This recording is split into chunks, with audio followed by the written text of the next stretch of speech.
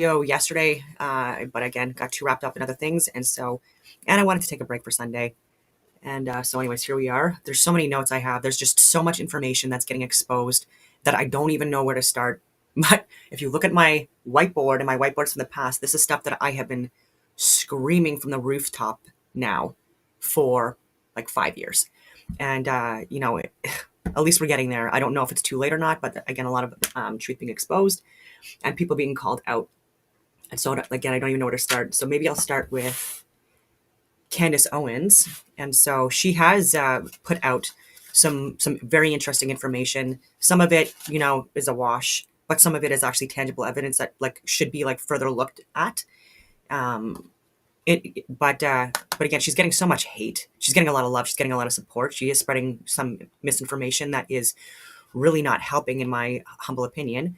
But again, I do like the content that she puts out for the most part. And she was Charlie Kirk's close friend. And so she's going to exhaust all options probably for a very long time in order to try to make connections.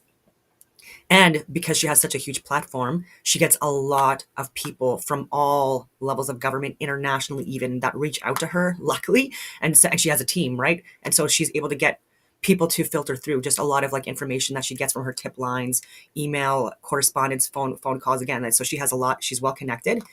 But I think that, again, just based off the fact that she doesn't have that real life experience, being on the ground, doing the first line, response kind of career, a desk job, respectfully. And again, there's nothing wrong with that. There's nothing, especially for a woman having a desk job and reporting information like she's doing. There's nothing wrong with that at all. However, there are people that can come with a lot more experience, experience with investigations and all of that stuff that are trying to get the truth out there and provide more clarity, because they also cared for Charlie Kirk and the message that he was portraying and stuff like that. Not everything, but some or most, and trying to help. But I don't understand why, even from the very beginning, what is now going to be talked about on this podcast with Sean Ryan, people are saying that this guy may or may not be truthful in what he's sharing. And I do believe that what he's sharing is truthful.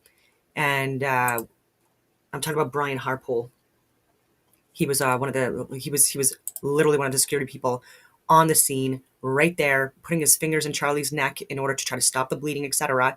He's the one that called for people to prep the vehicle, all of this stuff, and he is getting vilified, and so are multiple other members of the team, and death threats, and their families are getting threatened, etc.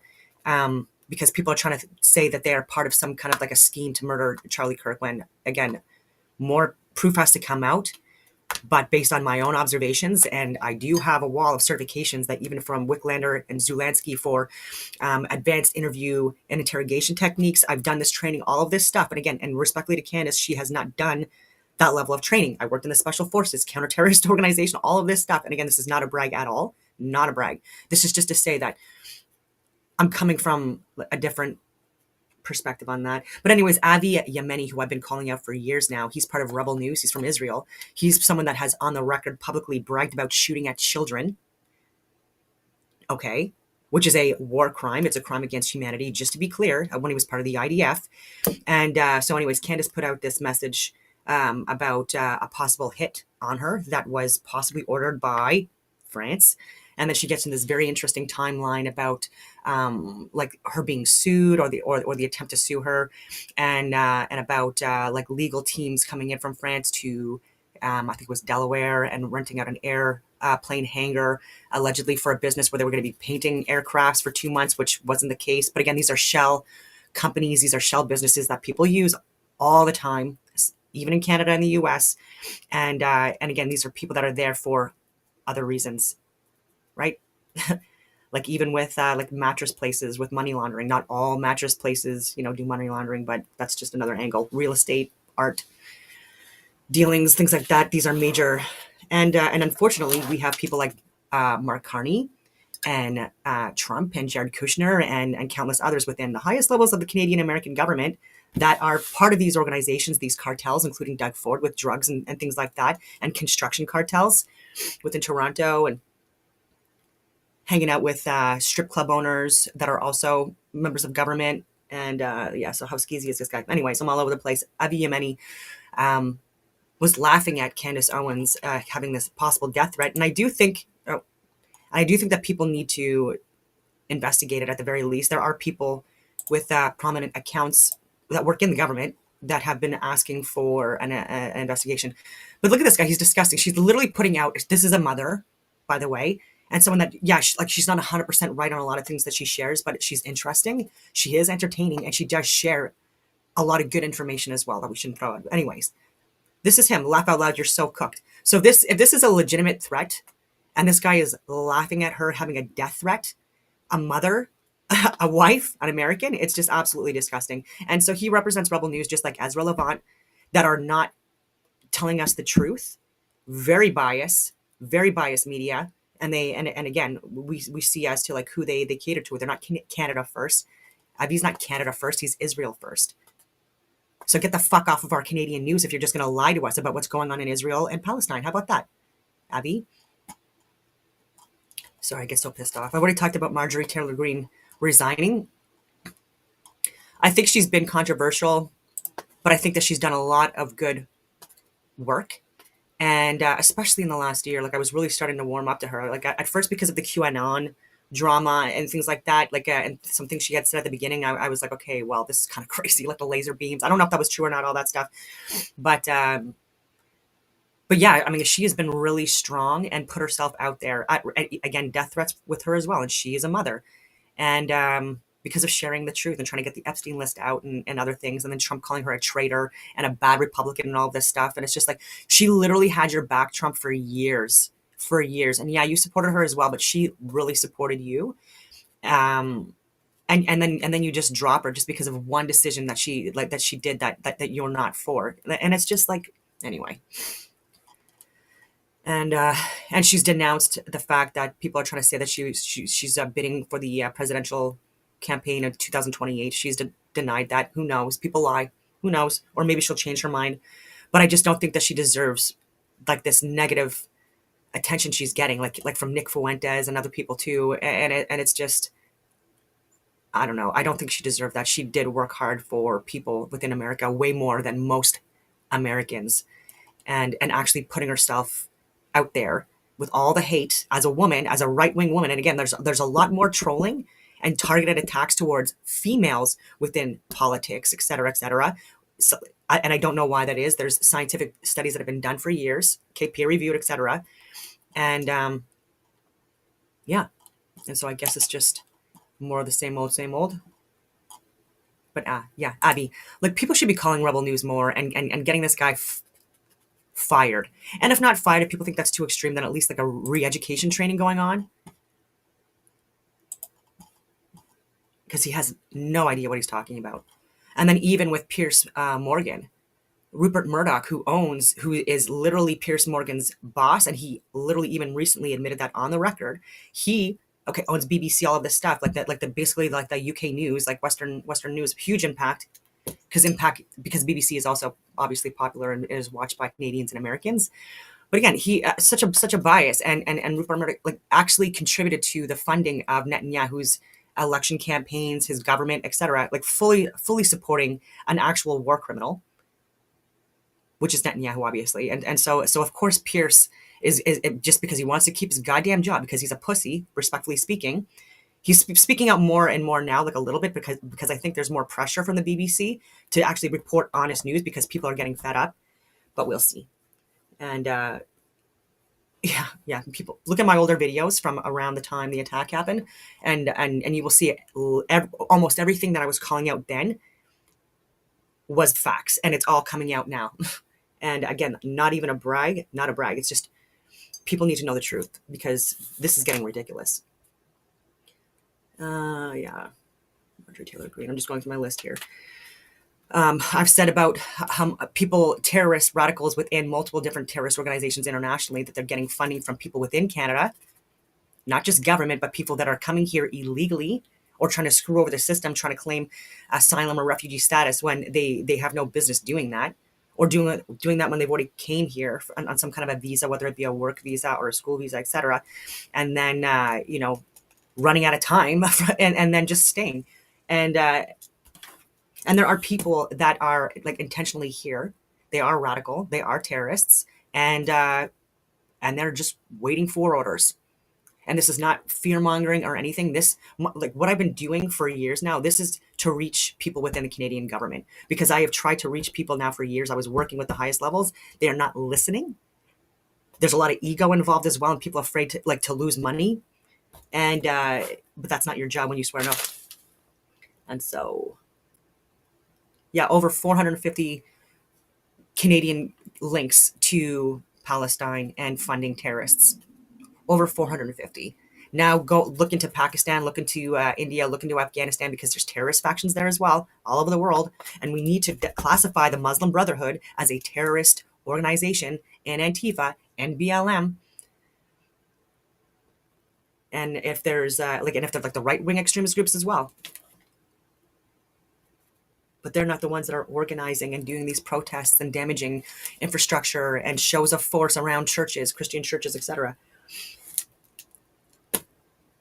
I didn't put it in my notes here, but the head of the CSIS that was talking about the synagogue, like a planned attack on it. This was from 2023, 2024 timeframe. Two children, well, a 16 and a 15-year-old, that were apparently plotting an attack on a synagogue. And again, like, there's not a lot of details or information at all out there on this. And so teenagers, and were they radicalized? Who radicalized them? There's so much information that needs to come out. 15 and 16 years old. In some countries where these people are coming from, they are considered to be adults at that time, even able to serve in war. And so in Canada, like I really think that we have to take a look at minors and youth who commit or are planning to commit terrorist activities. We need to, unfortunately, start naming more and putting them in jail. Adult crimes deserve adult prison. But anyways, but again, this is a gray area, obviously.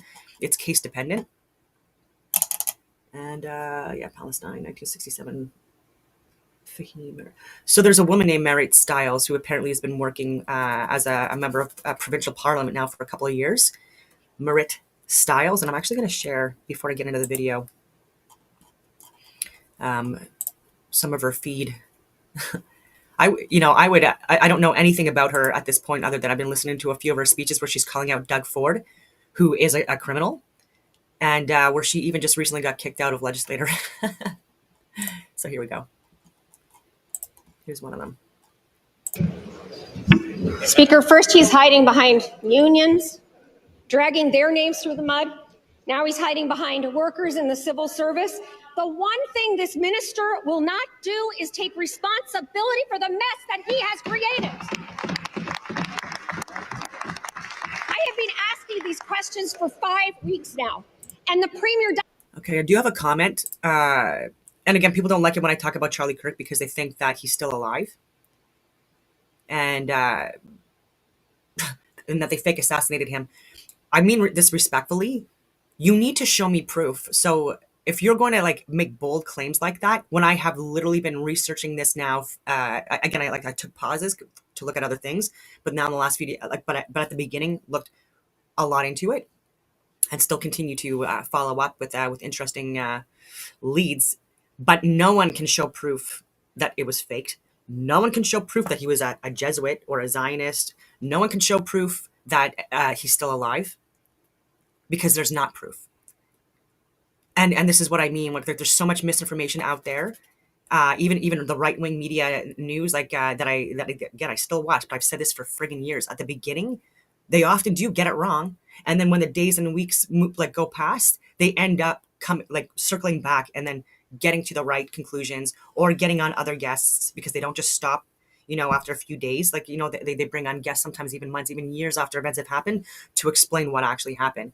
And so, respectfully speaking, unless people show me proof, Dawn189@protonmail.com, and you can actually show me the proof, then yeah, that's just where it is. So anyways, Marit Stiles. Okay, so I think she's been there since 2023, maybe 2016, 2018, and then she eventually landed in as an MPP. But anyway. Doesn't even do us one and get up and answer a question, Speaker. Bills are being rammed through this legislature. It is the donors and the lobbyists that are connected to this government. It is the strip clubs and the numbered companies. It is the endless grift of a anti-democratic and, yes, corrupt government. I will ask. Order.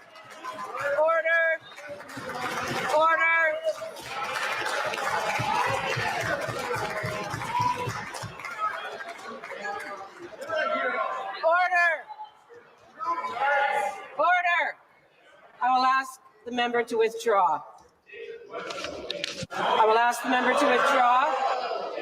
Speaker, I will not. I am warning the member.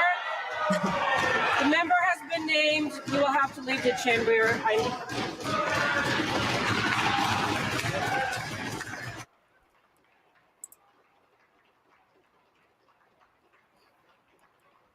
Yeah, Doug Ford, not for the people. Show us the plan. Where's the plan? There is no plan. Question. Too busy with your pay-to-play schemes to hatch a plan to keep people employed, for goodness sake. Let's talk facts. Ontario has 200,000 fewer jobs today when this government took office in 2018. Record high youth unemployment has reached 18%. To the Premier, are you proud of the jobs disaster that you have created? Show us the plan. 18% for youth unemployment. That is absolutely wild. There are countries where it's like less than 4%. Unskilled labor is getting replaced, and you know why. I'll ask the Premier to withdraw. Withdraw that. She's a liar.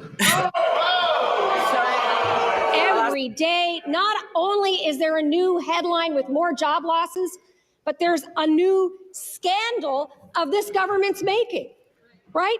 Every day, another headline, another story about some conservative insider. Maybe he's a strip club owner, maybe not, but they've cashed in on this government's pay-to-play scheme. Oh, yeah. No, but there was a strip club owner there. Yeah, there was. Through the Speaker. And I think you know it because he was delivering the hot dogs at your barbecues, Premier.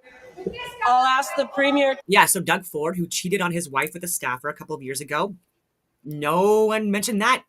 Mainstream media, but anyways, because Doug Ford is a liberal sellout traitor to Canada and to Ontario, and he should be sued for that advertisement that he played, 75 million Ontario taxpayers' dollars that we did not vote on, did not want, and then also penalized us, more job losses in the short term and long term. So Doug Ford hanging out with strippers that own strip clubs doesn't surprise me.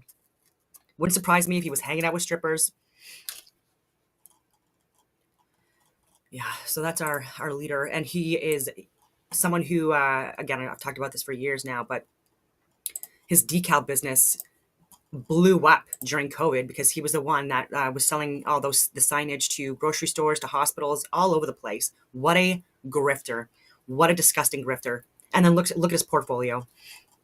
And so, yeah, he's a conservative, but he is absolutely one of the biggest reasons why I didn't want to support the Conservatives at all still.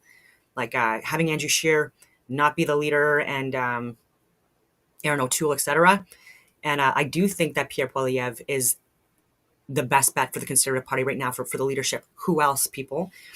This media, the state-funded media, legacy media, mainstream media that the majority of Canadians are watching, they are still going to be watching. They're still going to be slamming any leader that replaces Pierre. So no matter who gets the job, and they've been slamming him for years, and so there's possibly no new scandals that they can or alleged scandals or whatever you want to call it that they can throw out there. And I don't think that we have a better option, and I think he's absolutely the better option than the Liberals that are in now. And Mr. Sunshine Baby, he did an expose several days ago, maybe 4 days ago now, but just regarding the budget vote, and he was sharing that there were people that were hiding behind the curtains until the final votes, etc.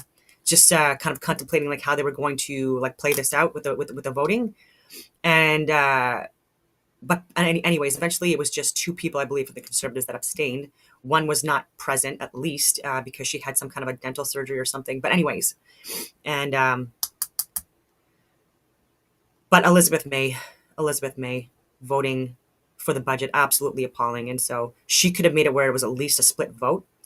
And then it would have been the Speaker of the House that would have been the tiebreaker.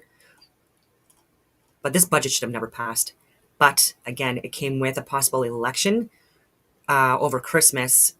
And I don't think, just based on how aggressive mainstream media has been, I don't think that the Conservatives would have won at Christmas. I think, unfortunately, there's just like a little bit more time. Not much, because again, Carney is literally destroying us with like all the policies he's already implemented. There's censorship bills that were just passed in the last few days, not good for Canadians. And yeah, so but hopefully by spring, people will be ready for an election, and a lot more of the news will be reporting appropriately. And I'm wondering if Pierre like needs to come to Jesus just for now, with leftist media, and I don't know how he can try to make like a better relationship and maybe come to like some kind of an agreement where like he won't defund them, completely, or he'll work more with them. Because even during his campaign, like he didn't allow them to go with him, but it's because of the hit pieces they always push. But it's really not helping him. Anyway, Tim Walz there. So Minnesota lost hundreds of millions in welfare fraud as Somali networks funneled taxpayer funds to al-Shabaab terrorists. Indictment under Tim Walz's watch reveal fake daycare claims and kickbacks directly financing the terror group. Yeah. These people are wild. It's unbelievable. I mean, it's not, but... And will mainstream media report it? Okay, there's one more here. Nope. Oh, yeah. Okay, just gotta shut down some... I have so many tabs up. Okay, here we go. Okay, so 60% of New Brunswick claim for Aboriginal title. 6 Wolastoqey First Nations are seeking Aboriginal title over 60% of the province. Land they say was never surrendered under the 1700s peace and friendships treaties. They're asking for the return of certain lands and compensation from the Crown. They're asking for more money, more land, etc. Land that we settled on, explored, etc. Didn't kill anyone for. Built up roads, built up churches, built up infrastructure, built up communities, built up parliament buildings, built up our government, built up like with innovation and technology and just so much that has been done in the last few hundred years. So like for people to say, again, people that we've been respectfully giving millions and millions of dollars a year to, so that you can sort out your own areas that you're living in now. What have a lot of people done? There are people within within these communities that have built and are making money for themselves, but a lot of people are not. And there are tribal leaders that are grifters that are working with our friggin' cabinet and our House of Commons representatives and experts, and they are also involved in the money laundering. Look at my videos from 4 years ago. I was saying this, okay? These land acknowledgements and stuff like that we're doing, this is further fueling the fire to justify people stealing the goddamn land that, again, a lot of people built, okay? I didn't own slaves. Does anyone know the history of Canada? Like, anyway. And so, yeah, these land acknowledgements. I literally hope the people that have been doing these, respectfully speaking, these land acknowledgements all over Canada, these leftists, start with their homes, right? Start with their homes. Take their homes first. How about that? But anyway, so the Premier says he cannot stand by his First Nations land title claim, puts J.D. Irving, other New Brunswick corporations on notice. And so I will say that they have invested and put a lot of money into New Brunswick. Okay, a lot of jobs, a lot of money, a lot of industry because of Irving. And and what are they going to do with it? They're going to replace and just take it over and be able to maintain it and all that stuff. Of New Brunswick, or just over half of New Brunswick, has also been claimed by a First Nations seeking Aboriginal title declaration from their government, from that province, to recognize all the years that that nation has been cut out from those properties, which are also include 6 corporations like J.D. Irving and multiple lumber and pulp companies The First Nation is seeking Aboriginal title declaration over those properties, as well as compensation for all the years that they've been prevented from accessing those lands. So they want money, they want land, and also like, and then for people that own industry or own homes, that they want to, like, people that, again, were not even alive when this shit was happening, they want to, without compensating us. So all the money and stuff like that I've put into this home that was built by a McDonald that came from Europe. Okay, this land was barren. Okay, built by my 2 neighbors down. You know, and so many repairs and renovations that have to be put into this that we put in since I've moved here, because it's an older log home in the woods. Like, get fucked, respectfully speaking. I own this. I paid for this. I've maintained this. I get so fired up, sorry. So half of New Brunswick are... Okay, so anyways, it's over. And yeah, I have family that have Indigenous blood. I've even said this, like, even like my first European settler family, Dussault side, married Josephine Euphrasie Nicolet, who was Indigenous. She was in her 30s at the time, by the way, so calm down. She already had a few kids, and they ended up having several kids. And he was living off the land. Like, he lived with the Indigenous people and raised his family in that way.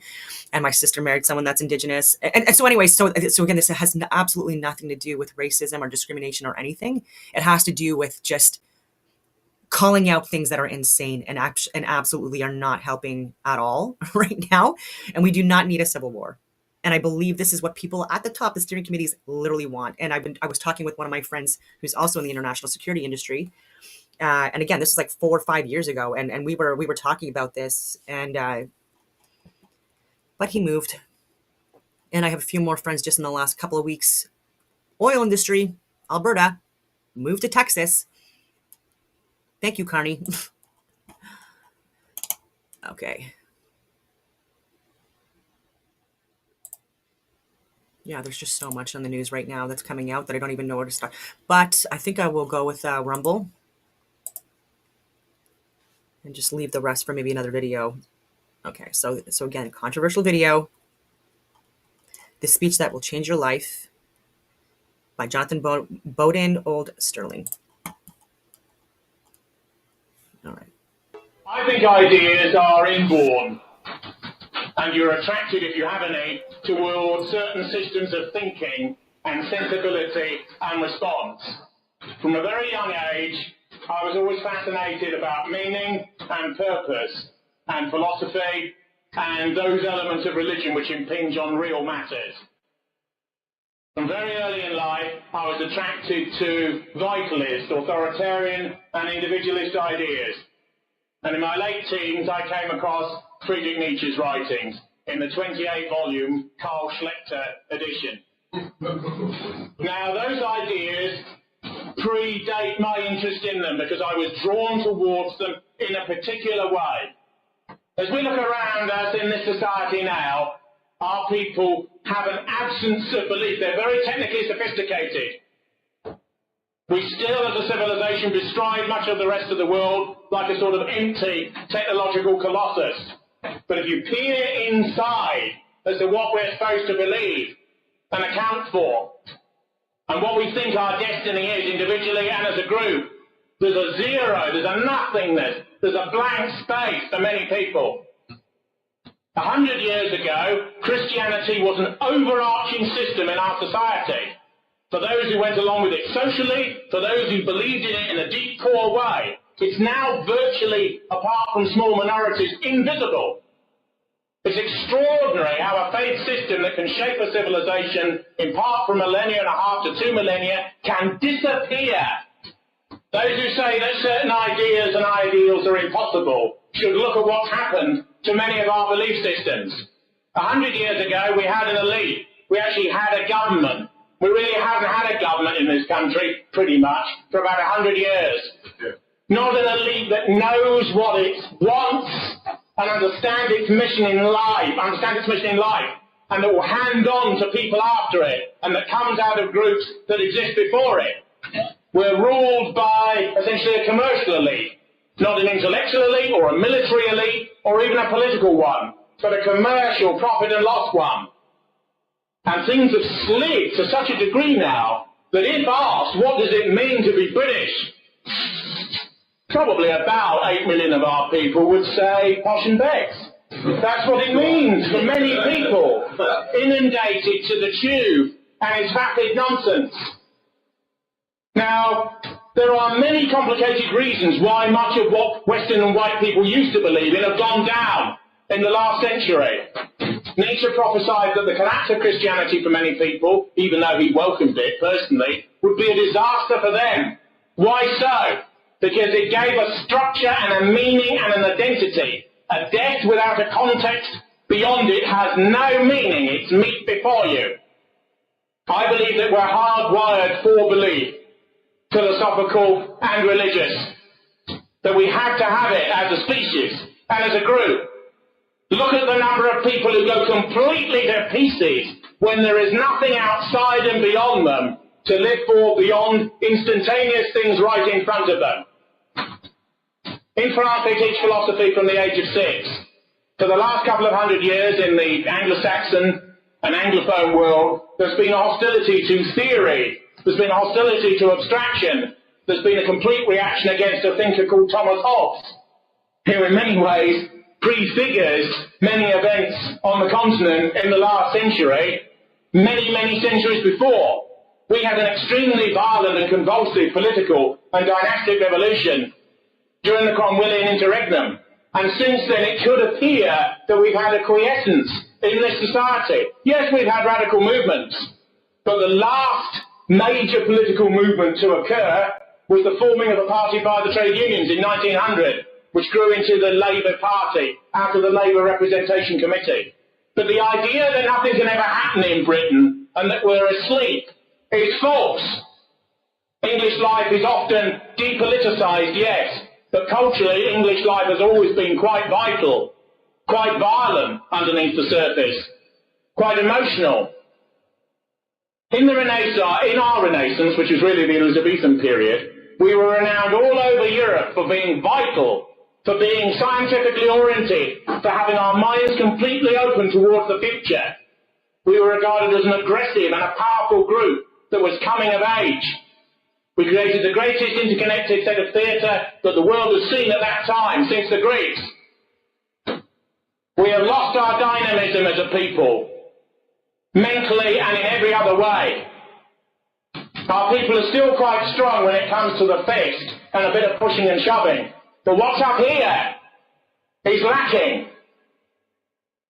A thug is not a soldier, and a soldier is not a warrior. And it's the strength which exists up here, which is the thing that we have to cultivate. I believe that strength comes from belief in things which are philosophically grounded and appear real to you. One answer that a critic, well, one response that a critic would give to what I've just said, mentally speaking, is that it's so individualised now and so broken down, and everybody sort of makes it up as they go along. That's called heuristic thinking, technically. And if everyone does make it up as they go along, how will you ever have an organic culture again? But I think this is to misunderstand Western society and Western thought. When Blair says, when he used to be Premier until a couple of months ago, when Blair said that tolerance and equality and forbearance and humanism are our virtues, he is talking about and turning against us a tiny strand of our own civility, which is part of our nature. English and British people often don't like to impose their ideas on others, often will avoid conflict until it becomes actively necessary. Many of these characteristics have been turned on us and used against us. There's also a subtext to this country in the last 400 to 500 years, in a lot of our Puritans and our obsessives and our fanatics and our extremists went abroad to found the United States. That's where our Puritans went. Now, many of them were Gradgrind, and the New Model Army banned Shakespeare in Newcastle and flogged actors who dared to perform it. This is England's greatest writer, of course. So there's a sort of Taliban self-destructivity to that type of Puritanism. But we could do with an element, if not of Puritanism, then of asceticism, of belief, and of asking foundational questions about what life is about. To me, this is what right-wing politics is really about. The issues that people campaign on at the level of the street are not incidentals. They are the expression of what's happened when you are ruled by liberal ideas. We've been ruled by liberal ideas for many centuries, but in the most acute form in the last 50 years. Liberal ideas say that men and women are the same and are interchangeable, that war is morally bad, that all races are the same and should all live together, that a population that just exists in a country is just a zone, is just an economic area, that everything's based on nationalism and materialism and is purely a calculation of economic self-interest. Now, there will be millions of our people who say, what is this chap talking about? This is all abstraction. Go out there in the street and you see the example of a society that's based on these sorts of ideas. Everybody is mouthing somebody else's ideas. Even Brown and Blair and the others. They are coming out with, in their own way, in a 10th-rate way, certain of the ideologies that they knew when they were at Edinburgh or Oxford or wherever. Because everybody speaks unless they are a universal genius who takes hold of reality and reshapes it as a cosmos for themselves. Everyone uses ideas that precede them and to which they are attracted. Even to say, I haven't got any ideas and it's all a load of nonsense is an idea. Everything is ideological. Every BBC news broadcast is totally ideological and is in some respects a soft form of communism, which is what liberalism is.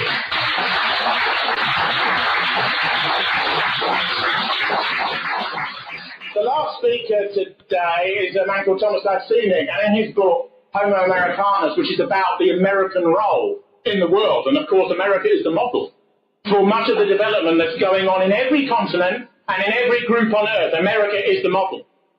He said that, and don't forget, he's a Croatian and the Eastern Europeans have lived under communism.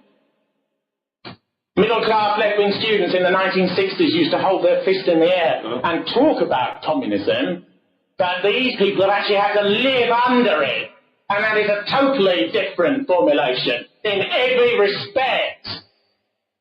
What was a protest against mummy and daddy and a desire to smoke a bit of pot and do what you wanted led to concentration camps and slavery and dysgenics and death in certain Eastern European societies.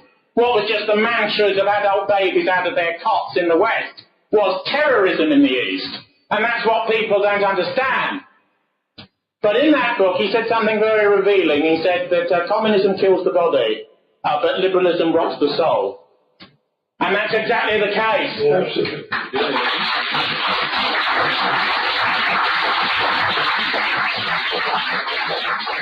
We've had a situation in the West where paradoxically, spiritually, we're in a far worse state than the people who lived under communism. And this is one of the great ironies, because amongst its manias and the rest of it, communism froze things.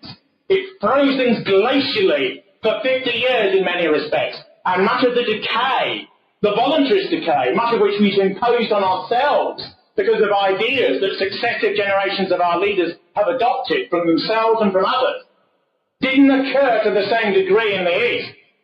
The idea of self-denigration, that patriotism's the worst evil on earth, that patriotism's one stop from genocide, that your worst group is always, your own group's always the worst group.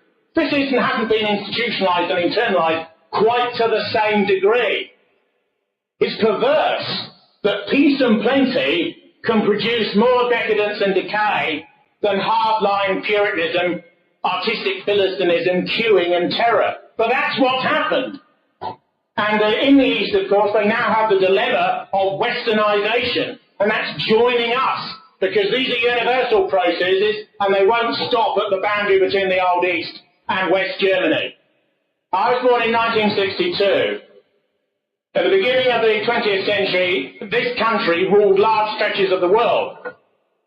We're still relatively a normatively powerful country. The statistics say we're between the 4th and the 20th most significant country on earth. But you also know, on all sorts of registers as you look around, that we don't believe in anything anymore, that we're in chaos, that a large number of our people are miseducated to the degree they hardly even know who they are, that patriotism, although it still exists in the blood and the bone and in the consciousness of many people, has been partially indoctrinated out of many, that people look behind them before they make an incorrect remark, even if they're in the wood. Even if they're by themselves, they still look around, because all these things are mental, they're in the mind. 5% of all groups rule their own groups, but 80% always conform to the ruling ideology. If somebody says he's a demon, you know, he's in one of those far-right parties, he's in the National Front. That's what they always say, because that's the generic term amongst apolitical people for all right-wing groups. Even though the BNP is by far the biggest group and has had by far the greatest degree of electoral success, it's all the NF, really. And the mass attitude towards all this is it's dangerous and threatening. It's being a Catholic under high Protestantism. It's something that's a threat. And the masses are like this, and they always have been. In Eastern Europe, the present regimes would have you to believe that the dissidents were loved. I tell you as a fact that under Soviet tyranny, if you saw Sharansky, if you saw Sakharov, if you saw one of these people walking towards you, you thought, oh my God. And you did everything to pretend that he was an unperson, that he didn't exist, that you weren't in the street with him because there could be a man in a watchtower watching you. Now everyone comes up and says, oh, we agreed with you all along. But in this society, liberalism has learned how to rule in a far more sophisticated way. Towards the end of the quasi-Stalinist stage in Czechoslovakia as well, secret policemen were looking under people's beds for abstract paintings and jazz music and this sort of nonsense. The West allows people who dissent just to think in their own little boxes and doesn't give a damn. Doesn't bother to ban books because 40% of the population can't read them anyway. This is how liberalism rules. It doesn't allow the privilege of dissent because it disprivileges dissenting ideas. And if people can't think and those ideas aren't worth anything anyway, it's invisible. Yes. And therefore you don't even need to quote-unquote persecute. You can put economic pressure on people. So you've got a choice to be sort of decanted from bourgeois life if you are manifesting in public certain types of opinion. That's one of the pressures that's put on people. That's done deliberately to stop people who have education forming in the head, forming a brain, forming an elite for the fist. And that's done quite deliberately, so that leaders will be choked off. If you go to a university, and Blair and Brown says everybody should go to a university. Right. At the University of Slough, stroke the Thames Valley, there are 28,000 students, and they do courses in golf and tourism and hairdressing. It's just mass training for a post-industrial society. To sort of semi-robotic nerds to do repetitive tasks in trained environments where they're being timed and watched all the time. Now, because I believe it's thought which characterises our race and our group more than anything else, I think thinking is cardinal for many people. When the events of 1968 occurred, there were convulsive riots all across the Western world by left-wing Western youth. They could raise hundreds of thousands in the streets. Indeed, at the key events in Paris and elsewhere, there were 1 million in the street. There are also very large riots in the United States on many campuses. Western people have always been convulsed by ideals and by ideas. The idea that it's all in the past, that Fukuyama said that the world has ended, that history has ended, and then 9/11 happened. History never ends, and things go on and repeat themselves and come back again. At times even more violently than before. What our people are crying out for isn't really a religion or a belief system. It's a form of mental strengthening in and of themselves to overcome the disprivileging mechanisms that don't allow them to think and also allow them to reconnect with core areas of identity. I'm not a Christian, and I never was. Although I went to a Catholic school, and they educated me very well. And almost every book in that library was by a dead white European male. And almost everything that one learned culturally, from the rather sort of gory, sort of Grunewald-type crucifixion as you went in, to the Dali on the wall, the reverse crucifixion seen in a reverse perspective from above, that was next to the assembly point And so everything was European. And that's why people become Catholics. Do you notice many parents? See, this is where, like, this is a translated speech. And again, Hitler was a psychopath. He was a puppet. He was disgusting. He was very extreme.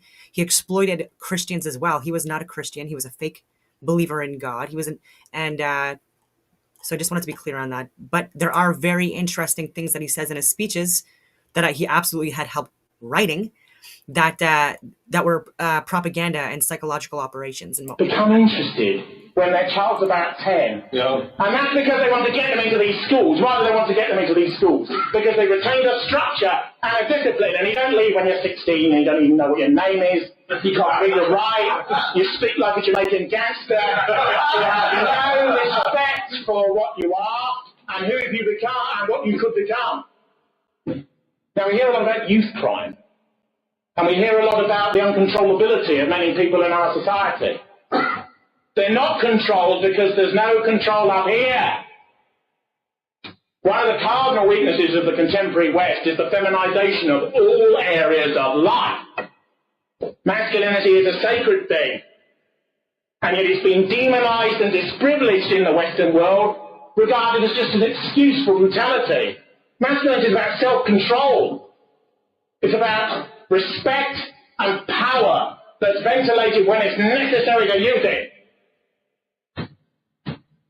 The only way in which you would cure many of the problems that presently exist with elements of lumpen and criminality at all levels of life is to reintroduce national service with maximum harshness in the initial period.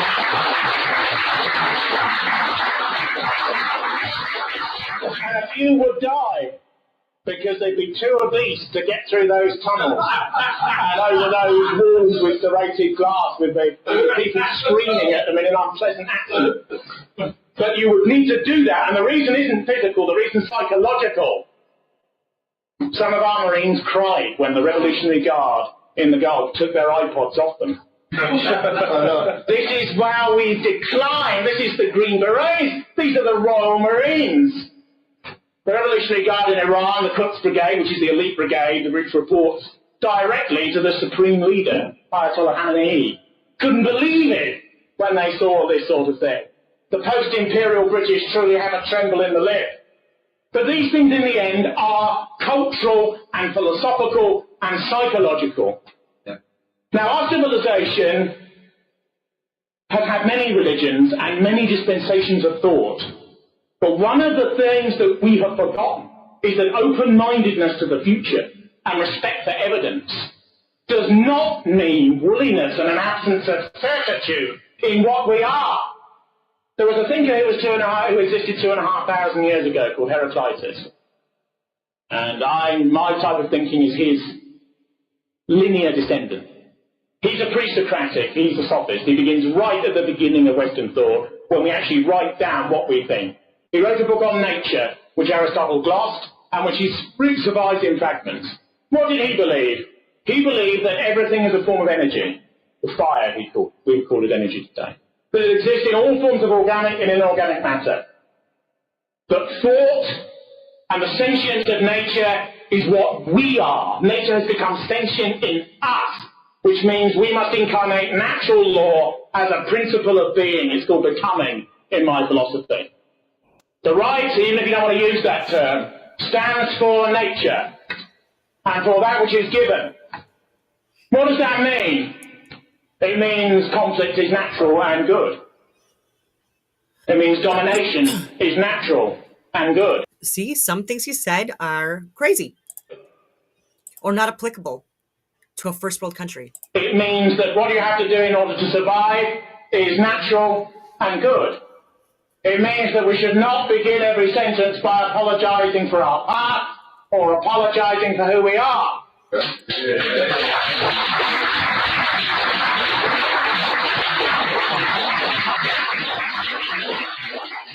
Tony Blair, I think, made several interconnected apologies when he was Premier, but he didn't apologise for being Premier. No. He apologised for the Irish famine.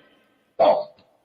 I've got Irish blood, but, I'm not interested in apologies for the Irish famine. He apologised for the Shoah.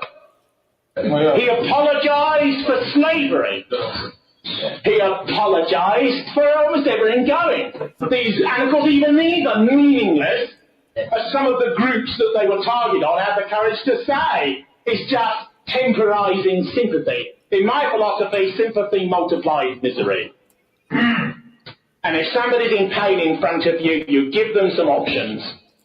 And if they can't get through it, suicide's always an option.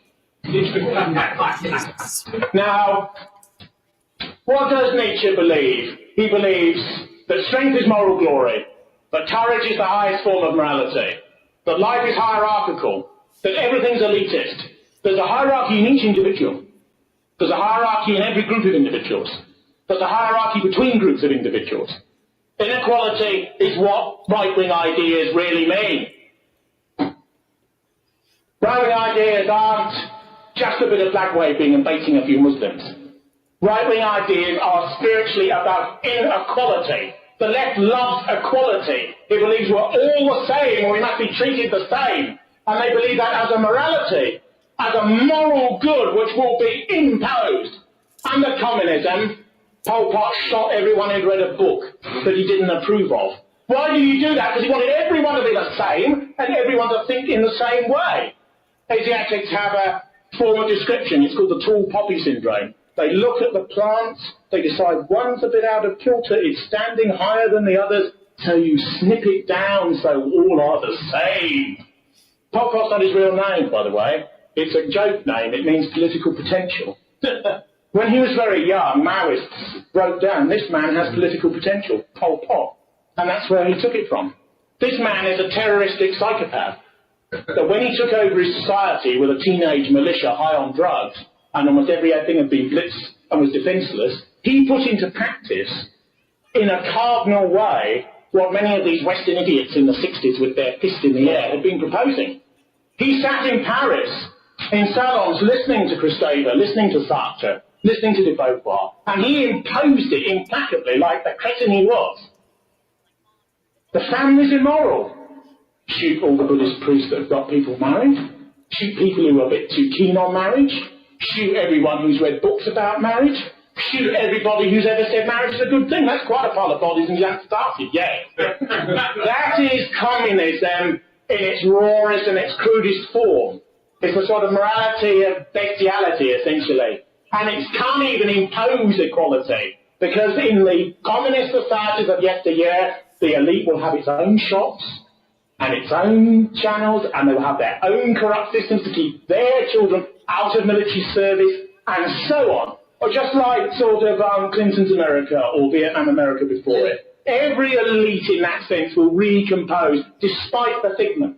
Inequality is the truth. Because nature is unjust but also fair in its injustice, because there's always a balance. People who are very gifted in one area will have grotesque weaknesses in another. People who are strong in one area will be weak in another. People who are at the bottom within a hierarchy have a role and have a place in a naturally ordered society and will be looked after, because patriotism really is the only socialism. That's why the right appeals to all classes and to all groups within a culture, because all have a place. Now, I believe that in the Greek civilization, a peasant woman could kneel before an idol and could have a totally literalist, it's called metaphysically objectivist view of a religion. She believed in it absolutely, a fundamentalist in contemporary terms. And you can go right through the culture to extremely sophisticated intellectuals, some of whom were agnostics and atheists who supported religion. Yes, they did. Charles Maurras was believed to be an atheist, but he led a Catholic fundamentalist movement in France. Why? Because if you are right-wing, you don't want to tear a civilization down just because you privately can't believe. You understand the discourse of mass social becoming. What does a wedding mean? What does a death mean? What does the birth of a child mean? Unless there's something beyond it. What does a war mean? Just killing for money? Unless there's another dimension to it. We're reduced as right people first and just as human second. But we have to understand that belief is not a narrowness. Belief is an understanding that there are truths outside nature and outside the contingent universe that's in front of us that are absolute. The left-wing view that it's all relative and we make it up as we go along is false. Nature believes that we test ourselves here and now in relation to what's going on before us. And the more primordial we are, the more we live in accordance with what we might become, the more we link with those concepts which are eternal and that exist outside us. So what appears with half an eye closed to be an atheistic, a secular and a modern system, if you switch around and look at it from another perspective, is actually a form for traditional ideas of the most radical, the most far-reaching, the most reactionary and the most archaic and primordial sort to come back from the past. What the New Right as a conception on the continent in the last 40 years has been is the reworking of certain ideas, including certain ideas associated with fascism. And they're reworking so that they come back into modernity, where we are now. If you look at mass and popular culture, the heroic is still alive. It's still alive in junk films, in comic books, in forms that, cultural studies aside, intellectuals disprivilege. Why is the heroic treated at that level? Because liberalism can't deal with the heroic. It doesn't have a space for it in its ideology, so it decants it. Nothing can be destroyed. Liberals think that they've destroyed the ideas in this room, but they haven't. They've just displaced them into other areas, and they find new ways to come up and new syntheses that emerge.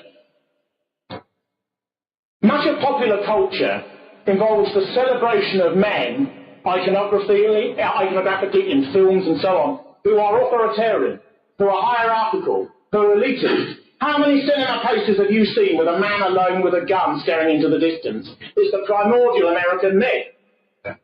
These are men who think, quote-unquote, fascistically, and they fight against fascism. They fight against authoritarian ideas of what the West once was and can be. This is always the trick, that they will use the ideology of the Marine Corps to fight for a liberal, a humanist, and a democratic purpose. That's the trick. In every film, in every television program, in every comic, in every simple novel, in everything that the masses consume that isn't purely about sex or sport, the heroic is there, and they always fight for liberal causes, and their enemies are always grinning Japanese generals or Nazis, used again and again and again as a stereotype of a stereotype of a stereotype, to impose the idea that that which is core, primal, Indo-European is morally wrong. There's one issue that I must have spoken in the 4 years I was in the British National Party, 100 events, 120 events, 150 events if you add everything together. Now, I've never mentioned this topic, which I'm going to talk briefly about now. And this is the topic known as the Shoah. Now, all my life, this has been used as a weapon. All my life. Against any self-assertion by us. Whenever the most mild and broken-back Tory said he thinks, immigration's gone a little too far, the finger will go down. And he will fall on the ground and say, oh no, I may have made a minor complaint before I was going to leave office. But no, don't drag me in that particular direction. And of course, what this is many of the people who use this as a weapon don't give a damn either way. It's a weapon they can use. And it shuts people up instantaneously. And it does so because it impinges at quite a deep level on what white and European people think about morality. And this is a deep problem. And it's a problem that all right-wing politics since the Second World War, which was in reality a second European Civil War, the European equivalent of the American Civil War in some ways in the century before, in which in a very complicated way it's both an attenuation and a reverse reflex. But this issue is very, very deep and very complicated and important, and goes beyond methodologies about the figures for the number of purported victims involved. Many Western people feel that because it is generally a given in the society and culture that they're in, that variants of our group have committed atrocities, that our civilization is therefore rendered worthless, almost in its entirety, except when it apologises before it even states that the right it has for its right to exist. So every time Wagner is played on Radio 3, there will be a sort of 30-second health warning, like on a packet of cigarettes. It's as literal as that. And because it's an ideology, it's got to, it imposes itself. Ideologies want to impose themselves, like liquid finds its own level in a tank. If we were running things, if I was running the BBC, it will be slightly different to what's on tonight.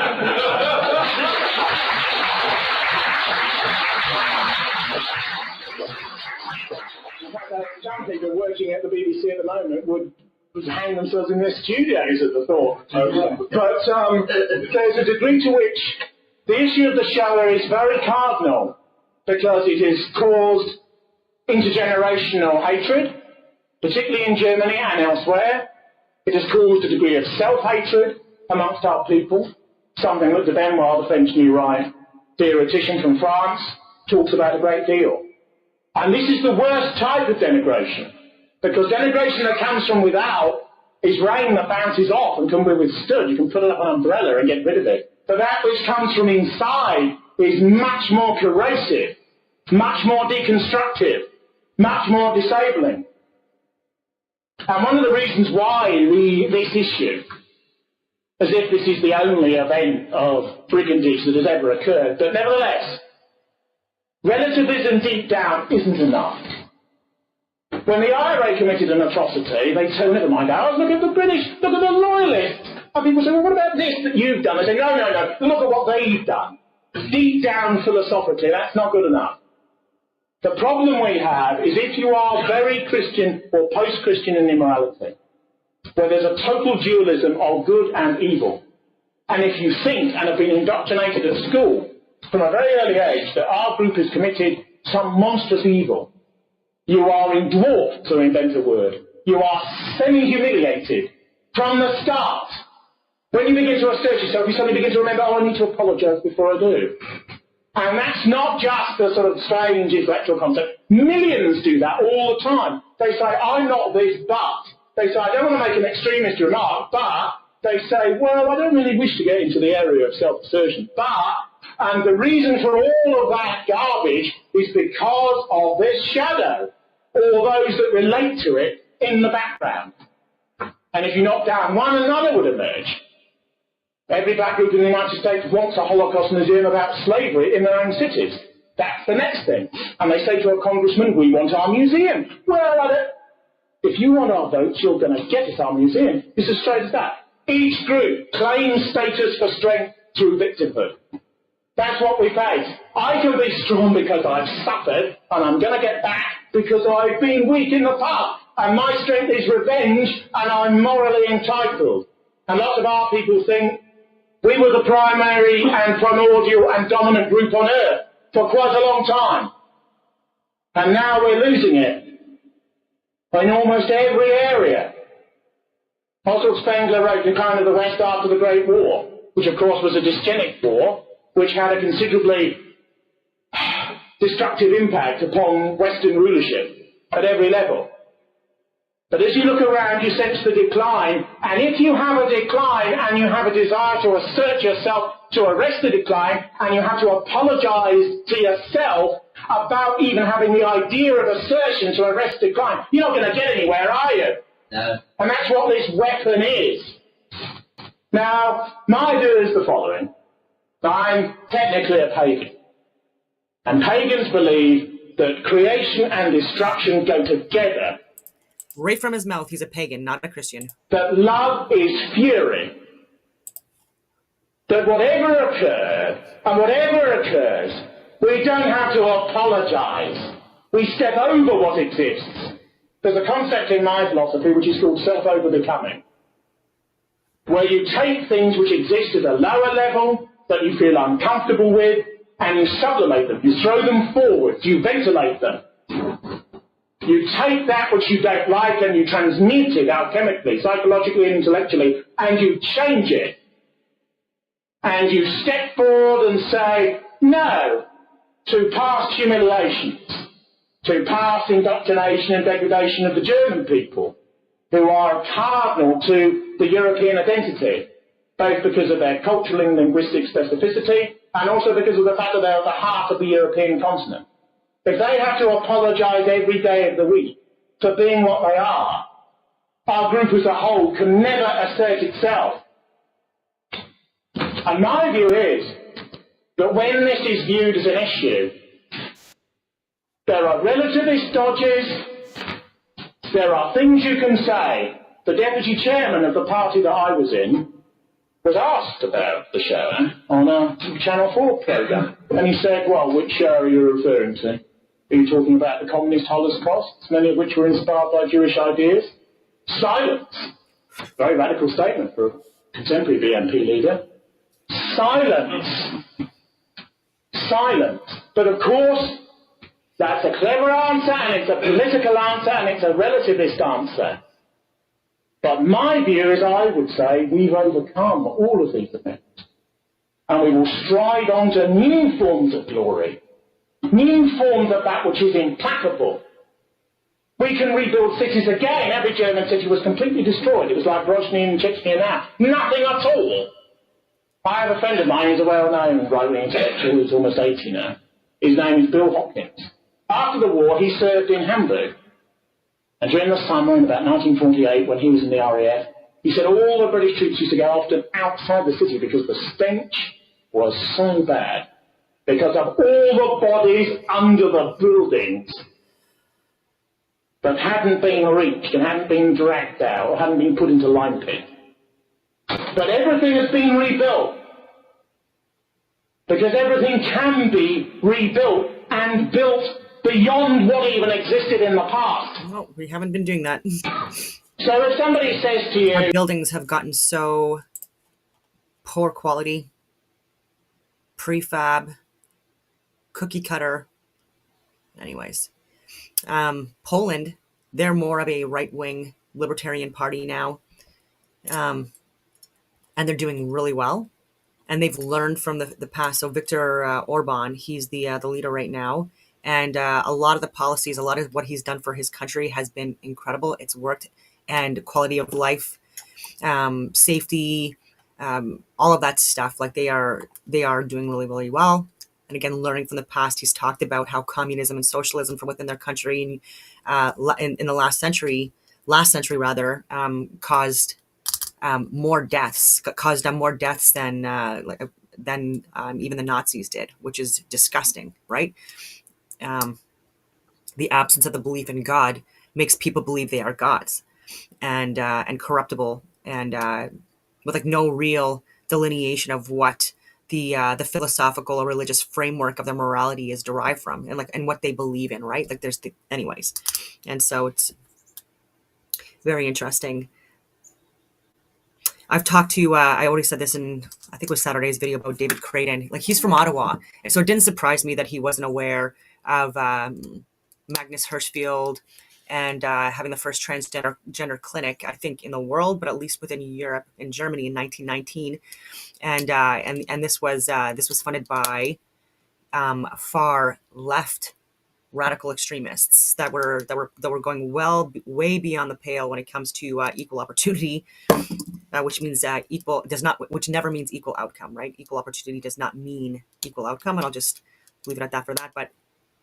And so it was the Nazis that actually dismantled this trans clinic.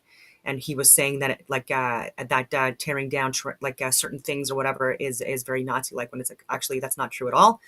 It was in response to extreme leftist, woke, DEI, ESG ideologies that were actually being implemented within Germany and other areas. And but within Ottawa, like even a few years ago, I was doing volunteer work with the Ottawa Mission. through Discovery University, which there's transient or homeless people that go where they can get credits for university courses or at least upgrade their resumes, and it gives them something to do where they're not on the streets, they're learning. And so within these courses, there's facilitators. And so I was a facilitator, so I would lead groups, but there would always be another facilitator with me. And so especially during COVID, and one of the facilitators got so upset with me. And again, he very similar to Creighton in a lot of ways, very smart, but again, in certain areas, just really not. Unfortunately, because of the Ottawa education system, it's become very far left. There's a lot of pseudoscience being taught, a lot of misinformation being taught, and it's been like this for decades, but especially bad in the last 10 years. And so he's been misinformed, unfortunately, respectfully. And so I was talking about socialism and communism in Europe during, the world wars, and talked about Stalin and Lenin and Mao Zedong and so many different things. And then again, what was going on in Europe, how most of the atrocities that were committed against people were committed in communist socialist countries, and like Austria and Poland and Hungary, etc., Ukraine, and a lot of Christians killed during the Holodomor as well that people don't get educated on. And so he got mad because this guy I'm talking about, this facilitator, because we're discussing these events, and it was around election period as well, and again, just so misinformed, and just anyways, and ended up leaving the group. So for the remainder of the facilitation discussions, etc., going over questions, it was just me, which is fine. The director really liked me. He'd actually join in on my group sessions and just stay the whole time and talk to me afterwards, and we were on Signal together. So even during the Freedom Convoy and things like that, I knew what was actually going on regarding the homeless people and how they were getting exploited by the media, and a lot of misinformation being shared. And he actually stepped down shortly after that. He was from the UK, and there's a lot of people come from the UK that friggin' come here and take jobs away from us. But anyways, he was good, and yeah, he really didn't like having it where the lockdowns and the mandates, just how it impacted the homeless people, and it made it even even more homeless people, and people immigrating here and then ending up homeless as well, to varying degrees, obviously, and forcing people to wear masks, forcing people to be inoculated and prove that they're inoculated, and in order to get food. It was just such a wild time. But anyways, and I fought it, but I lost. And I think because of that, I don't know. I should go back though. You're descended from brigands, which is in a sense. But it's important to hear individually both sides what of that sort of contrary ideology is. You say, well, I'm not going to bother about Dickens and who did what to whom. I will overcome that. Oh, well, I don't like the sound of that. That's a bit illiberal. And I'd say, you just say, liberalism is moral syphilis. And I'm stepping over it. Well, I don't like the sound of that. You sound like a bit of a fascist to me. And I'd say, there's nothing wrong with fascism. Yes, there is. Nothing wrong with fascism at all. Everyone now adopts a reverse semiotic and runs against what they actually think in order to convince people who don't agree with them anyway. Propaganda. Because democracy, and I'm not a Democrat. There's some things in here that'll get you compelled, but there's a lot of it that's just brainwashing. When I supported the challenge in the party that I used to be in, I did it, in my opinion, for various reasons, but to encourage greater democracy wasn't necessarily one of them. For various reasons.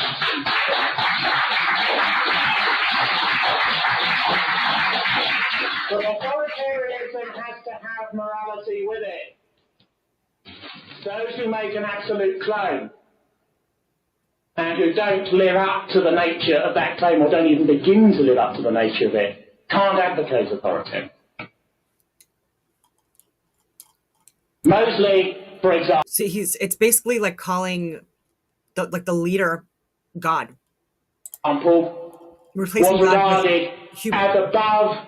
And humans are fallible, which is why you should always, again, have people that believe in God in government.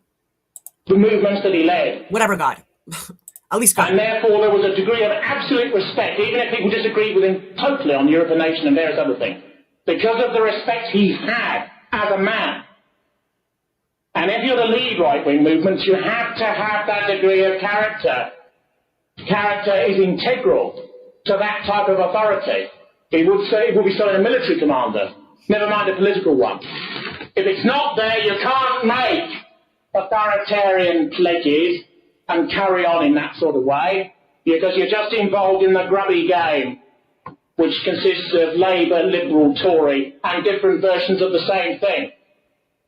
To make an absolute claim and not live up to it is worse than being in New Labour,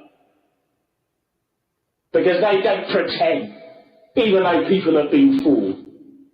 So my view is that we must return again to sets of ideas which suit us, that are cardinal for us, that are metaphysically objective and subjective, that see the flux and warp and weft of life and its complicatedness, but know there are absolute standards upon which things are based.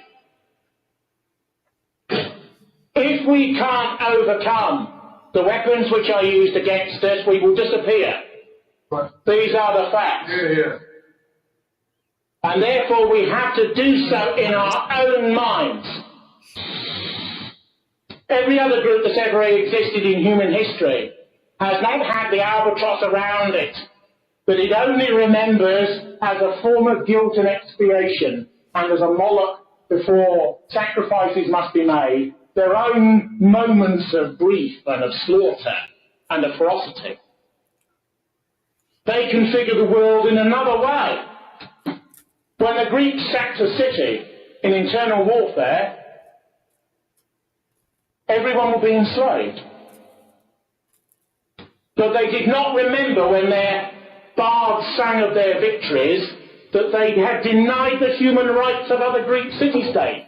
No people can survive if it incorporates as a mental substructure an anti-heroic myth about itself. This is why war is largely fought in the mind of the modern world.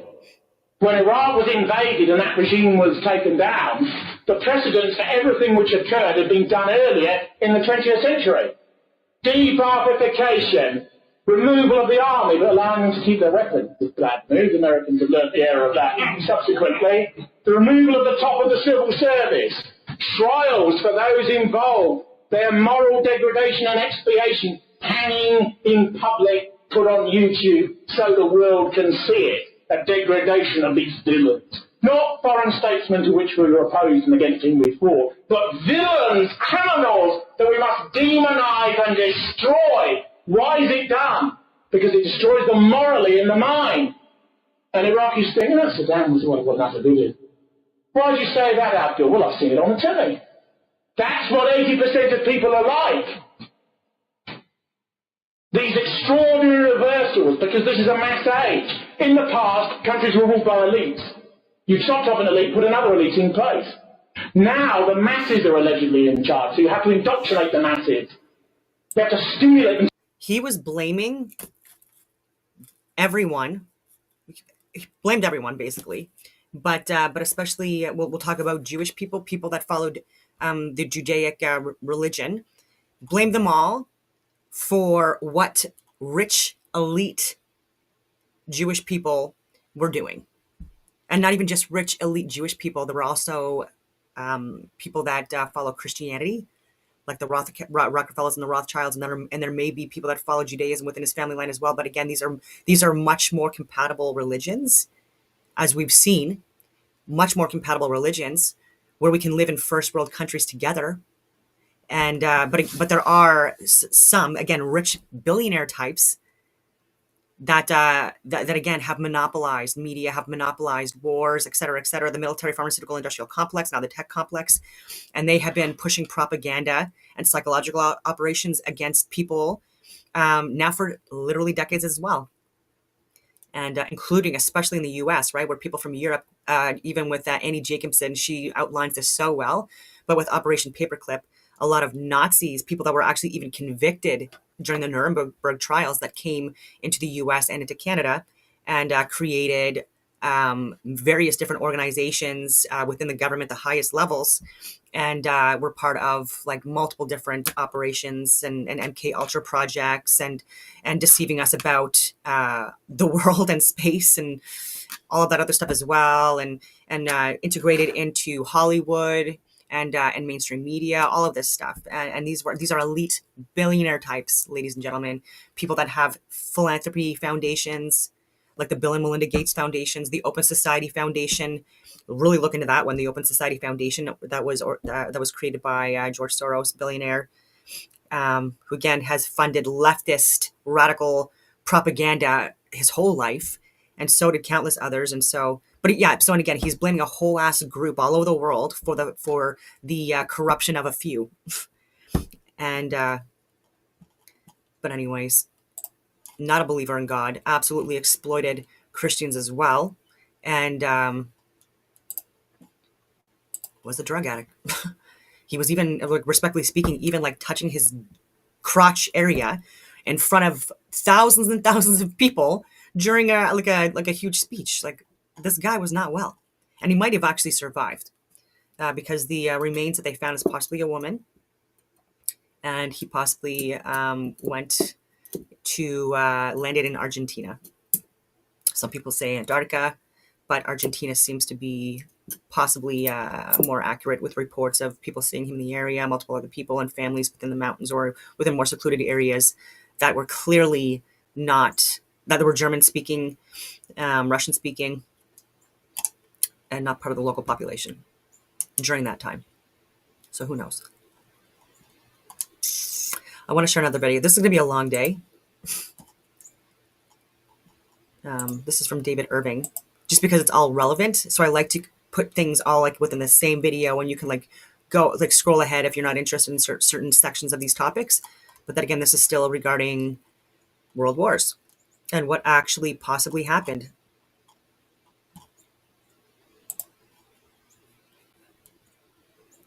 So this is on Churchill.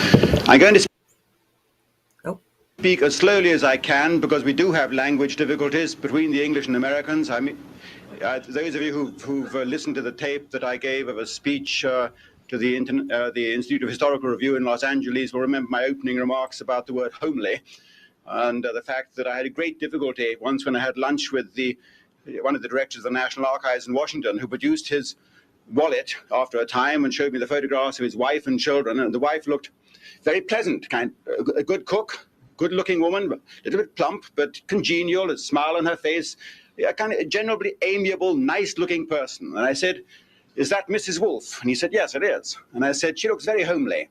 So, "Did you say homely?" I said, "Yes, Mrs. Wolfe looks extremely homely." Homely? And I said, "Yes, you get frantic." I said, "She is the most homely woman I have seen all week." Indeed, these are the problems that you have. I mean, my books are published very widely around the world.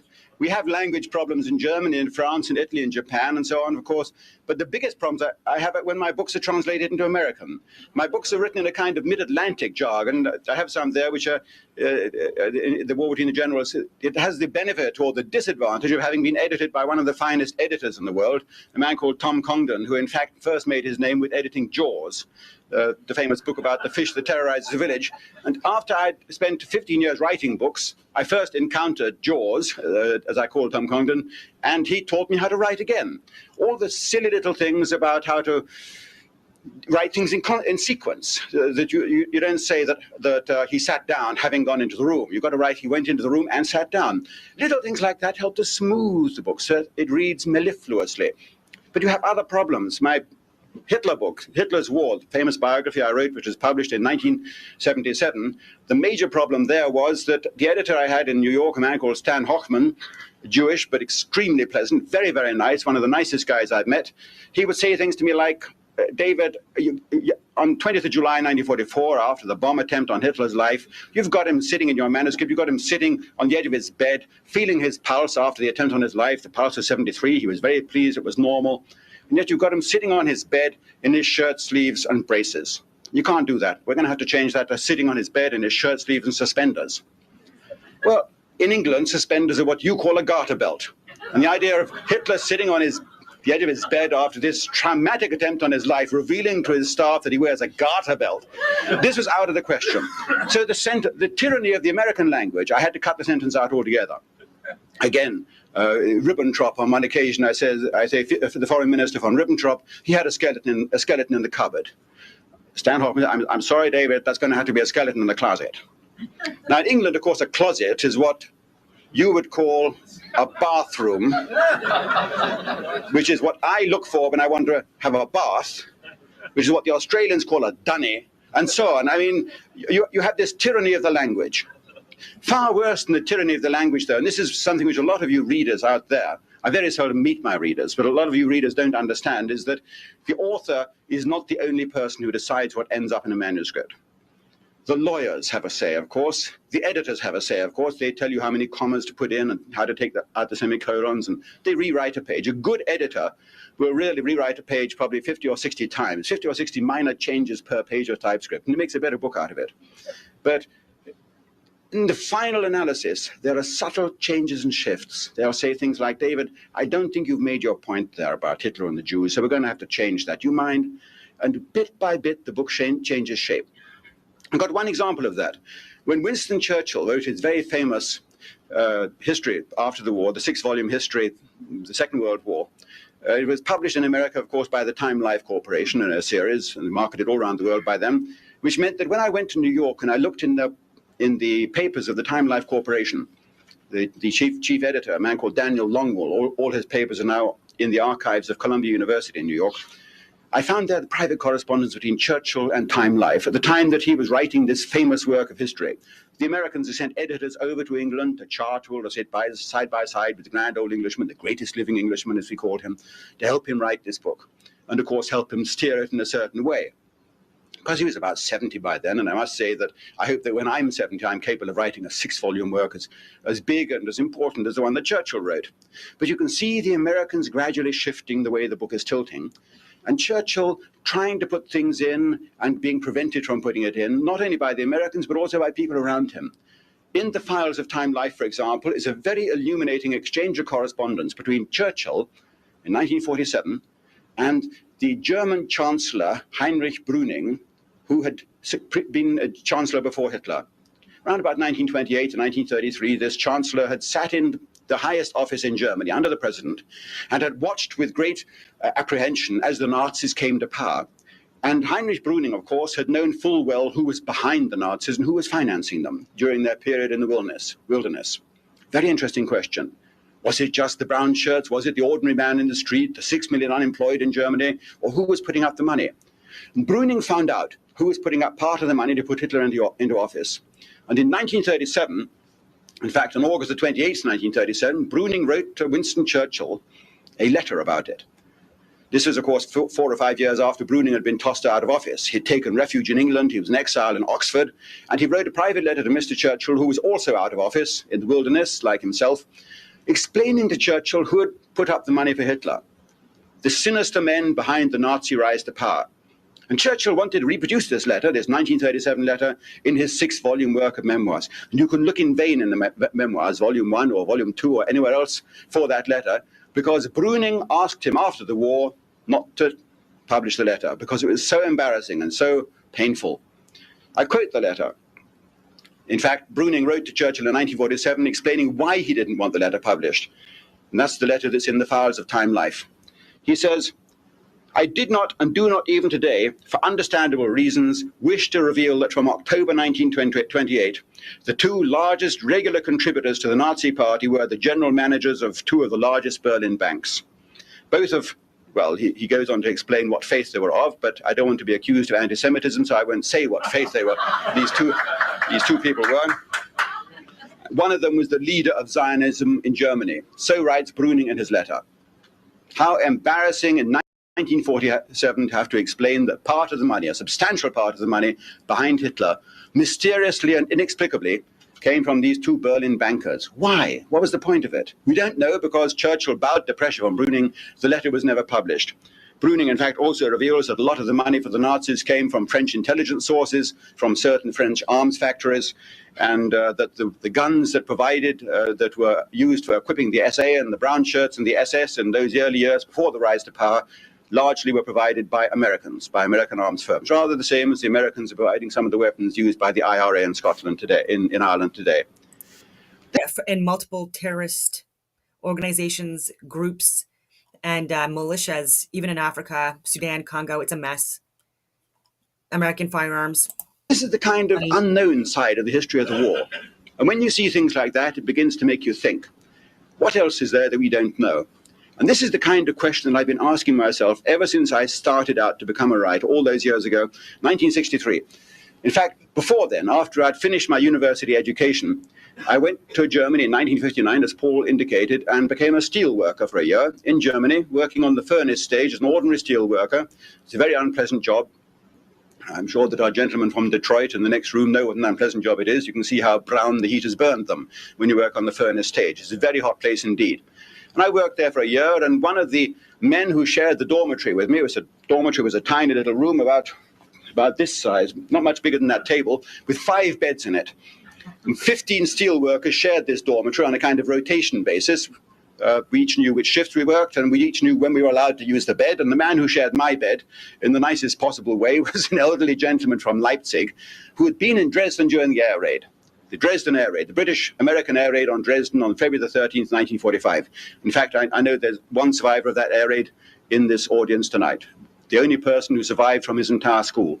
He happened to be off school that day. He came up to me and bought a book from me, and he told me this. Just the same as we hear so often, I was the only survivor from my village. All the rest went to Auschwitz. So I was shocked when that gentleman in the steelworks told me that he had been in Dresden and he had seen himself I didn't know anything about it.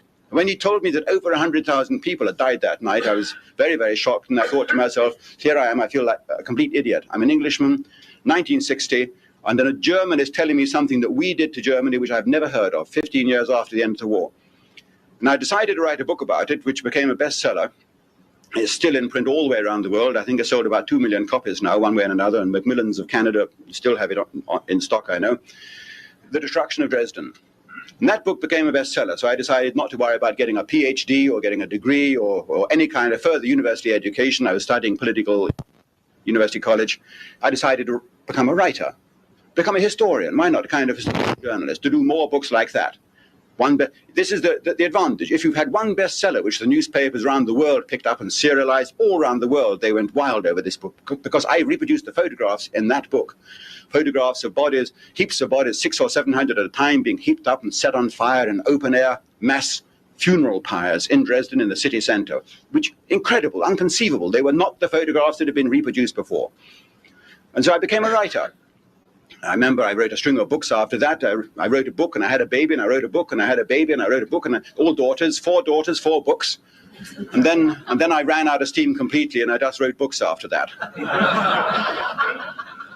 It was a serious business. And my publisher said to me at the end of the first book, he said, what are you going to do next? And I said, Mr. Kimber, the next book I'm going to write, I want to spend a long time, perhaps 5 years even, writing a biography of Hitler, using the same techniques. Let's find out if we've been lied to about him as well.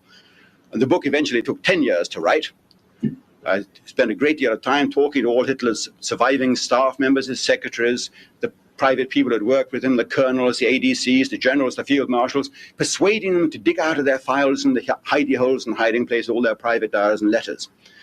And eventually, at the end of 10 years' work, I had produced the book which I consider, in my immodesty, to be probably the standard work on Hitler, which is gradually displacing all the old hackneyed versions about that man. And again, I was seriously alarmed as an Englishman to find that a lot of what we had been told about him was lies. And I asked myself why it was lies. And the answer really is, it was lies because Churchill had done the lying. This is natural. We were fighting a war, and in wartime you do lie. You do tend to set up a great big subsidiary auxiliary army of lies to help your soldiers of the truth fight forwards. Or as Winston Churchill himself put it in his inimitable oratory style, he said, the truth is so fragile that it needs a bodyguard of lies to protect it. Winston Churchill.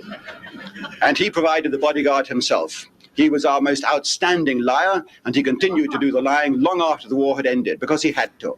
How could we admit, how could Churchill admit, how could any of his cabinet Hitler was a liar. Churchill was a liar. admit They both that the were. war had been a pointless journey from 1940 onwards? That in fighting the war from 1940 onwards, we British had ruined the British Empire. We'd bankrupted ourselves. We'd caused immense carnage throughout Europe. We'd destroyed most of Europe's most beautiful cities. We'd killed 20 million people, and we'd bankrupted our own empire. How could we admit it? We had to pretend it was all worthwhile. And I must say, if I may make this very small side excursion, that having spent the last 5 weeks at the behest of the organizers of this speech as well this evening, evening for evening, I've been in a different city around the world, a 35,000-mile tour in South Africa, Australia, New Zealand, Western Canada, and now here. Every evening I've been speaking in a different city. And I must say that from what I've seen of this British Empire tour, the white man, and the British in particular, have no reason to hang their head in shame. We have done magnificent things over the last 200 or 300 years, and I'm very, very proud of what we have done. So in no way what I'm saying this evening can possibly be regarded as anti-British in any sense. What I'm trying to do is detract from a central part of the British legend, namely Winston Churchill himself and the war he fought, and whether it was a true and a just war. You see, when you fight a war, you do use lies. Churchill was the biggest liar. What is rather like a flywheel begins to spin. It's set in motion by the propaganda ministerium, by the propaganda officials, whatever they're called. In England, they were called the Political Warfare Executive, PWE. Some of our most important subsequent politicians, like Richard Crossman, were leading figures in PWE, and they set out the lies that persuade the soldiers that the war is worth fighting. And they create the war aims for the soldier. We British, we never had war aims, of course. We went into the war ostensibly because of Poland, but by 1939, by the end of that year, of course, that war aim had completely vanished. Poland had gone up the spout or down the tubes, whichever the way you care to look at it, and invaded from the east by the Russians, from the west by the Germans. Poland as such had ceased to exist. By the spring of 1940, really, the war had no further point. So Churchill, when he became prime minister, set up the big lie that the British Empire was endangered, that Hitler planned to attack the British Empire, that he was going to invade Britain. And then this made the war of great import for Britain. We had to fight, otherwise it meant perdition and oblivion for ourselves. Of course, the Americans weren't interested in preserving the British Empire. Quite the opposite. We find out that President Roosevelt was saying in the spring of 1942 that his great dream and ambition is the destruction of the British Empire, beginning with India. He says that in a cabinet meeting in May 1942, and one of his secretaries of state, the vice president, in fact, Henry Wallace, wrote that down in his private diary. The destruction of the British Empire was the president's aim, and that man was our ally. How extraordinary. And yet we find at the same time now in the German papers, the secret German records of the time, and also pale reflections, pale echoes in the British papers, we find that at the same time Hitler was telling us, both before the war and during the war, right through 1940, indeed right through to May 1941, the famous mission of Rudolf Hess, Hitler was telling us that he had no aims against the British Empire at all. No desires, no wishes, no claim on the British, although we declared war on him. He wanted, in fact, the British Empire to remain as a great force for world civilization and stability. He said in private, as I know from his private staff, again and again, what point would there be for me to destroy Britain now or to attack London, the heart of the British Empire? If I destroy Britain, as I can, the only beneficiaries, the people who will make benefit from the British Empire, will be the Americans and the Japanese. And what purpose have I got in wasting good European blood to benefit those two races? Again and again, he said both in private and through intermediaries to the British that he wanted to help the British Empire, even after the war had begun. He sent secret people across, he sent messages, he approached the ambassadors of the British in their various far-flung capitals and said, I make no claim on Britain or the British Empire. I am prepared to withdraw the German... He even wanted to negotiate peace deals, like even in the, I think it was 1939. I've done videos on this. I can't retain all information, but where he was proposing peace deals. And it was declined because Churchill wanted to have more wins. And anyway, I'll keep it at that for now. Forces from Poland and Czechoslovakia, apart from the territories that, of course, the whole war was about in the first place, the former German territories that he had recovered. He was going to withdraw his armies from France. Of course, he wanted a free hand in the east, but why should that concern us? What concern had we to protect the peoples of the Ukraine or elsewhere in the East? This was entirely a matter, in my opinion, between Uncle Joe Stalin and Hitler. And if Hitler fell upon Uncle Joe Stalin, then as far as I'm concerned, it couldn't have happened to a nicer guy. But of course, the trouble was that we were being told something completely different in England. We were told that Hitler was determined to destroy Britain and the British Empire. Stalin murdered under his regime tens of millions of Europeans, Christians. This was the great lie that Churchill set up, and it through until the end of 1941, when, of course, the Americans came in, who were not concerned with preserving the British Empire. In fact, they were quite frankly telling Churchill that we weren't going to get Hong Kong back, we weren't going to get Singapore back, we weren't going to get India back. None of this was going to be returned to us after the war. The Americans were bent on destroying it. So gradually and imperceptibly, a third war aim emerged, rather like two television pictures, one melting into the other. And by the end of the war aim has become fighting the devil incarnate, fighting the man who did all this. And all this, of course, we didn't know what it was at the time, but lo and behold, when we marched into Germany, we found what all this was. It was Bergen-Belsen, it was Dachau, it was Buchenwald. It was the awful pictures of bodies of emaciated, starved, infected people being bulldozed into lime-filled pits by British Army bulldozers in the concentration camps. Of course, nobody claimed that this kind of starvation, this kind of killing or death on this scale had been going on throughout the war in those camps, but this was the picture that was put to the British in the newsreels, in the cinemas, in the newspapers. Vivid, ghastly pictures, which seemed to justify, in retrospect, by their sheer bedazzlement, the war that we had fought. Suddenly, it all seemed worthwhile because we saw what had been going on in Germany. And nobody asked logical questions like, surely all this kind of death on this scale only happened in the last 2 or 3 weeks. Or if people died of typhus and starvation in Bergen-Belsen and Buchenwald, then possibly weren't we British and Americans partly responsible because we deliberately produced the chaos and the conditions behind the German lines that led to starvation and typhus epidemics, because we deliberately bombed the pharmaceutical factories, we bombed the bridges, the railroad lines, the autobahns to prevent the transportation. And who supplied the gas? Like, look at Monsanto, look at American companies and their involvement with European companies in chemical warfare, like even in Africa, and even Churchill. So this is what I mean, like left and right, whatever you want to align with. Churchill was a criminal and corrupt, and so was Hitler, and so was Stalin, and so left and right part of the same bird, because it's profiting like the same steering committees, these elite classes that again are creating all the division. The food from one part of Germany to another. Just like what's going on with Russia and Ukraine right now, there are corrupted people within the Ukrainian government that are committing crimes against humanity and war crimes, and people are unfortunately needlessly suffering and dying, Ukrainians, innocent people.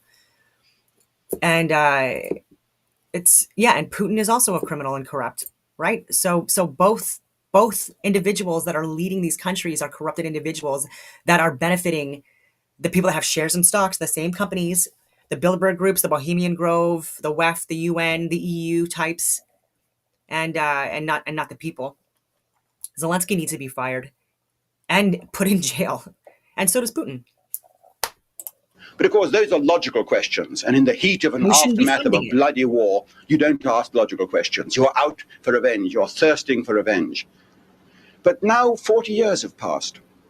So surely after 40 years, we should be able to look around and ask logical questions. Logical questions, however, are the questions that professors can't ask and politicians try to prevent. You see, there's a certain grisly logic in all this. Our paid professors of history can't do the research which I, as an untrained plain mister, can do. You see, I'm not a professor, and I'm not a doctor, and I'm not even a lord like Fuchsia Baroka is now. I'm just plain mister, and I'm rather proud of it. Because I have to support myself entirely by the books that I sell, like the ones on that table there. If I don't sell books, then I can't pay my bills and I can't keep on writing the next book. But if I write a bad book, or if I write 2 or 3 bad books, with the boobs in it, which the newspapers pick out, which I'm ashamed to admit are probably right, then of course the time comes when publishers turn their back on me and say, Mr. Irving, I'm sure it's a very interesting book, but try another publisher this time. You end up out in the cold again. I've got to be a bit more careful in the way I do my research than the average university professor who rests on his academic title, who says, how dare you impugn my integrity as a... It's like independent journalists now, or social media influencers. They have to rely on providing factual information and receipts in order to get any form of viewership and build on that. And if they get one thing wrong, oftentimes people are just like they're completely discredited and they're not watched anymore, canceled. But again, we have like mainstream media that have consistently lied to us, especially since 2019 when under Justin Trudeau, it became where it was not an indictable offense to provide false information, especially in the news, right? So anyways, 2019, just before COVID, so very interesting with that as well. And the media, CBC, like there's multiple people within CBC that need to be sued and fired and in jail, or at least charged and in the courts for years, just like people like Tamara Leach and Helen Bruce and Jeremy McKenzie and Pat King and others, so many others. And the Crown's still appealing hearings because they want there to be more justice towards these people, despite the fact that, they've already been through enough and they're heroes to Canada. And we are downgrading sentences for people that are not illegal, sorry, but immigrants that came here and even murdered people, and possible pedophiles, etc. Lenient sentences, people that murder people as part of break and enterings, and lenient sentences. And a few days ago at 12:30 at night, there was a curfew check by law enforcement at Tamara Leach's house. She's a grandmother. She's in her 50s, and her grandchildren were at her house when multiple law enforcement agents went to her house again for a curfew check. 12:30 at night. This is like absolutely disgusting. Like there's so many other things that law enforcement can be doing right now,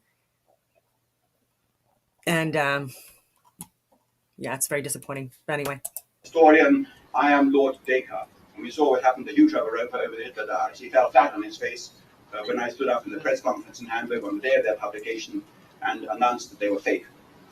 You may have seen what happened. When I announced that those diaries are fake, in the middle of the press conference, the magazine that was actually launching them onto the world markets had been smuggled in their midst by a rival newspaper that morning, much to my delight.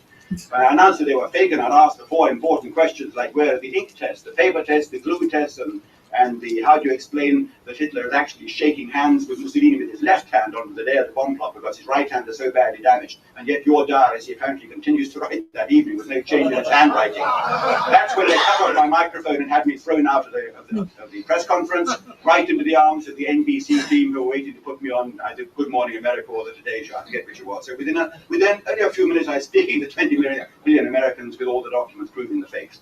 I like being Prime Minister. And I let the professors run around in circles, trying to establish the truth by cribbing from each other. You see, this is the way the Americans and the Germans and the British historians do it. They can't afford the research that I do. The Germans, least of all, because a German writer who writes a book, his book stays in the German language and is very, very seldom translated into other languages. So if his publisher, Ullstein or Propylaen or the Deutsche Verlagsanstalt, says, I'm sorry, Professor so-and-so, but what you've written isn't exactly nice, is it? Would you mind changing that paragraph? He clicks his heel and says, to a fail. Yes, of course, what do you want to change? The German publishers who got my Hitler biography, Ullstein, they did that. They refused to let me see the proofs. They refused to let me see the manuscript of the translation. I had to wait to buy my own book in the Munich bookstores on the day it came out. And I saw they changed everything. All my hypotheses, all my theories, all the facts that I'd found out over 10 years of writing, they'd changed without telling me. They'd written in paragraphs of their own, all fitting in, of course, with the modern German hypotheses. When I protested about some of this months earlier, they said, but Mr. Irving, these extracts you give from the Canaris diary and things like that, they're completely unfamiliar to our historians. We've shown it to 2 or 3 of our historians, and they say they're completely unfamiliar with them. And so, frankly, your sources are rather suspect. To which I said, I've worked 10 years on this man, and we have these pages of the Canaris diary in the Cabinet Office files in England. That's why your German historians haven't seen them. They said, well, unfortunately, too late, we've cut them out. On publication day in Germany, I banned my own book. I sent a telegram to Ullstein saying, you will print no more copies of this book and you will withdraw all copies from circulation. They had to do so. And for 8 years, I fought a legal action to get the rights back, and the book is now being published in Germany, finally, in the right form. But could a German professor afford to do that? Of course not, because that would ruin him. Needless to say, I spent the next 10 years, since 1975, writing a Churchill biography. I'll tell you more about that in a minute, but suffice to say that in America, the publishing house Doubleday has tried to do exactly the same. They've asked for all the money back, all the advance. They said, Mr. Irving, you found out things about Mr. Churchill that the American reading public does not wish to be told. So would I repay $100,000? And I said, get lost. Pay the money back, but I'm going to write the book, the truth as it really is. You see, I'm not interested in writing history the way the professors do. They don't have time to go to Stanford University in California, to Moscow, to Czechoslovakia, to Prague, to Poland, to look in all these foreign files and try and find out the truth. And it costs a lot of money, of course. They don't have the time, they don't have the interest. Why do it?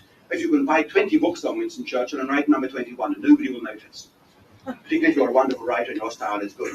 Or you buy 10 books on Adolf Hitler and write number 11. It's what I call the X+1 method of writing history. I don't do that. Because what's the point? One's own life is too precious. One wants to produce something original. All these professors do. Along comes Professor Jacobsen in Cologne, in Bonn, and he writes a particular theory. And along comes Hillgruber in Cologne, and he quotes what Jacobsen has said. And then comes Professor Jekyll in Stuttgart, who incidentally said that the Hitler diaries are genuine, and he quotes what Hillgruber and Jacobsen have said. And so you've got three professors all saying the same thing. And it looks like three independent sources, because they're all called professor. And then along comes Professor Treuschart, a famous name in Munich, and he quotes what Hillgruber, Jekyll, and Jacobsen have said before him. And there's four sources. And so it goes on. Four dogs chasing each other's tail around and round in a circle, not ever getting close to the center where the truth is.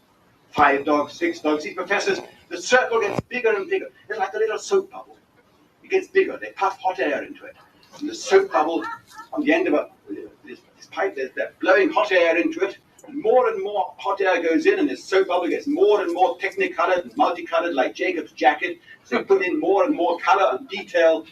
And it begins to wobble. It becomes unstable the way that soap bubbles do. It is just calling out to some idiot to come along and prick it. And I'm that prick.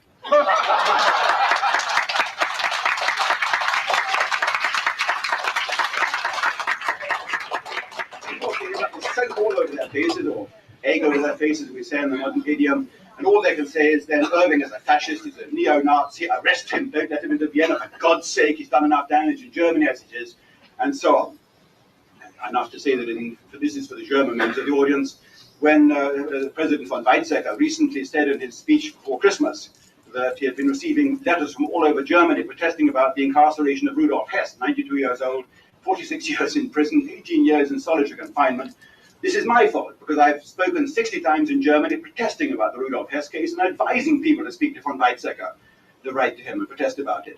And when they protested von Weizsäcker, he got these letters over Christmas, he said in his broadcast, but of course Hess deserved it, because of course he was a war criminal and crimes against peace and the rest of it.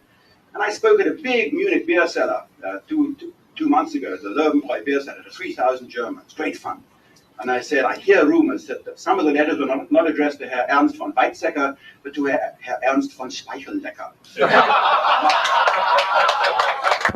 You don't know what it means. In German, Speichellecker means Herr Lickspittel. And I said that the rumor is that the German Federal Post Office knew instantly whom to forward the letters to, and that they were all delivered to the presidential palace. You can have great fun with the German language. No. You see, the professors, they can't find out what the truth is because they're just running around in circles and they don't get near the documents. But I took the trouble to interview the people. For example, I went to Weizsäcker's mother. President von Weizsäcker's mother is the widow of the number 2 man under Ribbentrop in the foreign ministry. When I visited her on Lake Constance near Switzerland, oh yes, I've got my husband's diaries and letters. And I said, your husband, the second man of the German foreign ministry, you've got all his letters and diaries. She said, yes. Do you want to use them? I said, why haven't you given it to the German historians? She said, because you're the first one to ask for them, Mr. Irving. None of them bothered to come and see me.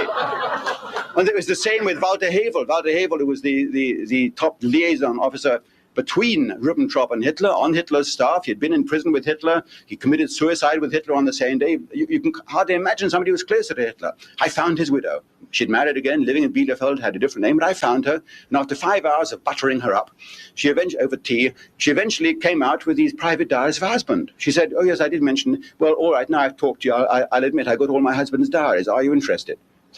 I said, it's the same. I just gasped. She gave me the 1941 diary straight away to take back to England to have a look at. I said, why do I get it? She said, because nobody else has bothered to visit me, Mr. Irving. You're the first one to come and see me and ask about my husband's diaries. I've got a page of it here. June the 2nd, 1941. You can't see it. It's very bad. There's a negative Xerox copy of the copy that she gave me some years ago. But the last line, 2nd of June 1941, as a private man, I would never break my word. This is Hitler speaking to Havel, just before he attacked Russia. As a private man, als Privatmann würde ich niemals mein Wort brechen. Als Politiker für Deutschland aber, wenn es notwendig ist, 1000-mal. As a private man, I would never break my word, but as a politician for Germany's sake, if necessary, 1,000 times. You see, this diary is absolutely vital. And that's why private diaries are worth their weight in gold. You'll find this in a minute when I mention the private diary of a wife of Mr. Churchill's entourage. You see, Churchill, during the pre-war years, rather like Hitler before 1933, was in the wilderness. He had been a cabinet minister. He had been First Lord of the Admiralty in the Great War, the First World War, during which time he had masterminded such great triumphs as Gallipoli and the Dardanelles campaign, where my father fought, incidentally. But then, in the interwar period, he had rather gone downhill, and he began to suspect that he was out of office for good. And for 10 years, in fact, from 1930 until 1939, he was in the wilderness. He had no office. He was just an ordinary member of Parliament earning £500 a year. £500 a year wasn't very much money in those days, and it isn't very much money now. But he had huge expenses. He had this house, this country house, Chartwell. He had 42 gardeners, secretaries, nurses, governors, chauffeurs, and all the rest of them support somehow out of this £500 a year that he earned as Member of Parliament. So he did various things to pick up extra money. One of them was he faked paintings. Well, I mean, don't we all? When we need money, we go around doing oil paintings and signing the name of a famous master on them, like Picasso or something else. We don't all do that. Churchill did. I only found out about this by chance when my publisher in London, William Kimber, he telephoned me and says, David, do you know the name that Winston Churchill painted under as a painter, what his nom de plume was? And I said, well, yes, it was Charles Morin. He said, yes, but I've got a Charles Morin hanging in my corridor.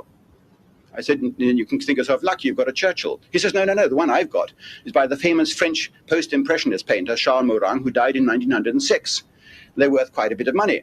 So I say, you mean there was a real Charles Morin? He said, that's what I'm getting at, David. Now, this is a very, very established English publisher who would never dream of saying anything about Churchill. But gradually the penny had dropped. That in the 1930s, when Churchill ran out of money, he sent some of his famous paintings, which you've all heard about, across the water to Paris, had them put on display in a little-known gallery in Paris, and painted onto them the name of a well-known French post-impressionist painter to increase their price. And one person found this out, President Roosevelt. I know this because working in the Roosevelt files in Hyde Park, New York State, I came across an unpublished file of correspondence in the back of the safe, so to speak, which isn't included in any of the volumes of published Roosevelt-Churchill letters. And it came about like this. When Churchill made his first visit to Washington after Pearl Harbor in December 1941, it was announced in the press that he was there, and the chairman of the American Fine Arts Commission, who knew about the Charles Morin scam, wrote a letter to Churchill at the White House, addressed not to Mr. Churchill, but to Monsieur Charles Morin, care of the White House, Washington. I mean, a very nice little joke, but the trouble was it didn't reach Churchill because it had to go through this rather ponderous, leaden-footed White House mailroom who didn't know anybody called Charles Morin staying at White House. He wasn't open until February 1942 and immediately sent up to Roosevelt because it was quite plain who it was about. Roosevelt in the letter actually says, dear Monsieur Morin, we're very happy to hear that you're not dead, as we had presumed from the biographers, but you're very much alive and well, and you're visiting Washington. We admire some of your works, though not all of them. Would you like to come round to a coffee party? Which, of course, given Mr. Churchill's reputation for sobriety, cannot have been much of an attraction. Would you like to come round to a coffee party when we can discuss the matter further? And Roosevelt read this letter, and gradually the penny dropped. And he got in touch with the American Secret Service and said, just check out what name Churchill himself used when painting. And he found out all the background and the fact that Churchill had faked these paintings. And Roosevelt wrote a letter to Churchill in February 1942, which I've got, saying, I'm frightfully sorry, I hope I haven't caused trouble, but I actually asked Scotland Yard if they were aware of the real identity of Monsieur Charles Morin before I realized it was you yourself. And I hope I haven't caused you any trouble, Winston. There's a nice little stranglehold that Roosevelt got over Winston by this method. The letter is there in the files. Faking paintings was not Churchill's only source of income in the pre-war years, you'll be interested to hear. When he became very short of money, which was at the beginning of the 1930s, he did little tasks like writing War and Peace, Crime and Punishment, Jane Eyre, Uncle Tom's Cabin, The Wuthering Heights. You think you've heard these titles too, don't you? Well, you have, because, of course, they're very well-known books. War and Peace by Tolstoy, Crime and Punishment, Dostoevsky, and so on. Churchill's job for the Chicago Tribune North American newspaper syndicate was to rewrite these books in 25 pages of foolscap typing with double spacing, about, 10,000 words each, for the Chicago Tribune syndicate to print on one page of the newspaper on a Sunday, and he got $1,000 a time for doing this. Not a very honorable job, but he did it, and he did it very well. His digests of these great works are extremely good. The records on that are in Eugene, in Oregon, in the University of Oregon, where all the records of that particular syndicate are there, including the manuscripts corrected in Churchill's own hand. All this is harmless. In fact, I even allow him to go around faking a painter's signature, because that cannot be said to have upset his political alignment. But in the middle of, of the 1930 wilderness period, he started accepting what I would call slush money. It came about like this. A pressure group was set up, a secret pressure group called the Focus. And Churchill was the center of this group called the Focus, which consisted initially of about a dozen top-ranking British dissident politicians, people who were out of office and wanted to get back in and were willing to go to any lengths to do it, including overthrowing the government of Neville Chamberlain or Bowden, overthrowing that government and putting Winston Churchill in their place. It became his vehicle, this group called the Focus. Initially, they were set up by a kind of loose conglomerate of the Trades Union Congress in London, the American Jewish Congress in New York, and associated bodies in London.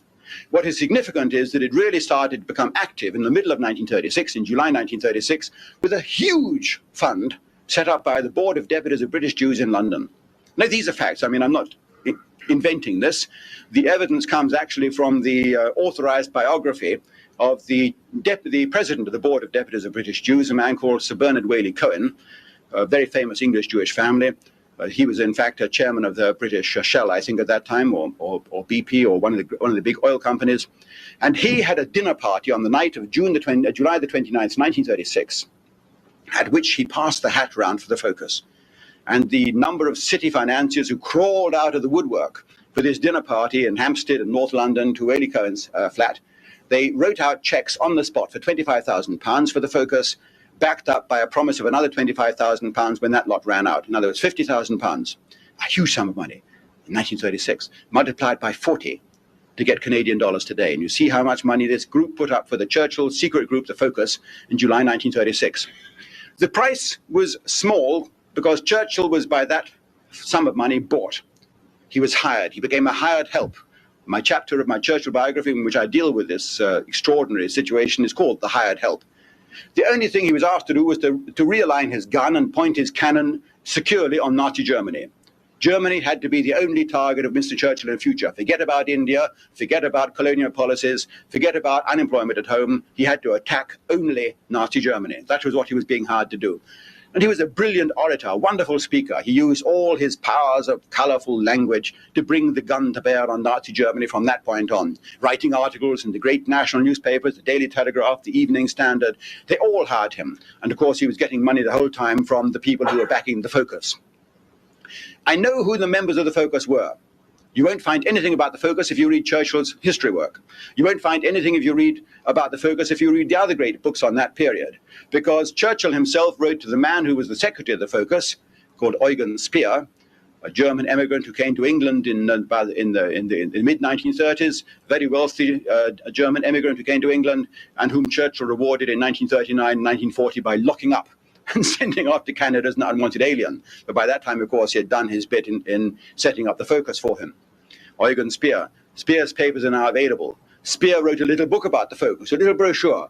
And right at the beginning of the brochure is a letter from Mr. Churchill to Speer back in the 1940s saying, "Dear Mr. Speer, I would be very grateful if you give me your word that you will never publish what you plan to publish about the Focus in my lifetime. After my lifetime, I don't mind so much." Very interesting that Churchill was in a way ashamed about this. In fact, Churchill writes to Randolph Churchill in one letter saying, "I'm perfectly well aware of who are the people behind the money that is being pumped into my group now, and I'm aware what this involves." There's a rather sinister letter that Churchill admitted in a letter to his son Randolph Churchill at the time. The Focus. The files of the Focus are now gradually becoming available. Largely, we can reconstruct them, as we often have to, not through the central file itself, but through the mirror image in the files of the members of the Focus. One of the principal members of the Focus was, for example, General Edward Spears, Conservative Member of Parliament for Carlisle, in Britain, a Tory member of Parliament. His papers are now available in the archives, and if you know what to look for, and you know the various code names under which the Focus ran, like the Anti-Nazi Council for Peace and Freedom was one of its code names, but they always referred to themselves in secret as the Focus. You can see how it operated right from that time in 1936 until the outbreak of the war. With the outbreak of the war, of course, Churchill had been levered into office as the First Lord of the Admiralty, and the Focus suddenly becomes of no interest to him at all. He dumps it like an unwanted horse, like an old nag he doesn't need anymore. But it is not without significance to see how the people in the Focus and how Churchill himself financed themselves during those final years in the wilderness before the war broke out, because it explains how the great lie began. I've explained who put up the money in the middle of 1936. That money continued to trickle along until the outbreak of the war, but Churchill's financial problems grew worse and worse, not just because of the cost of running his house, Chartwell, which was the apple of his eye, but because of Randolph Churchill's gambling habits, which his father had to pay, sometimes £1,000 at a time, huge sums of money in modern currency, if multiplied by 40. In February 1938, just as the Austrian crisis is boiling up, the first great major political crisis in Central Europe, in February 1938, Churchill got a letter from his London stockbrokers, Vickers da Costa, one of the biggest stockbroking firms in London, who were handling his share account. They wrote to him saying, "Dear Mr. Churchill, we regret to have to inform you that all your American stocks and shares have become valueless overnight through a collapse on the American stock market. You owe us £19,600. Will you please take immediate steps to rectify this situation?" It's like a bank manager writing to any of you about an overdraft. You've got an overdraft suddenly, which is completely unexpected, of multiplied by 40, $800,000 overnight, which you didn't know was there, and the bank manager is giving you 7 days to bring the matter into order, to find funds to pay into the account. Or else they'd foreclose on Chartwell. That's quite plain. Churchill is frantic. This is February 1938. He writes a letter to his crony, Brendan Bracken, who later became Lord Bracken, and said, "Can you ask your friends in the city what they can do to help me in this awful situation? If they can't help me now, then I'm faced with the choice only of getting out of politics, going into the city, taking on directorships, and of devoting myself to city directorships and my writing career, because if I finish my great work, the history of the English-speaking peoples, then I can find enough money to pay off this appalling debt. See what you can do in the city, however." He puts his house Chartwell on the market. If you look in the newspaper libraries and you see in the Times of the 2nd of April 1938, you'll see the Chartwell, Churchill's private house, is up for sale, £25,000. That would have paid off the debt and left him a little bit to spare. So that's the evidence of all this, as well as the letter that I just quoted. The Austrian crisis comes to its height. The Chancellor, Schuschnigg, goes to see Hitler. An ultimatum agreement is signed under duress. Schuschnigg goes back to Vienna. Schuschnigg proclaims a plebiscite. Churchill should be fighting mad. He should be making great speeches, but he's not. He's muted by his own financial impotence. And out of the city woodwork, which I mentioned before, crawls an Austrian multimillionaire with the name of Sir Henry Strakosch. Brendan Bracken has found him there, lurking in the woodwork like a weevil. And out comes Strakosch and announces in a letter through Brendan Bracken that I will buy up all your debts. Strakosch agreed to buy all Winston Churchill's debts to the firm Vickers da Costa, paid him £20,000, which left a few £100s to spare. Bought up all the debts. The letter of agreement actually read that Strakosch would buy off all Churchill's debts. He would run the account. If the shares account in future made a profit, then the profit would go to Churchill. If it made a loss, then Strakosch would very kindly cut that loss off with a knife and pay it himself. A very nice situation for Mr. Churchill. Above all, it removed this overnight nightmare for him. Strakosch was an Austrian. He had fled to England in 1906, he'd come to England as an emigrant. He had then gone to South Africa, where he had become a multimillionaire in the gold mines. He returned to England as a financier and used his finance in the city of London to become even richer. Sir Henry Strakosch. All this is true, there's no doubt about it, because if you go back to the files of the Times again, on the 1st of February 1944, you'll see that Strakosch has died a few weeks earlier. And under English law, his testament has been published in the Times, and he has left exactly £20,000 to the Prime Minister, Mr. Churchill, to wipe out the debt, because otherwise the estate would not recognise the agreement and would go to Mr. Churchill and ask for the repayment of what had been ostensibly a loan.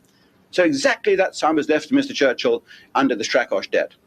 Not only to Churchill, Strakosch has also left £10,000 to the Lord Chancellor, Sir John Simon, and £10,000 to another British cabinet minister, who was therefore clearly in his pay, in his bribe, in his employ, just as Mr. Churchill was. Churchill's immediate insolvency is settled by this £20,000 payment, but his financial misery continues. He's still not getting enough money to pay for the cost of Chartwell and all his extravagant living, his governesses, his secretaries, his ghostwriters, and all the rest of them. So the problem arises, where does he get money from now? Well, I've got the answer because I've done a lot of work in the files of the Czech government. The Czech government started paying not only Mr. Churchill, but also every member of his political group, the Focus. Colossal sum of money. We've heard before about £500, about £2,000, about £20,000. The Czech government sent a payment July 1938, because obviously Czechoslovakia is next on Hitler's menu. The Czech government sent a payment in July 1938 to the ambassador in London, the Czech ambassador Jan Masaryk, for £2 million. Two separate payments. Not exactly £2 million, of course. It was the equivalent number of Czech crowns. All these payments are recorded in the Czech files, and I've actually seen the checkbook stubs. They were paid into a special account that Jan Masaryk set up in the Midland Bank in London, not even the proper embassy account. After Czechoslovakia vanished, at the time of the Munich Agreement in March 1939, in September, and the subsequent entry into Prague in March 1939, after those events, when the subsequent Czech government sent investigators to London to find out where the money had gone, Jan Masaryk refused to answer. He said he'd used the money in the interests of Czechoslovakia, and he didn't consider himself bound to answer to the new government as to whom he had paid the money to. But we know who he paid the money to from several sources. Firstly, the principal Czech intelligence agent in London was a Catholic priest. And he wrote a report in October 1938 after the Munich Agreement, which really wrote finis to Czechoslovakia. And this report is in the Czech files.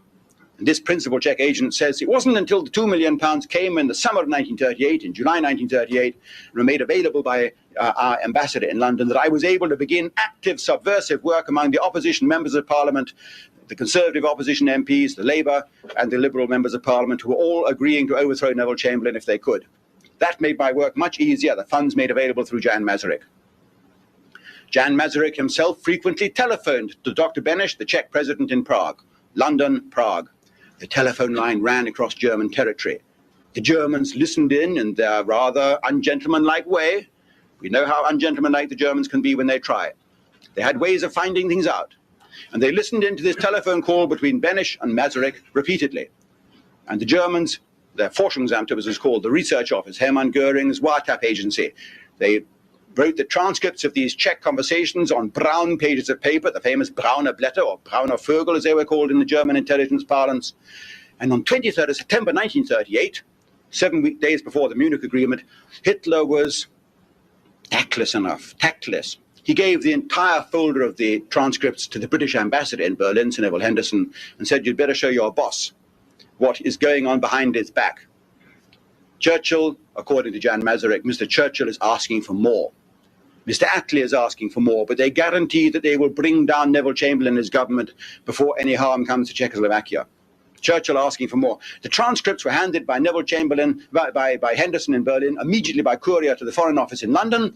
You can see them in the British archives now. That's where you find these brown pages. The British can't read them because they're in German. They don't understand the meaning of brown paper anymore. The fact that they don't understand what the initials FA stand for. FA is Forschungsamt, which was Göring's wiretap agency. What is quite plain, though, is that they were horrified by these references to Churchill's machinations because they put 3 lines in the margin with pencil and a row of exclamation marks. This is what Winston is up to.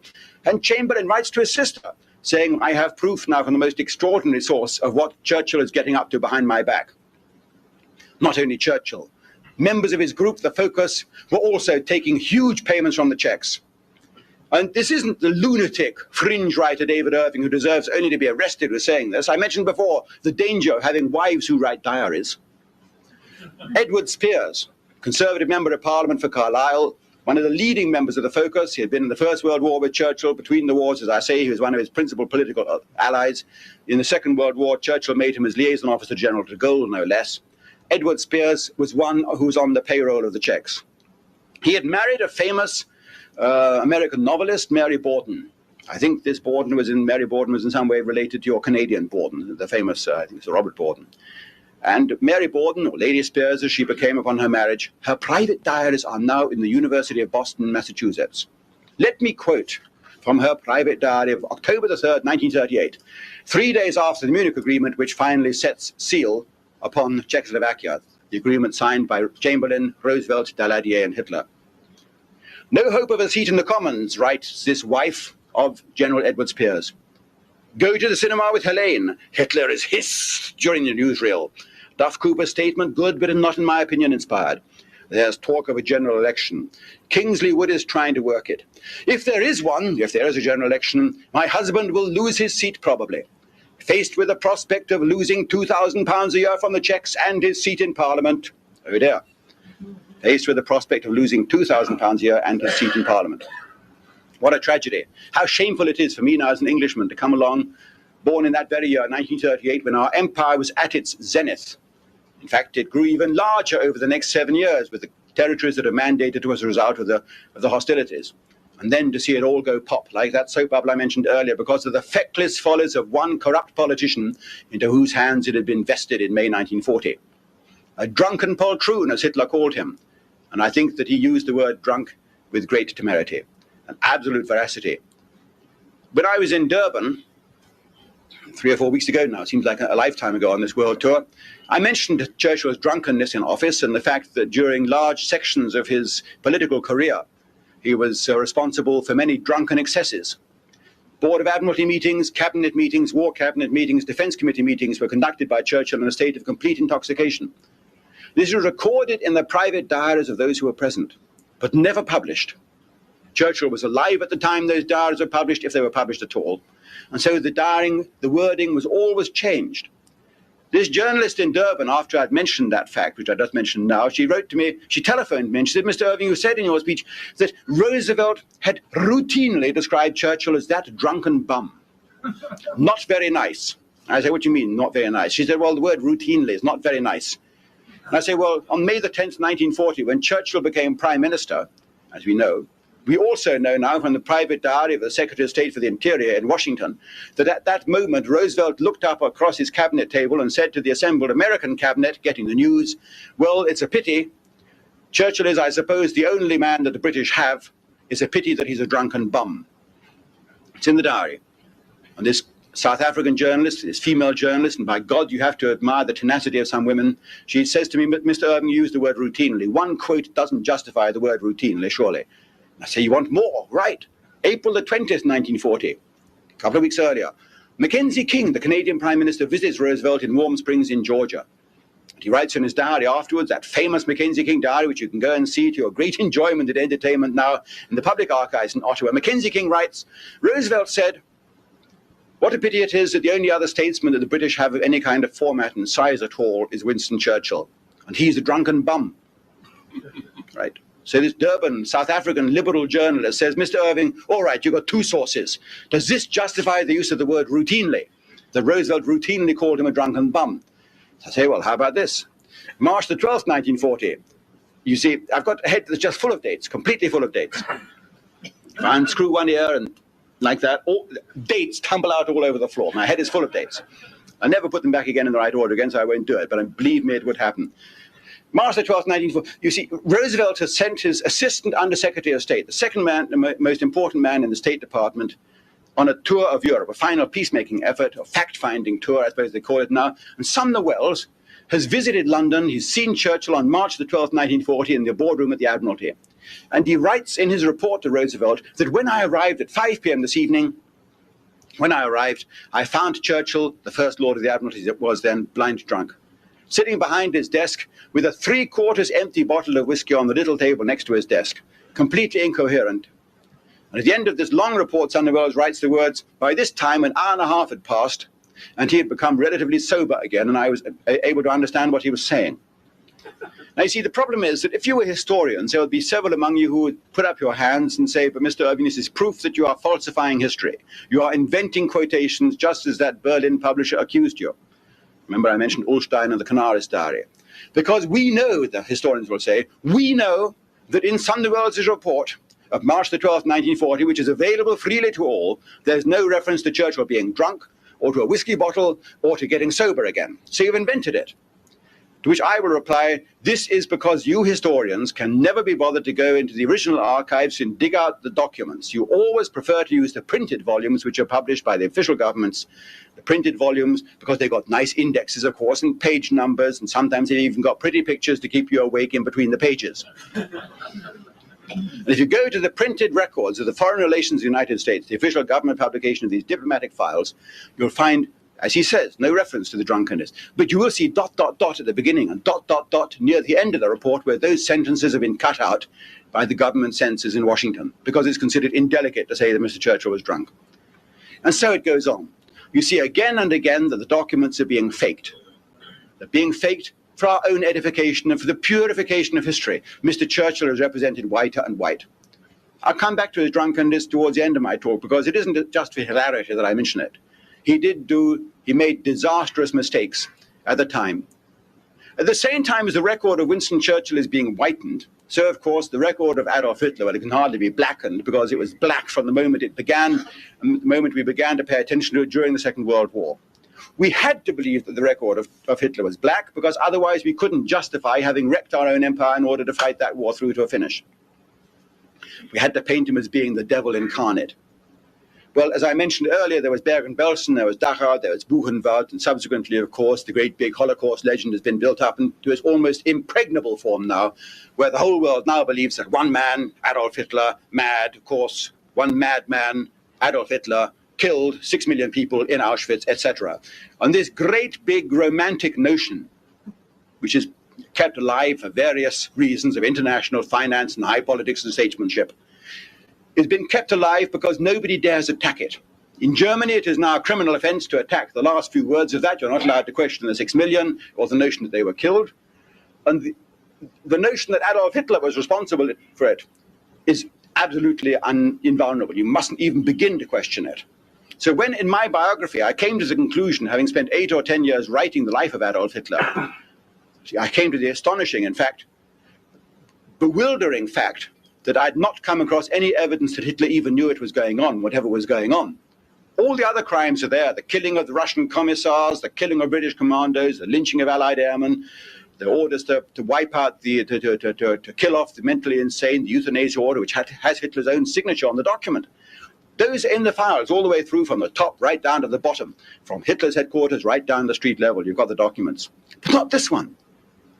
Now, the historians, of course, have solved this problem quite simply by not mentioning the gap.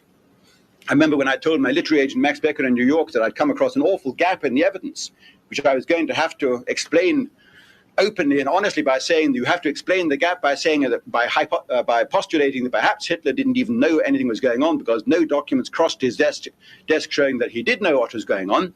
My agent, Max Becker, said, for God's sake, David, if you do that, you're bankrupted. And of course, I am too, because he's Mr. 10%. He gets 10% of what I do get or what I don't get. And he said, invent evidence. If you can't find the evidence, just invent evidence. Plug that gap somehow, rather like the Dutch boy plugging the gap in the dike. God knows what would happen if that gap was left there. Invent evidence. Just stuff any old kind of newspaper articles in. Anything to plug the gap and make it look as though Hitler knew. Because otherwise, you're going to lose the Sunday Times. We've got a big deal lined up for the Sunday Times in England, who are going to serialize the book.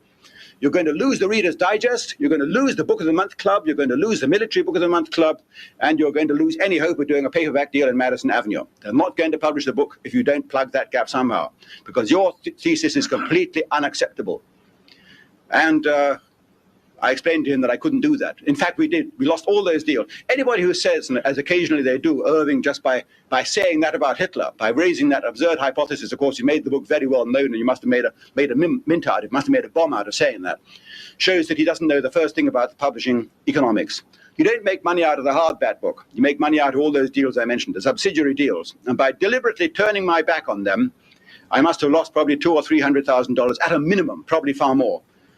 And Max Becker just then had to groan and say, well, if you're determined to commit suicide like this, then go ahead and do it. And I must admit I was nervous, because I thought that perhaps somewhere in the files there might be evidence that I was wrong. I couldn't find it. I'd spent a lot of effort trying to find it. But I've been heartened in my approach by the knowledge that the documents that I had found about Hitler and the Jewish question, remarkably enough, all the genuine documents about that showed him extending his hand to protect them. So anything that had been done to them had been done by people far lower down the scale, ordinary common criminals, like you have in any national army or in any great police force. There's always the psychopath who will do things, for whom really the head of state can't be personally held responsible, even if he is constitutionally responsible. But of course, that's a different shooting match altogether, and very different from this romantic notion which I mentioned earlier about the madman Adolf Hitler personally ordering and giving and having knowledge of the killing of 6 million Jews. That's very different if you accept my notion that the whole tragedy on whatever scale occurred just as a result of these wretched people falling into the hands of a large number of psychopaths wherever they were. And this is one reason why I'm coming under increasingly vehement attack on this world tour. I've had to see one university after another closing its doors to me in Sydney, in Perth, in Western Australia, in Auckland. Universities came under pressure from certain groups. I saw the leaflets that were sent out, very well financed by that body I mentioned before, in New York. They were sent out to New Zealand and to Australia and to South Africa to try and persuade the media not to give me a platform. And only in 20% of the cases did it really work. 20% of the universities then withdrew the permission for me to speak on the campus. And as I said, it's rather like the war in England, when we thought that by shooting down 20% of the flying bombs that were reaching London, we were doing a wonderful thing and that we'd bring the campaign to a halt. The trouble was 80% of those flying bombs got through. And so it is with me. Even if 20% of David Irving gets shot down, 80% of David Irving gets through and the damage is done to the enemy target.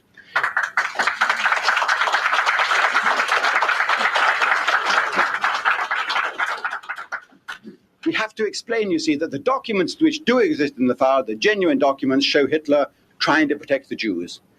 The Night of Broken Glass, that famous event in November 1938 when thousands of Jewish shops were smashed and burned down and looted and plundered. 60 or 70 Jews were murdered by individual gangsters that night. 100 or 200 synagogues were burnt down.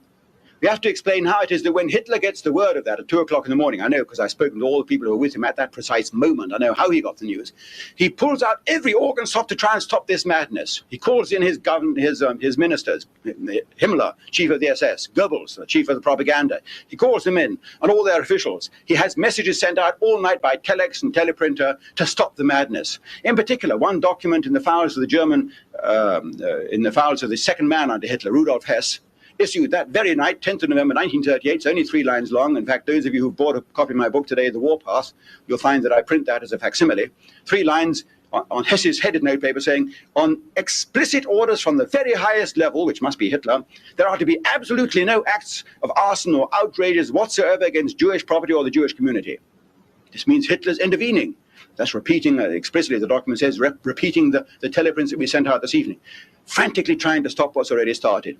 The next document, November 1941, Himmler's come to him with a proposal to liquidate Jews being sent out from Berlin. I've got Himmler's own telephone notes, what he wrote down, paid day after day, all his telephone conversations. I'm the only person who bothered to read them because they're in handwriting. And I've mentioned before how lazy the historians are. They only read the printed volumes. And here are Himmler's handwritten notes on every telephone conversation he made during the war. Trainload of Jews, he writes, November the 30th, 1941. Trainload of Jews from Berlin, not to be liquidated. He's making the telephone call from Hitler's bunker to the chief of the Gestapo, Heydrich. Obviously, Hitler has intervened once again to say, are you out of your mind? What are you planning? What are you plotting? Don't do it. A few weeks later, April the 20th, 1942, exactly the same. Himmler in Hitler's bunker, telephoning Heydrich in Prague, the chief of the Gestapo, saying, gypsies, not to be liquidated. Keine Vernichtung der Zigeuner. Again in Himmler's own handwriting, a document of the highest authenticity. You won't find these documents quoted anywhere in the entire body of historians who are against me. Raoul Hilberg, all the other historians who've written about the Holocaust, you won't find these documents quoted. There's another one. I've got a facsimile I can show you later on if you're interested in my brochure, which I've been using on this worldwide tour. It's from the files of the Ministry of Justice. The spring of 1942, about April 1942, the chief civil servant has written to Hitler. I'm sorry to say that again. The chief civil servant, Dr. Hans Lammers, rather like a prime minister, directly between Hitler and the civil service, has written to the chief of the the Minister of Justice, the deputy minister of justice, a man called Schlegelberger. And in this document, he says, according to Schlegelberger's own typescript note, that Lammers has telephoned to say that the Führer has repeatedly ordained that the solution of the Jewish problem is to be postponed until after the war is over. See, you're all silent because the very notion that there are documents saying this kind of thing, but there's no document saying the other thing, of course, that Hitler wants it done, or that he knows is going on, that there are documents where Hitler is actually intervening to say he wants the solution of the Jewish problem postponed until after the war is over, is actually in the files of the Ministry of Justice. Now, this document vanished after the war. It wasn't available at Nuremberg. It vanished from the Nuremberg doc files, and it mysteriously reappeared around about 1950, when it was no longer of any use in the great war crimes trials after the war. It's in the archives again now in the files of the German Ministry of Justice. You won't find that document referred to anywhere by the historians either, the historians of the Holocaust. They act as though these documents don't even exist. They're authentic, there's no question. They can't challenge the authenticity. But they act rather like a card sharp, like somebody who cheats at cards, who drops the incriminating ace of spades or whatever it is on the floor. And then he puts his flat foot on it. And then with that foot, he shuffles it under the table and hopes nobody's seen him doing it. And he'll pick it up later. And so it is with the historians. These documents, they can't fit into the acceptable hypothesis. They pretend that these documents don't exist, which of course is not the scientific way of doing things at all. A scientist has to set up a hypothesis and make his hypothesis fit the documents, fit the facts, and not make the documentary archives fit into his prearranged, preconceived notion. That's all the wrong way of doing it. They take these documents, the archives, and they cut off the head and the feet and the arms because they can't make it fit into their bed otherwise.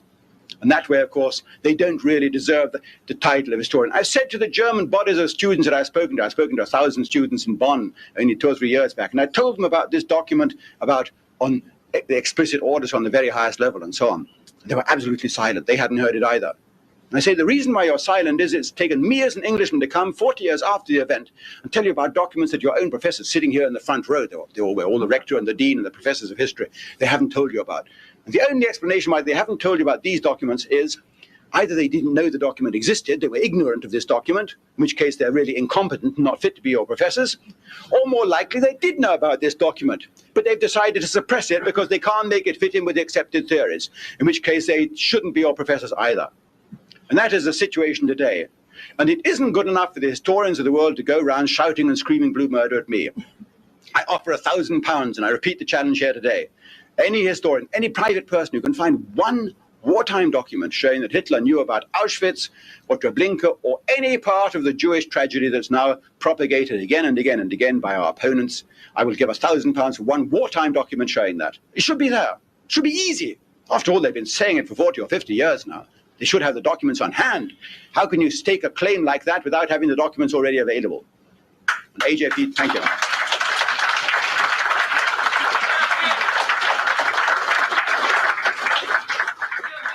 AJP Taylor, the British historian, of course, I remember coming up against him in a television program in England a year ago, and he says, Mr. Irving, how undignified for you as a historian to offer £1,000. I occasionally go around with it in my pocket, and I bring it out of my pocket and wag it. I don't do it today, not with all the brethren from Detroit running around, because I might be relieved of the money in a most unhistorical way.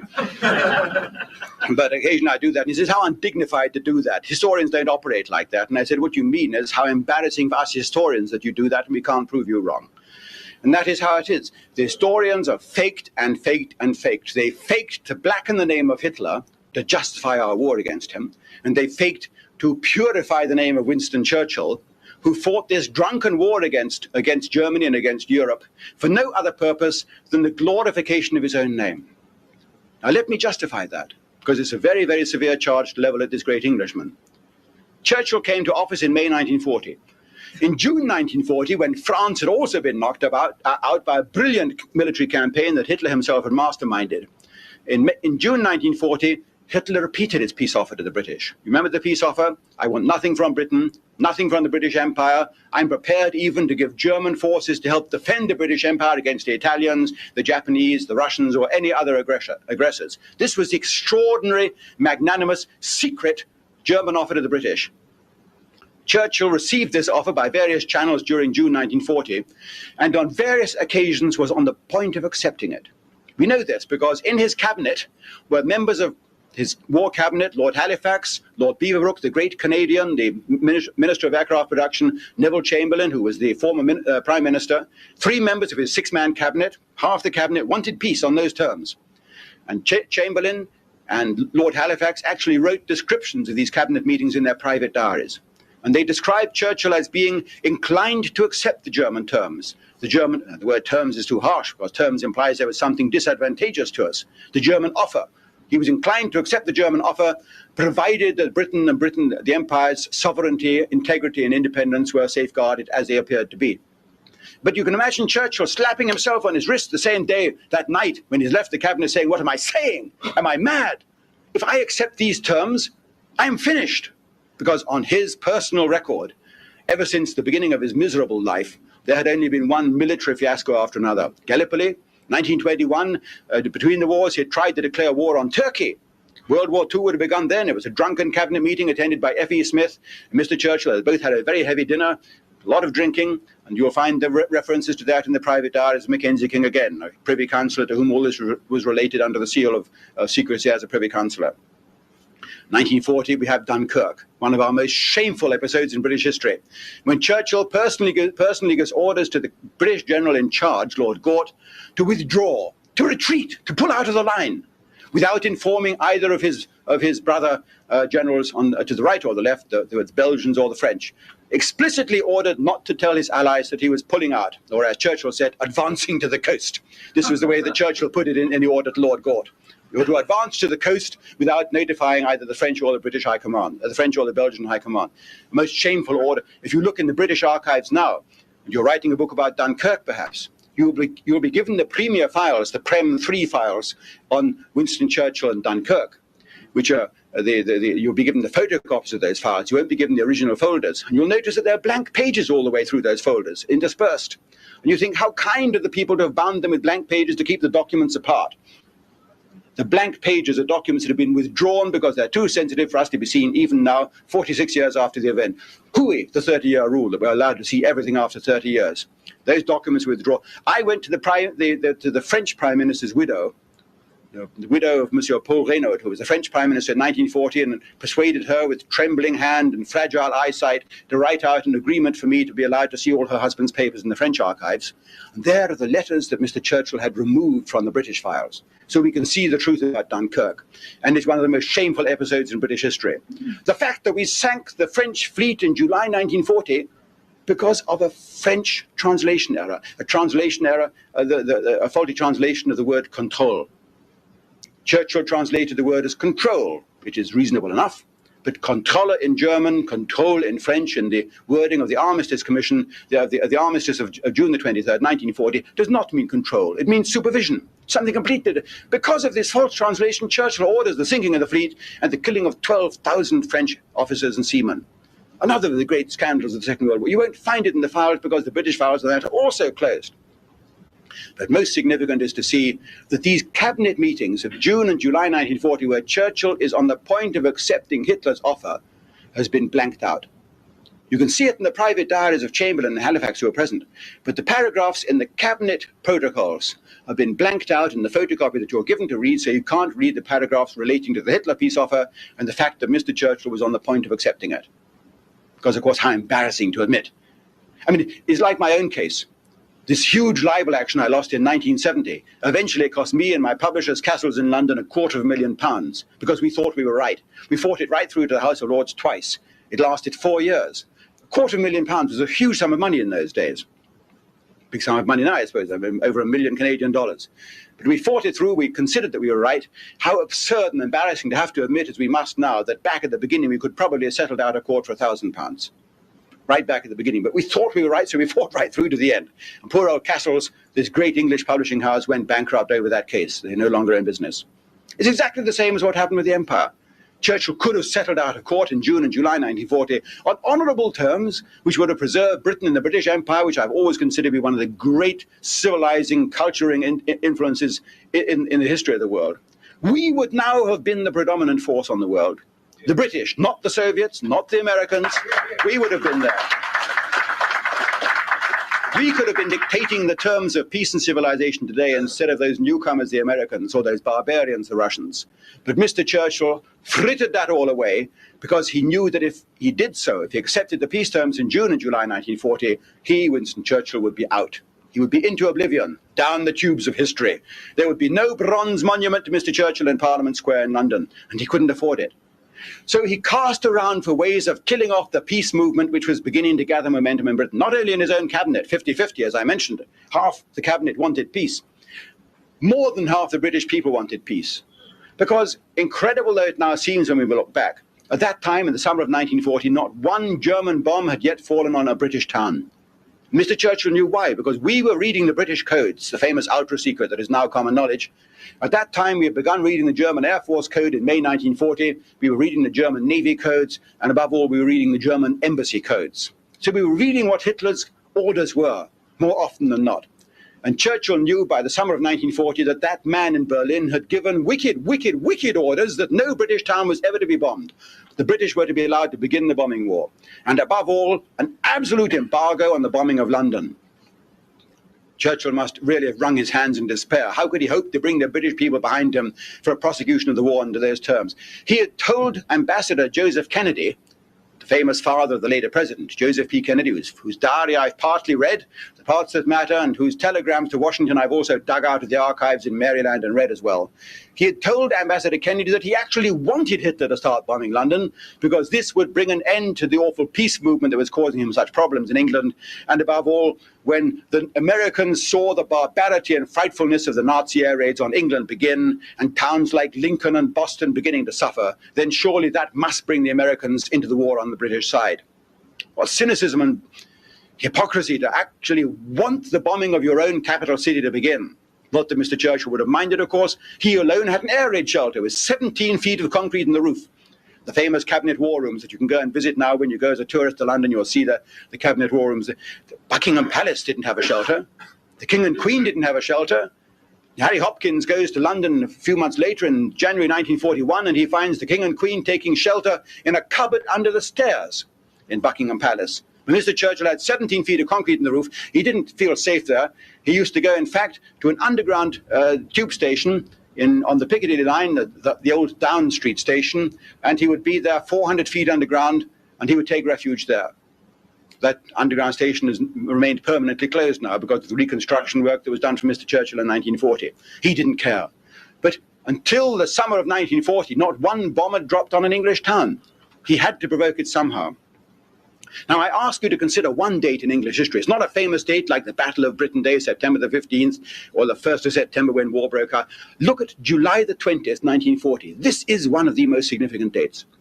On that day, Churchill is lying in bed, as his wont, in Chequers, his country house, the Prime Minister's residence out in the country, Sunday morning, and he gets the intercept, the decode, the decrypt, of a German embassy telegram from Washington to Berlin. The German ambassador in Washington, one Hans Thomson, reports, the British ambassador, Lord Lothian, has secretly put out feelers to me to ask what our peace offer is. Through an intermediary, through a Quaker intermediary called Loveman or Loveday or Lovejoy or something. Lord Lothian wants to find out the peace offer. And this is the one thing that Churchill can't possibly afford, that the British find out what the Hitler peace offer is. That would be the end of Churchill, of course. He sends an immediate telegram to Lord Halifax, the Foreign Secretary, saying, put the stop on your ambassador in Washington immediately. He's not allowed to contact the German ambassador. He sends a telegram to Lord Lothian in person, the British ambassador, saying you are not to have any further dealings with the German ambassador, whether directly or indirectly.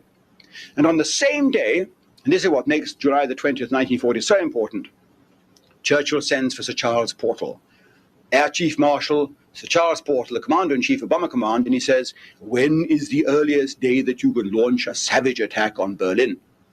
And Sir Charles Portal says, Prime Minister, we can't do it yet because the nights are too short. We can't get our squadrons from London, from England, out to Berlin and back in the hours of darkness. We can do it in September, but not yet. And in September, of course, we will have the new generation of bombers. The Stirling heavy bomber will be there, and we can use them. We'll have 100 of them. But I warn you, if you do that, then the Germans will retaliate. At present, they're not bombing our cities or our towns. Their entire attack is being dedicated to the RAF fighter defenses. The airfields, the radar system, the sector stations were being remorselessly knocked out one by the German attack. The Battle of Britain had begun, of course. But it was only being devoted at that time to the dockyards, the blockade, the shipping, and the fighter stations, not to the towns or the cities. And Churchill, when Sir Charles Portal uttered this warning that the enemy might retaliate, Churchill just twinkled.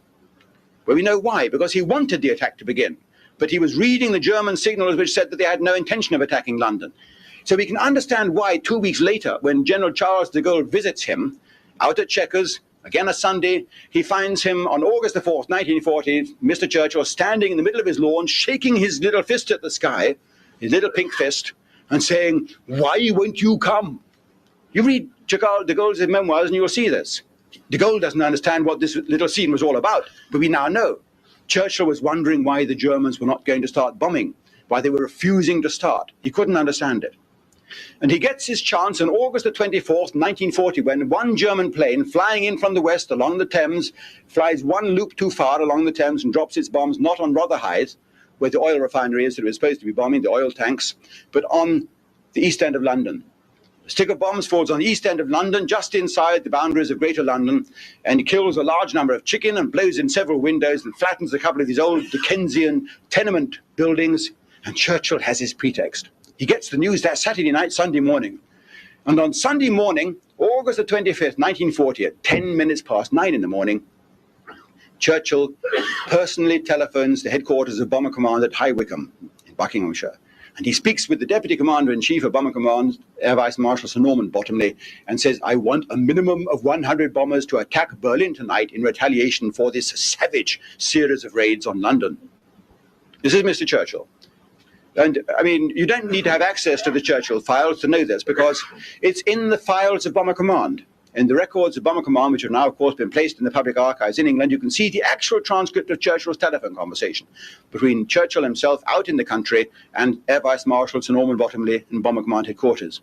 You note the chain of command, a direct telephone link from Churchill to the Bomber Command headquarters, bypassing the Cabinet, bypassing Parliament, bypassing the Air Ministry and the Secretary of State for Air, this wet liberal Sir Archibald Sinclair, a telephone call direct to Bomber Command headquarters, although it's going to have immense political consequences.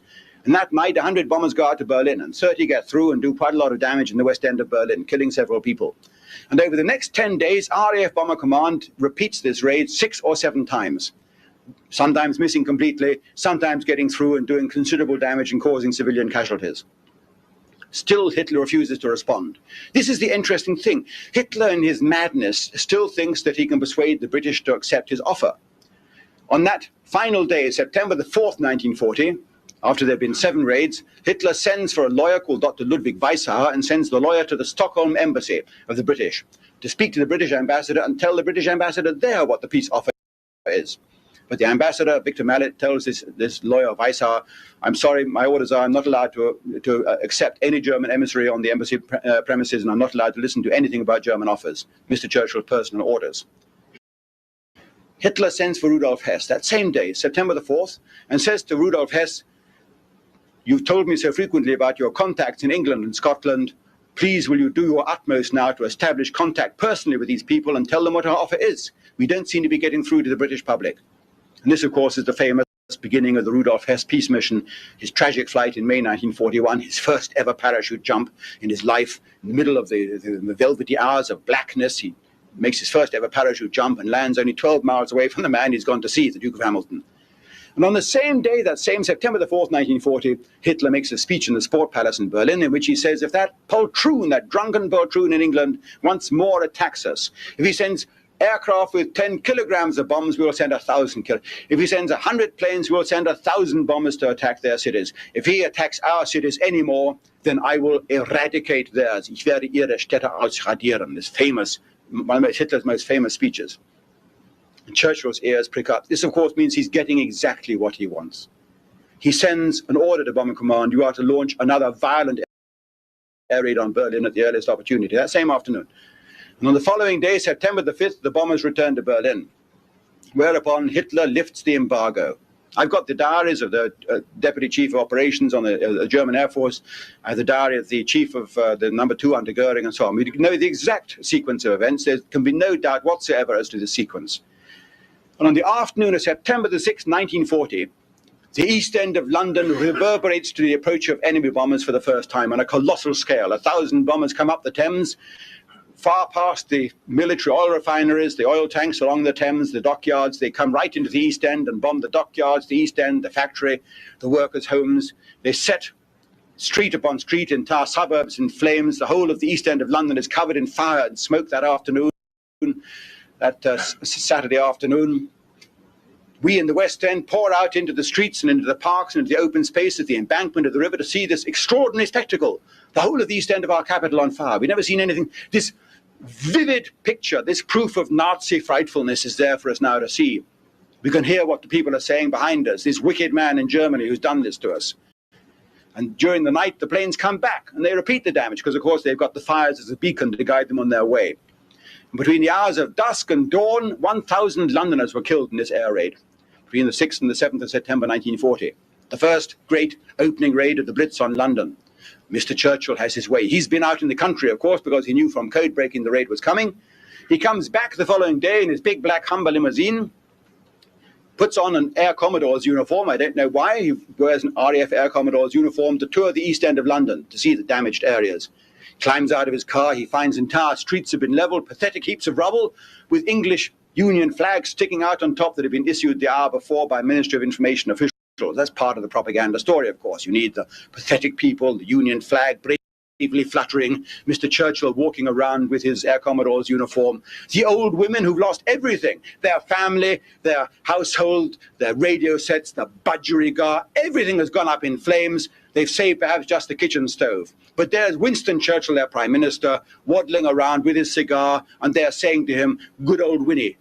Good old Winnie, we knew you wouldn't desert us. We knew you were here. London can take it. And this became the title of a famous film, London Can Take It. That's the title of one of my chapters of my Churchill biography, London Can Take It.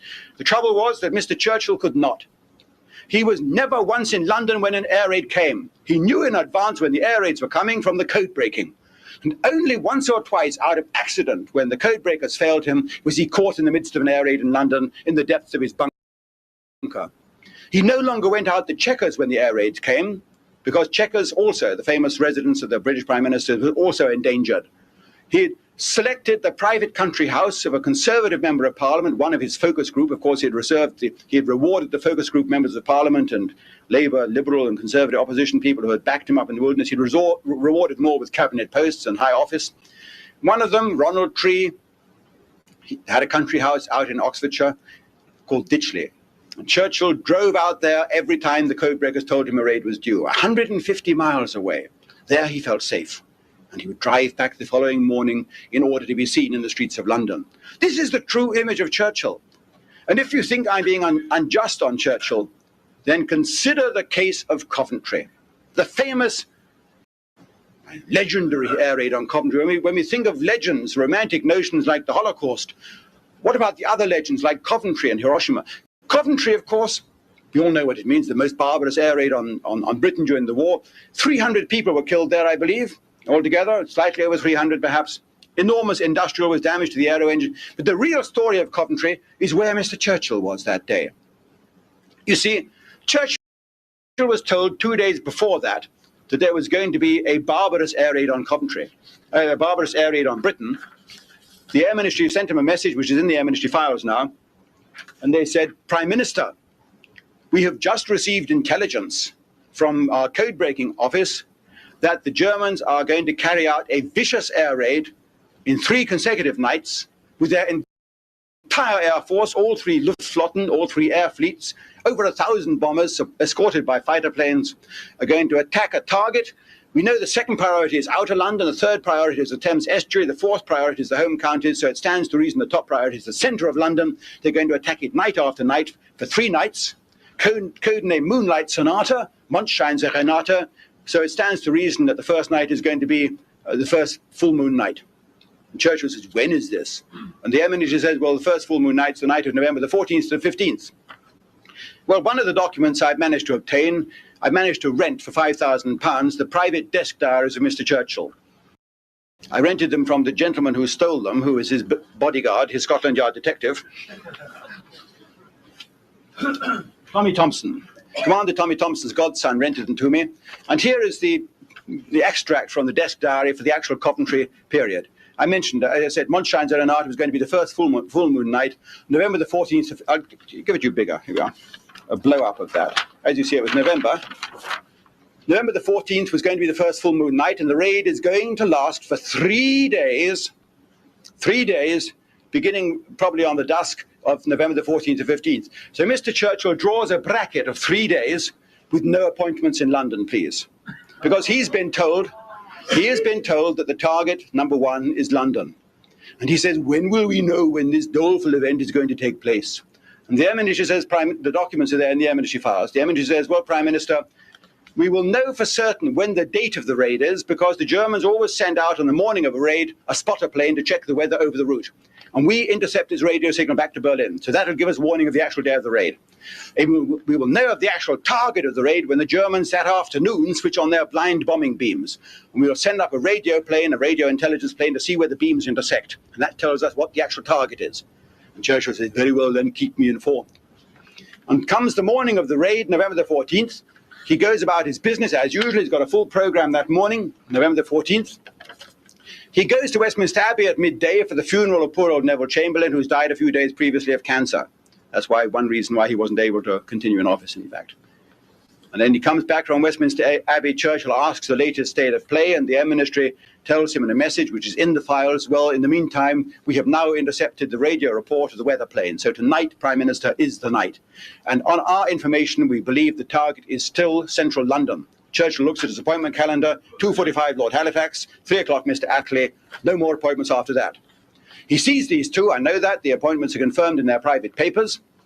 And round about 4 o'clock, when he's finished with Mr. Attlee, he goes trundling out of the back door of number 10, down the garden, to the wall at the end of the number 10 Downing Street, the garden, a big brick wall where there's a gate in it. And his car is parked behind the garden gate, the big black Humber limousine. He never drives off from the front when he's on this escape. He only drives off on the front when the press are there for big state official visits and state business. When he's escaping to his hidey hole in the country, the car's waiting round the back in Horse Guards Parade. I know this because his private secretary who's with him at this moment is a man called John Martin. Still alive, Sir John Martin has been foolish enough to give me complete access to his private diary, which confirms the whole event. Except that Sir John Martin himself doesn't realize what he's shown me, because he only has half the picture. He doesn't have the desk diary, he doesn't have the Air Ministry signals, which I'm quoting to you.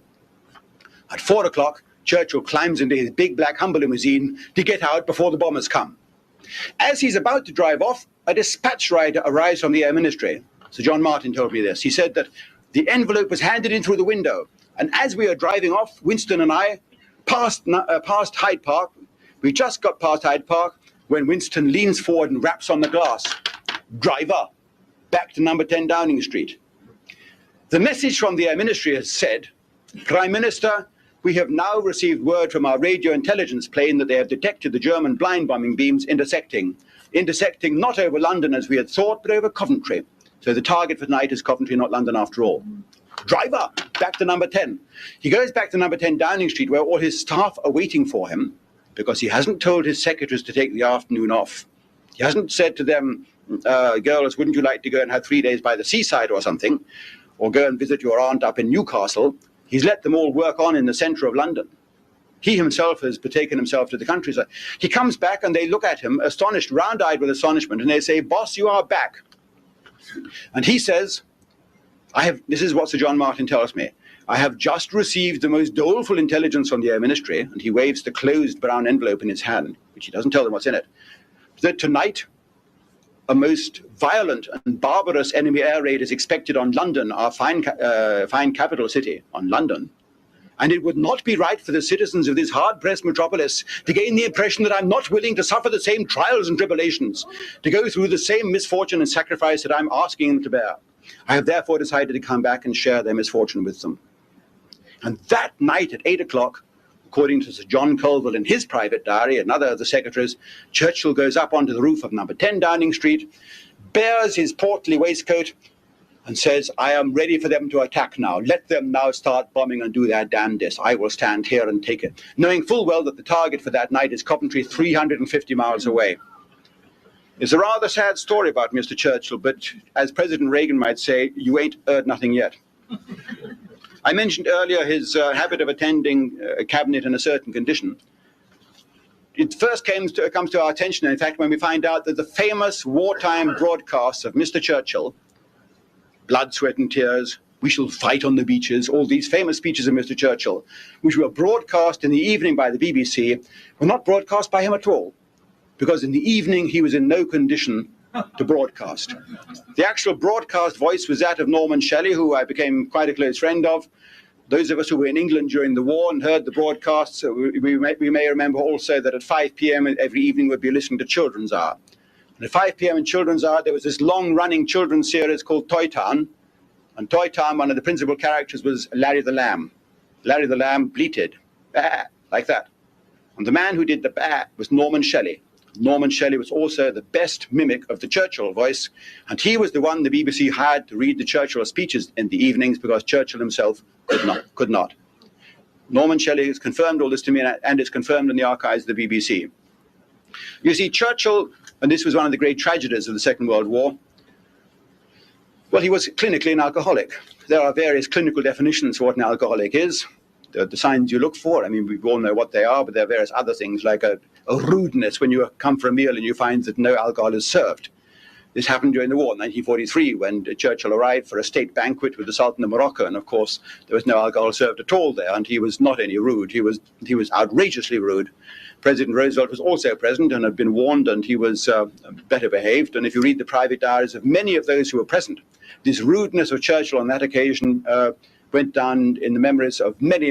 General Patton, for example, he was present, and he records this in his private diary. The Sultan of Morocco was hideously offended by Churchill's behavior. But Churchill's cabinet members and the people who served with him in the Admiralty, in the Board of Admiralty, all referred to Churchill's drunkenness repeatedly at Admiralty and cabinet meetings, but none of them had the courage to print it in their memoirs. If you read the famous diaries of Lord Allenbrook, for example, General Allenbrook, the Chief of Imperial General Staff, he writes it in his diaries repeatedly about Churchill's drunkenness. The diaries that are published under the title in 2 volumes, The Turn of the Tide and The Triumph in the West, you won't find a word of it, because Churchill was still alive. But if you go to the King's College Library and read the original diaries in leather volumes, which are held together by brass straps with locks on them, you need a key to open these diaries, there you can see it. Or the private diaries of Captain Ralph Edwards, for example, who was the Director of Operations in the Admiralty under Churchill as First Lord at the time of the Norwegian operation. We haven't got time to read them all, of course, but I'll read just the salient points. Of course, what happened, Churchill had wanted to invade Norway himself. He had got an invasion force aboard 3 cruisers.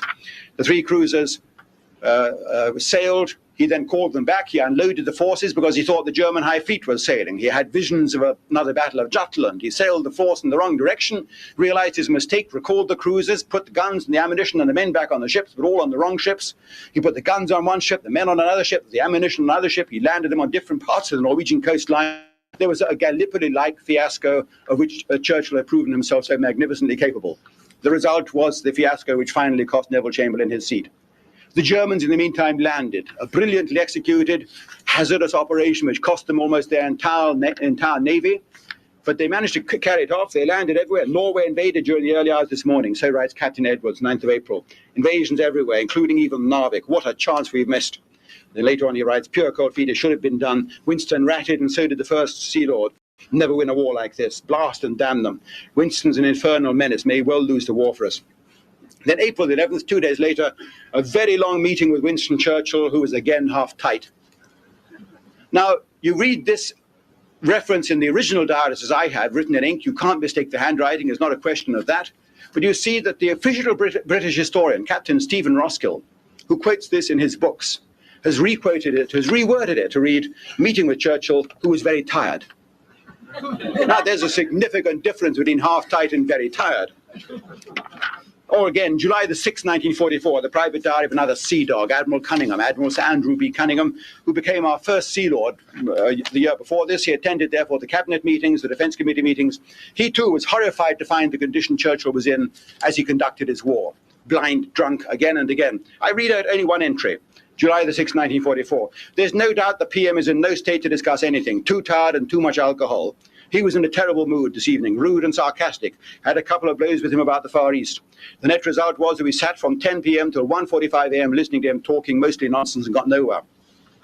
And you may think that this is a bit much. The hour's getting late and you don't want to hear any more about Churchill's drunkenness, but the decisions he ordered on this particular day show what he was capable of when he was drunk. Here we have the actual documents he issued to the Chief of Staff that day, July the 6th, 1944, signed by him. He orders the dropping of poison gas bombs on German towns and cities. The opening of poison gas warfare, forbidden ever since World War I, with signed solemn conventions and treaties promising that we would never, ever launch poison gas warfare without being attacked first in this manner. We'd signed the treaties, and yet here's Churchill say, do it. Because the flying bomb offensive has begun against England. The V-1 flying bombs are coming over, and they're causing havoc in England. British morale is almost completely at an end. And now, out of the blue skies, suddenly come the flying bomb offensive. 30,000 homes a day being wrecked in the south of London by the V-1 flying bombs. And on the 6th of July, Churchill orders the dropping of poison gas bombs. Not only poison gas, he also orders the release of 2 million anthrax bombs. Bombs laden with anthrax. Very little of this is known, of course, now, because he's our great hero. We tried one anthrax bomb on a Scottish island during the war to see its effect, and that island is uninhabitable today. It's prohibited territory. You're not allowed to set foot on it because it is still completely... Well, you're a farming community yourselves, a lot of you, and you know what anthrax does. If we had released 2 million anthrax bombs that were prepared and charged in England, if we'd released them on Germany at that time, the whole of Western Europe would still be completely uninhabitable today. Not just West Germany, of course, because it would spread, and not just for the duration of the war. In his drunken stupor, Churchill ordered even that. Heedless of the conventions, heedless of Geneva, he ordered this war crime. I want you to think very seriously over this question of poison gas, he says. And then arguing why it's reasonable to turn a blind eye on Geneva, he says, it is absurd to consider morality on this topic when everybody used it in the last war without a word of complaint from the moralists or the church. On the other hand, in the last war, the bombing of open cities was regarded as forbidden. Now everybody does it as a matter of course. It is simply a question of fashion changing, as she does between long and short skirts for women. You imagine what the enemy would have made if the boot had been on the other foot in 1945-46, if Mr. Churchill had been in the dock at Nuremberg and the Nazis on the judge's bench. What relish they would have had in reading out a document like this. I want a cold-blooded calculation made as to how it would pay us to use poison gas. And for a month, our magnificent chiefs of staff argued against it, not on the grounds of morality, as they should have done, saying, Winston, what you are arguing for is just like your Norwegian campaign, a violation of the laws of war, a breach of the Hague Convention, a violation of the Geneva Convention on poisoning gas. It would be a war crime and you would be a war. They're not saying that to him, because nobody dares stand up to this prime minister. Nobody, of course, resigns. They argue on the grounds of strategy and tactical expedience. They say the wind is blowing the wrong way for use of poison gas. It would favor the Germans. Or they say even, they admit it, the German civilian morale is tougher than ours. We have seen what the flying bombs have done in England. If a poison gas exchange now begins, we would probably lose it. What they don't realize, of course, is that the Germans have secretly designed poison gases far more lethal than anything we had. Mustard gas and the rest of them. They were phooey. They were peanuts compared with the poison gases the Germans had designed. The Germans had the first nerve gases already stockpiled. Tabun and sarin had already been designed. The nerve gases against which we had no defense. They argue against it on these grounds, the military grounds. And Churchill replies on July the 29th, clearly I cannot make head against the Parsians and the warriors at the same time. That's Mr. Churchill, our magnificent hero, the greatest living Englishman, now, thank God, passed on. But his image is still untarnished. His image is still, unfortunately, there. We worship the image of Winston Churchill as though this man was not the gravedigger of Britain, the empire, and all that we once held dear. We worship him, and we look around and we say to ourselves, the sad truth is that if we regard these great figures of the Second World War, Churchill, Hitler, Roosevelt, Stalin, and Truman, then there is ample evidence that power corrupts. Were there therefore no great statesmen? And the answer is, certainly from my researches, some of our Commonwealth statesmen were men of format and decency. They weren't all tarnished and corrupted by the power that they found thrust upon them. Robert Menzies, for example, of Australia, a fine man. His private diaries, which I've read in the National Library in Canberra, show him to have seen through what was going on in London. He visited London in 1941. He saw the dictatorship that Churchill was executing over his cabinet, the way that he was taking military decisions that were costing the lives of tens of thousands of Commonwealth troops, including those of Australia, and he went on around the Commonwealth blowing the whistle on Winston Churchill and his methods. And, of course, your own fine Prime Minister, Mackenzie King. You read his diaries in Ottawa, great shelves full of the original diaries. Ignore the printed volume by Pickersgill, the selection. You won't get the flavour of the man. Mackenzie King, there's no doubt at all that he was one of the upright, honest, decent, forthright, pious and religious leaders of the Second World. 20 years he was your Prime Minister here. I don't see very much reference to him in Canada now. You don't see many streets or buildings named after him. And yet he was one of the few decent men that the Second World War produced. And yet, for all his uprightness and decency, we can't escape the fact that dear old Mackenzie King was completely batty. He was. I mean, how else can you explain? We know this now. You read the private diaries of Mackenzie King, and you see there he is talking to his dog the whole time, which is harmless enough, but he was taking advice from his dog. This is true. I mean, he was taking advice from his dog and going down and reporting to his cabinet the next day what decisions he had reached without revealing to them that it was his dog Pat who had taken the advice. And later on, of course, he's taking advice from his mother, which is even more serious. No, I mean, it's serious because his mother had been dead for 10 years. And he was consulting his mother through the uncertain medium of a medium. And again, telling the cabinet. And during the war years, of course, he hardly took a decision without consulting Adolf Hitler at night. In his sleep, he would have long dreams and conversations with Hitler, sometimes long telephone conversations with Hitler, and he would go and tell the cabinet in Canada, his cabinet, his decisions the following morning without imparting to them the vital piece of intelligence that the piece of advice had been given to him during the night by Adolf Hitler himself. Now, this was Mackenzie King. The most important decisions were taken by Mackenzie King, however, on the advice of the hands of the clock. Now, this you don't know. The hands of the clock, if you don't know it, when they're in a straight line, like 6 o'clock, that is a good omen. When they're covering each other like 1:05, that's a bad omen. And of course, the hands of the clock are doing it the whole time if you keep an eye on the clock. He was a clock watcher. If you look through his diaries, Mackenzie King, August 1943, you find on some days he's dictating into his diary, day after day, 18 or 20 times what the hands of the clock are doing to him. In the midst of the famous first summit conference in Quebec, Roosevelt, Churchill, Mackenzie King, all their cabinets and chiefs of staff, Mackenzie King is consulting the hands of the clock without anybody seeing, so as to see whether it's a good thing or a bad thing that is going on at that moment. The treaty is being signed, the peace offers coming from Italy, all the rest of it, is it good or bad? Not just the rainbows outside the window, the way that the Canadian flag was fluttering before, of course, Lester Pearson destroyed it, the way the old Canadian flag was flying between the British and the American flags on the flag mast outside the Citadel. No, the hands of the clock. What he would do today with our digital watches, I think Canada would have floundered. But he never in his most evil dreams did he imagine the day would come when clocks would no longer have hands. The greatest day, which I may say in conclusion, was the 17th of August, 1943. On this day, as they all arrive, Mr. Churchill is already there, President Roosevelt is arriving from Washington, Churchill has arrived with his chiefs of staff and cabinet aboard one of His Majesty's finest battleships. They go down to the Wolf's Cove station in Quebec.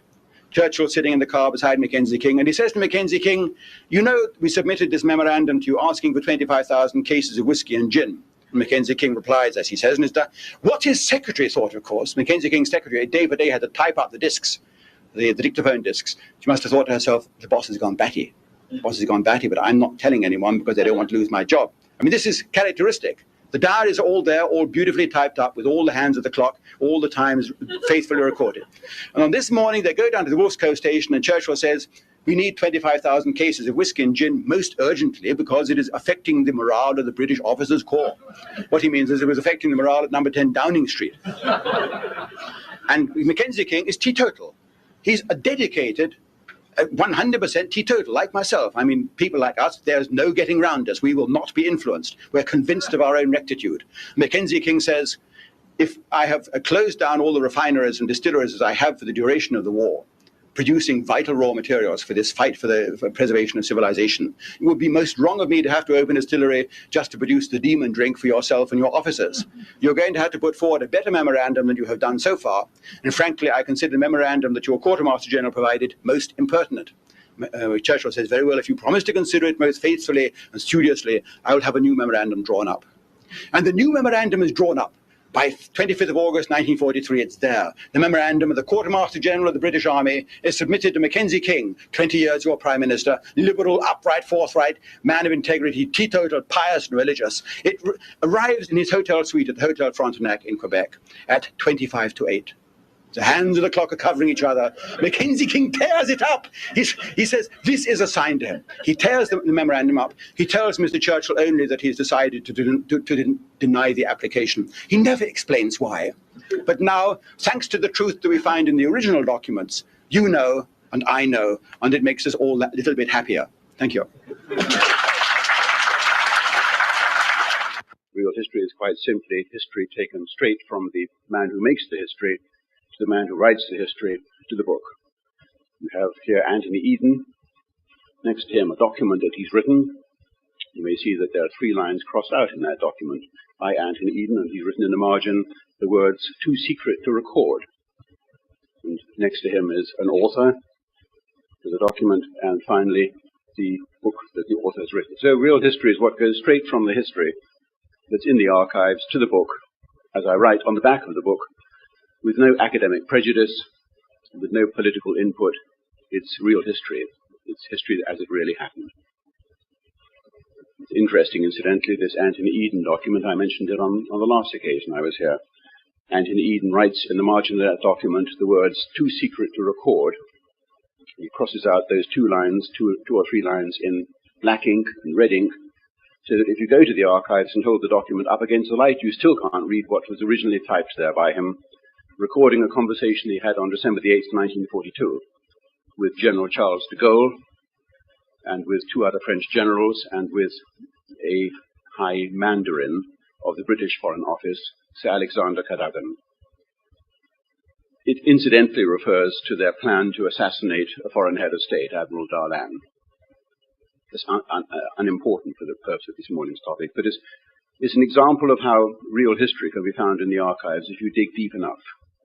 If you look in the British cabinet version of that document, those lines have vanished entirely. They're not even there. They've been crossed out. But if you look in Anthony Eden's papers, you find the original typescript draft with the lines crossed out and the words written next to them in his own red ink handwriting, "too secret to record, A.E. Anthony Eden." It's rather amusing when you come across documents like that. I remember around about the same time as I was signing the contract for this book in 1972, and I was doing the research on the Adolf Hitler book, I came across a document in the German Foreign Office archives, again, Foreign Office diplomats. The diplomat has written a record, and from this record we know that Adolf Hitler had a meeting early in July 1940 with 2 Gauleiters, 2 provincial Nazi governors, Gauleiter Wagner and Gauleiter Bürkel, who were in charge of the westernmost German provinces, which were in fact the newly annexed or recovered French regions of Alsace and Lorraine. And meeting with these 2 top Nazi Gauleiters in private, Adolf Hitler drew a sketch map of the future German frontier, where it would be after the war was over, after the peace treaty. It was a pretty generous enlargement of German territory at France's expense. Germany recovered all the old German territories like Alsace, Lorraine, and quite a few other territories besides, and it was a pretty sensitive document. And Adolf Hitler ordered, at the end of this conference with these westernmost Gauleiters, he said, "Es darf kein Papier herüber entstehen." There is not to be any paper record made of what I've said today. And you wonder how I know that? It's because the diplomat who was present went back to Berlin and typed a memorandum on the conversation, ending with the words, "The Führer ordered that no record is to be taken of the conversation." Isn't that nice? And here you have Anthony Eden doing the same thing, saying, "too secret to record." And that's how we know it happened. Anthony Eden's private diaries are in the University of Birmingham, where I have read them all through from beginning to end. And I must say it's a rather sad voyage when you read some of his private diaries, particularly when he's dead. You read when he was a nobody, you read when he is a somebody, you read when he's failing and fading away, and you suffer all his triumphs and trials and tribulations. It is a very sad experience. I didn't know the Anthony Eden personal family story very well. I remember in 1940, I think it was, reading in the diary about how he went to Eton College to visit his son, Nicholas, who was at Eton College, which is England's premier school, or one of England's 2 or 3 premier schools. And Anthony Eden actually wrote in his diary about how distressing it was for him to stand outside the chapel at Eton College and see all the pupils streaming out with large numbers of dirty, unkempt and slovenly Jewish children as well. And that goes through his private diary, and of course he never published it, and it's not in any of the published versions of his memoirs either. All their private feelings. And then 2 years later, Nicholas, this son of whom they're so proud, goes and joins the Royal Air Force. And then when you're reading the 1944 diary, suddenly you get message from the Far East that his son Nicholas is missing. The plane has gone down somewhere in the mountains of Burma, and there's still some hope that they may find the wreckage and the son may be alive. And for the next few weeks while you're reading through the diary, you share his hopes that the son may be found. It's really very distressing to read somebody's private diary, and then eventually the word comes that the wreckage has been found. So these are the joys of writing real history. You do the work, and you're prepared to read the handwriting, read into somebody's handwriting, which starts as being illegible, but eventually becomes very easy. Then you can gather all the secrets and all the mysteries. And as I researched the life of Winston Churchill, who wrote no diary, I suppose he was too busy to write a diary. Either you're a diary-writing person or you're not. Goebbels was a diary-writing person. Eden was a diary-writing person. But Churchill wasn't.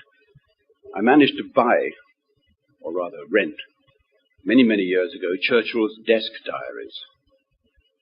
He had a staff who would put on his desk each month a large new calendar pad, a large card, about 2 foot square, in which all the days of the month were printed in, and then they would be inked into these squares by himself or by his staff, all his appointments for that particular week. And the person who had them was his bodyguard, Commander Thompson. And Commander Thompson died. I don't know how the bodyguard got them, but his godson offered them for sale at Sotheby's, and he wanted £500,000 for them, which they were probably worth for the autograph value and their historic value. And eventually Sotheby's took them off the auction block because the Churchill family protested that they were stolen property, so the son offered them to me. I said, I'm not going to buy them, because I know what's going to happen with my kind of luck. 1 year later, the family comes along and takes them off me, and I don't get any refund. So anyway, I didn't have that kind of money, but I rented them. I mean, you can rent stolen property. So I rented the stolen property from the son for a year, and I made very, very good microfilm records of them. And I've just recently, in fact, this is the advance of technology, put them all on CD-ROMs, so anybody can have these desk diaries who wants them. That's part of my contribution.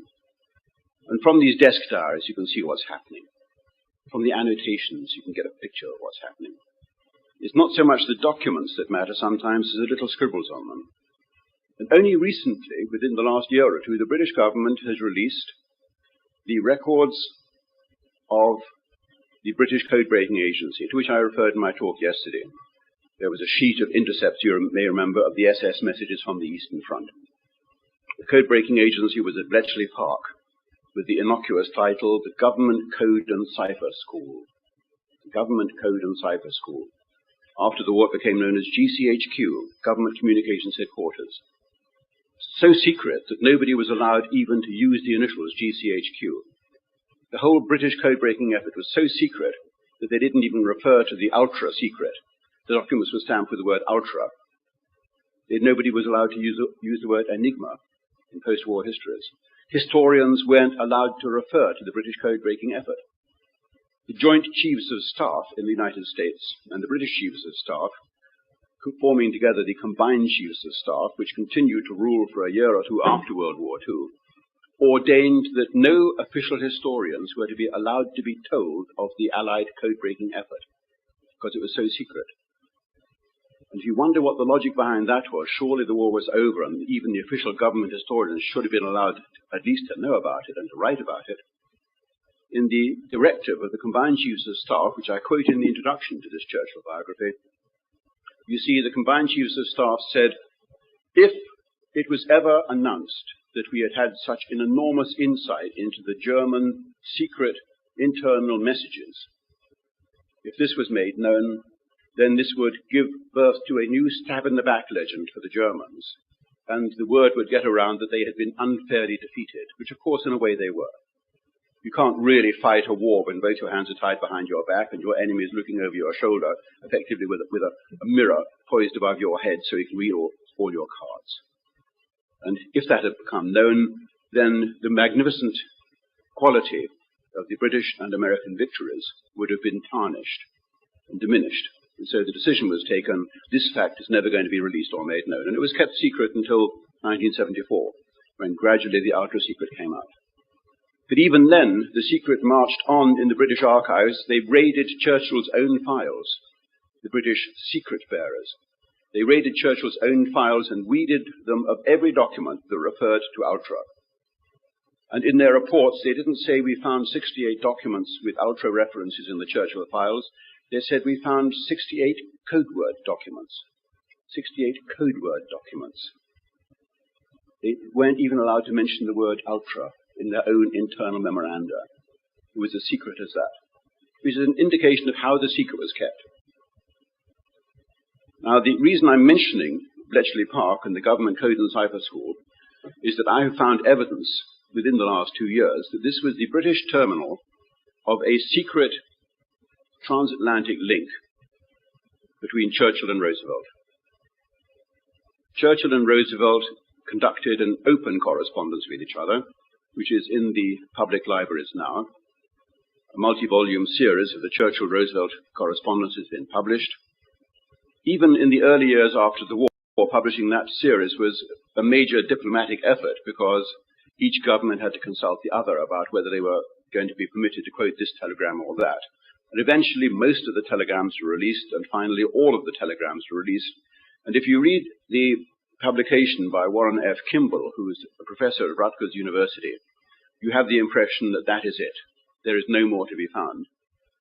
And you can imagine with what astonishment I therefore came across, scattered through the thousands of files of the Bletchley Park documents, which are in the British Public Record Office under the designation Class HW.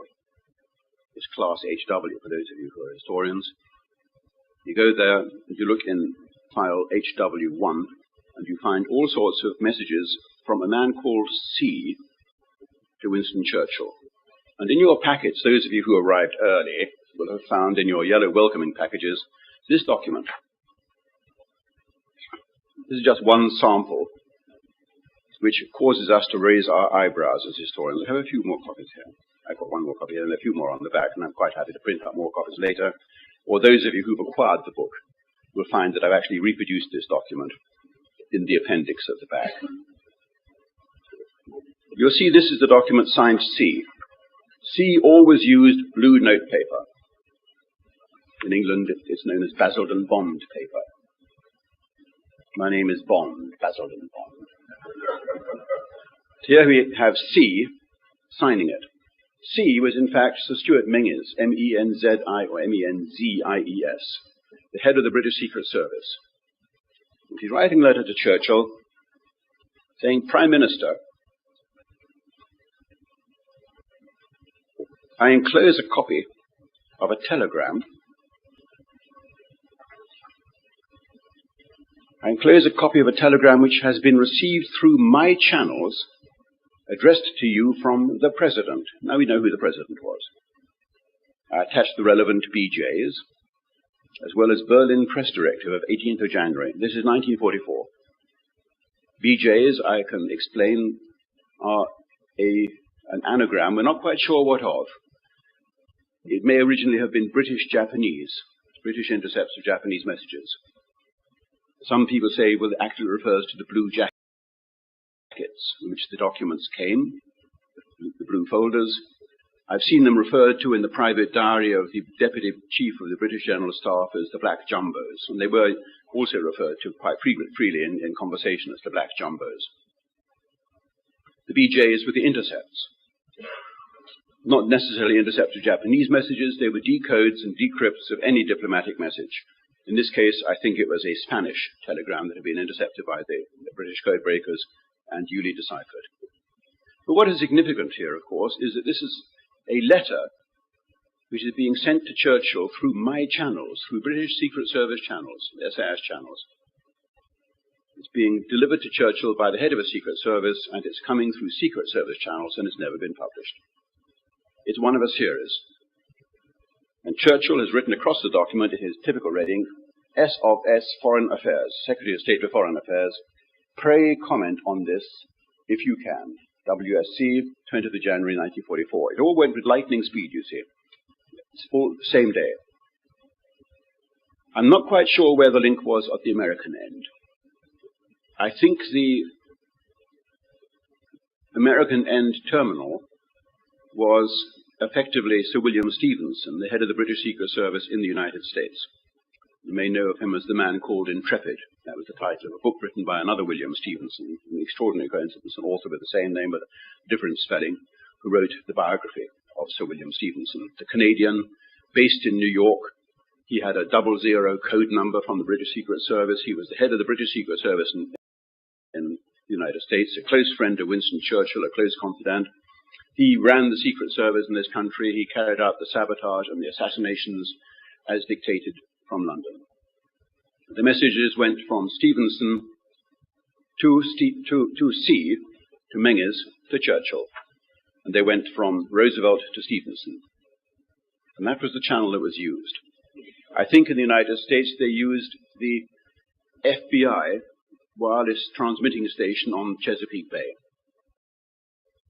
I went once to interview the man who was in charge of the American end of that.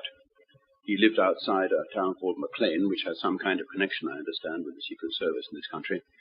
And I visited this gentleman about 20 years ago, and the conversation lasted only 35 seconds on his doorstep. And I told him what I was there for. He said, "I'm afraid I can't talk to you." He shut the door. So he knew more than he was prepared to talk about. The Americans gradually learned of this secret communication channel between Churchill and Roosevelt. And this may surprise that I put it like that. Roosevelt was communicating with Churchill, and his own diplomatic service, the State Department, didn't know it was going on. We know this was the case because the Undersecretary of State in the United States, a man called Adolph Burley, B-E-R-L-E, writes a very full diary, daily diary, which is in the Roosevelt archives. And he describes paying a visit to Lord Halifax, who was the British ambassador in Washington, early in 1942, to ask him about rumors that there was a flood of top-secret code messages going through the FBI link to England and coming back through the same channels, of which the State Department were not aware. And the record written by Burley in his private diary says, "I took this up with Sir William Stevenson." Effectively, I'm paraphrasing this. I had to be careful because in the court in London I was accused of distorting documents when I quoted them like this from memory. It's a document I read 20 years ago. So paraphrasing, Burley writes in his diary, "I took this up with Sir William Stevenson," and Stevenson implied that it reflects a series of top-secret messages between the President and the Prime Minister. Whereupon Burley went to see Lord Halifax to ask him about it. And Lord Halifax said that he had questioned Stevenson about it, and Stevenson denied it. But Burley writes in his diary, "As I left him, I could see there was something of a sneer on Lord Halifax's face, and I think there's been some tall lying going on around here," which is a nice way of putting it. I quoted the actual passage in the Churchill biography. So these two great statesmen were communicating with each other through the back door, and only allowing the Foreign Office in England and the State Department in the United States to know about these communications and what was in them, whatever the President and the Prime Minister saw to be fit. I'd like to know what is in the rest of that communications exchange, and I've written to the British government about it, and I've asked them to search their archives. And we had a conference in the British Archives, the Public Record Office, on very similar subjects 6 weeks ago, which I attended, and there was the head of the Bletchley Park archive system there as one of the lecturers. And that was the question I put to her. I said, "Is there still in your secret archives of Bletchley Park a Churchill-Roosevelt correspondence file?" And she said she wasn't aware of one. And I drew her attention to another document like this from the same file, which actually had at the top, written in handwriting, the word PM file, PM's file, Prime Minister's file, indicating that there was a special file kept at Bletchley Park for this secret channel of correspondence. We don't know what's in the channel of correspondence. I put in the appendix to this book a number of examples which are scattered through these thousands of HW1 files, which clearly indicate that it was matters of a top-secret nature when a message was intercepted from Hitler to the German High Command using the teleprinter code machine network known as the Geheimschreiber. The Germans called it the Geheimschreiber, the secret writer, the secret teleprinter. The British codebreakers called it fish. And they then assigned to each of the different kinds of code within that group various kinds of fish names, like tunny and sturgeon and so on. I don't think there was a Jewfish among them, but so they may have been. I don't know if that name of fish is still allowed in this country or not. I understand that the Anti-Defamation League is protesting about this association. Shark would probably be better. There was actually a code called, I know it's unfortunate, Virginia Beach and Florida and all that now, but there was actually a code named Shark. And the Geheimschreiber revealed in October 1943 that Hitler had changed his strategy in northern Italy and was reassigning certain lines of defense to Kesselring, who was in charge of the defense of northern Italy. And there's a top-secret correspondence between Churchill and Roosevelt about that, which went through this secret link, of vital importance if you're writing the history of that period. But we don't know exactly what was said, because it's only reflected in the covering letters like this, and the fact that such telegrams went and were responded to, we're not entirely sure what they were. And of course, somewhere in the United States, there must be the corresponding mirror image of the correspondence. Probably not in the Hyde Park Library of President Roosevelt. It's probably in the NSA or at Arlington Hall or one of the other centers of archival depositories of the intelligence system in this country. This is what makes writing history such fun. Because we're looking constantly for something which we suspect is there, and you get a clue that it's there, and then it's your duty to dig deeper. And of course, if you're a conformist historian sitting in your book-lined cave plucking the books off the shelves, you're never going to find that kind of thing. Because the lines have been scratched out and they don't exist. Because you can't dig deeper in a book-lined library. You've got to go into the archives and start looking at the abstruse files. You've got to spend 3 or 4 days trawling through hundreds and hundreds of files and finding nothing at all. And you may be a bit sleepy that afternoon. You may have been moving it up the night before, and you flip over a page and you've missed the important penciled note at the top of the page, which tells you, yes, there was a file called the PM's file. But and you've got to have a long stamina. You've got to have, it's a long-winded research. I can tell you I have a file in the bottom of one of my filing cabinets in London, which is called the transatlantic telephone traffic between Churchill and the President, which is the other arm of my talk this morning. At the beginning of October 1939, the phone rang in Churchill's apartment in Morpeth Mansions in London, not far from Parliament. He had a seedy little kind of one-up apartment in this mansion block, and a Victorian block. I went and visited it once. His apartment was up for sale, and I could have exchanged it for mine, and I thought that would be really ironic if I could go and live in Churchill's old apartment. And the phone rang in that apartment around about October the 3rd. The war had been running for a month, and Churchill was Navy Minister in England. He was the first Lord of the Admiralty, as he's known. He wasn't the Prime Minister at that time. And it was the President of the United States phoning him. Now, this alone is an unusual fact, because etiquette dictates that presidents as heads of state, or presidents even as first ministers, can't telephone a minister in a foreign administration. It would have to go through the Prime Minister of the foreign administration, who would then pass it on. But no, the phone rang in Churchill's apartment, and it was the President himself. And Churchill was dining that evening with a couple of admirals, and he excused himself and went into the next room and took the call, and he came back looking very satisfied. And a correspondence started at that time between Churchill as a minister for the Navy in Britain and Roosevelt as President of the United States. I say started, but it may well be resumed, because, of course, the fact that the first letters between the two are in October 1939 doesn't mean to say there was no other channel of communication they used. I suspect that one channel they used was Felix Frankfurt, the eminent Justice of the Supreme Court in this country. There are references to that in Frankfurter's private diary in the Library of Congress, which indicates that he was conveying messages between the two men at that time. Churchill desperately wanted to bring the United States into the war, rather than making some kind of unsatisfactory peace with Adolf Hitler.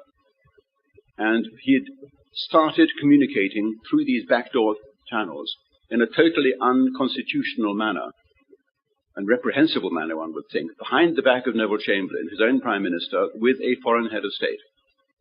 Simultaneously, his son was taking up conversations with the Soviet government through the ambassador in London, Ivan Maisky. I know that from the Moscow archives. There are records in the Moscow archives of Maisky's telegrams reporting these conversations. Interestingly, of course, in 1940, and greatly to the embarrassment of Winston Churchill, it turned out that the code clerk in the American embassy in London, a man called Tyler Gatewood Kent, about whom Mr. Mark Webber may want to tell us something in the discussion period, was making secret, furtive copies of this correspondence that went on between Churchill and Roosevelt through the American embassy, He was so incensed by the fact that a British minister was trying to drag his country, the United States, into a war which was no concern of the United States, that Gatewood Kent thought it his patriotic duty, Tyler Kent thought it was his patriotic duty to make copies of these telegrams, only about a dozen or so of which we know in that period of the first months of 1940 between the two men.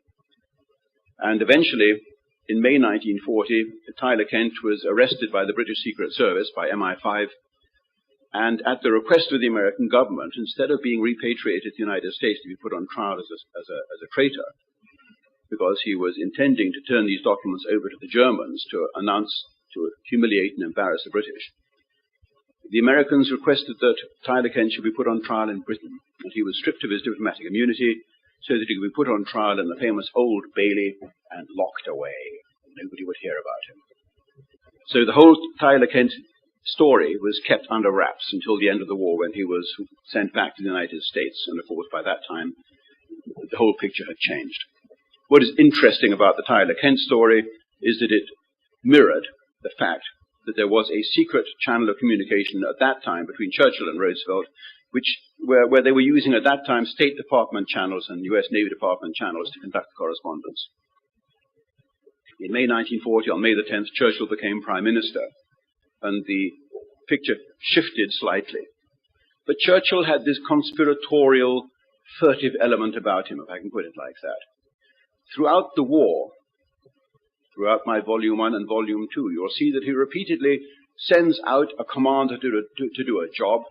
He sends an admiral to Norway. He sends a general to Dunkirk. He sends a general out to the Western Desert in North Africa. And he then, at the same time as he sends this man out to do the job, he says, here's a secret code you can use to communicate directly with me, bypassing the War Office, bypassing the Admiralty. It was typical Churchill that he would always set up this back door so that these commanders could communicate directly with him, and they give him direct information that he could issue direct orders to them. To Lord Gort, he sends a telegram at the time of Dunkirk saying, you are to advance to the coast. I mean, history would say you are to retreat to the beaches, but no, you are to advance to the coast, and you are not to inform your allies to the left and right what you are doing, which is the most shameful act in a coalition war. That you pull your own army, the British army, out of the expeditionary force, the British expeditionary force, you pull it out of the line in France, because the Germans are pouring forwards, and you don't tell the unfortunate Belgians and French that you're doing this. You leave them just hanging in midair, because you're going to get to safety if you possibly can. And that shameful telegram is in the French files, not in the British files. It's been taken out of the British files. But I found it in the files of the French Prime Minister, Paul Reynaud, in France. I visited his widow at that time in the 1970s, still alive, one-armed widow, and with her one remaining arm, I persuaded her to sign an authorization for me to see her husband's papers. And there was this shameful telegram in the French papers, in the Paul Reynaud papers. This telegram that Churchill sent using his private line of communication to Lord Gort, who was the general in charge. And he did the same with Admiral Cork at the time of the Norwegian expedition in April 1940, which ended with the fiasco, which ironically left Churchill in charge as Prime Minister, because the fiasco in Norway resulted in a debacle which caused the overthrow, the downfall of the Prime Minister Neville Chamberlain, and his place was taken, regrettably I would say, by Winston Churchill. And he did the same in North Africa when he established a private line of communication with Claude Auchinleck, the British Commander-in-Chief in North Africa, until the summer of 1942.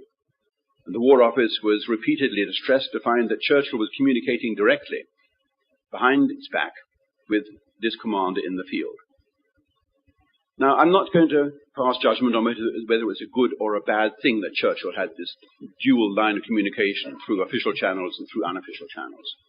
His subordinates, like General Brooke, the chief of the Imperial General Staff, were such weak characters that they didn't really protest effectively enough. They should have said, either Winston, you sever that link, or I resign, because it's completely impossible for me to run the General Staff if you're going to go behind my back repeatedly and issue orders to the Commanders-in-Chief and undermine what I'm doing.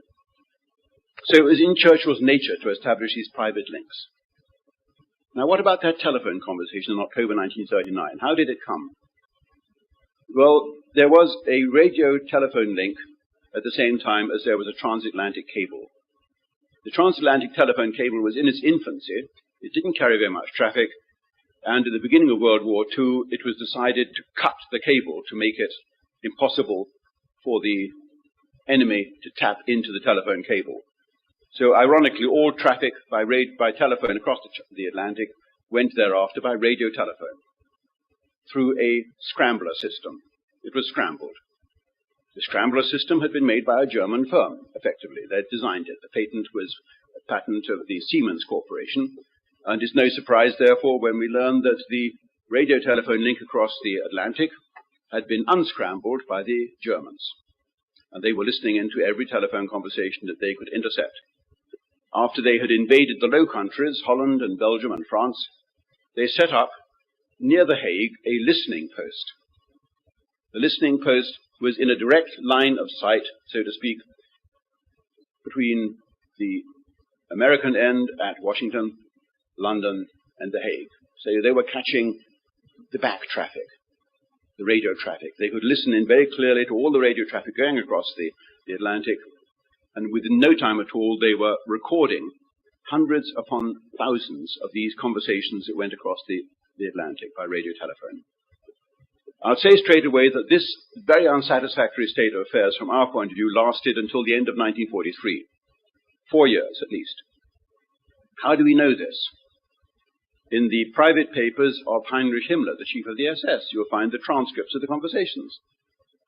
You won't find them in the British archives. You won't find them in the American archives, but you find them in the archives of the SS, scattered around these intercepts of Churchill's telephone conversations. Isn't that extraordinary?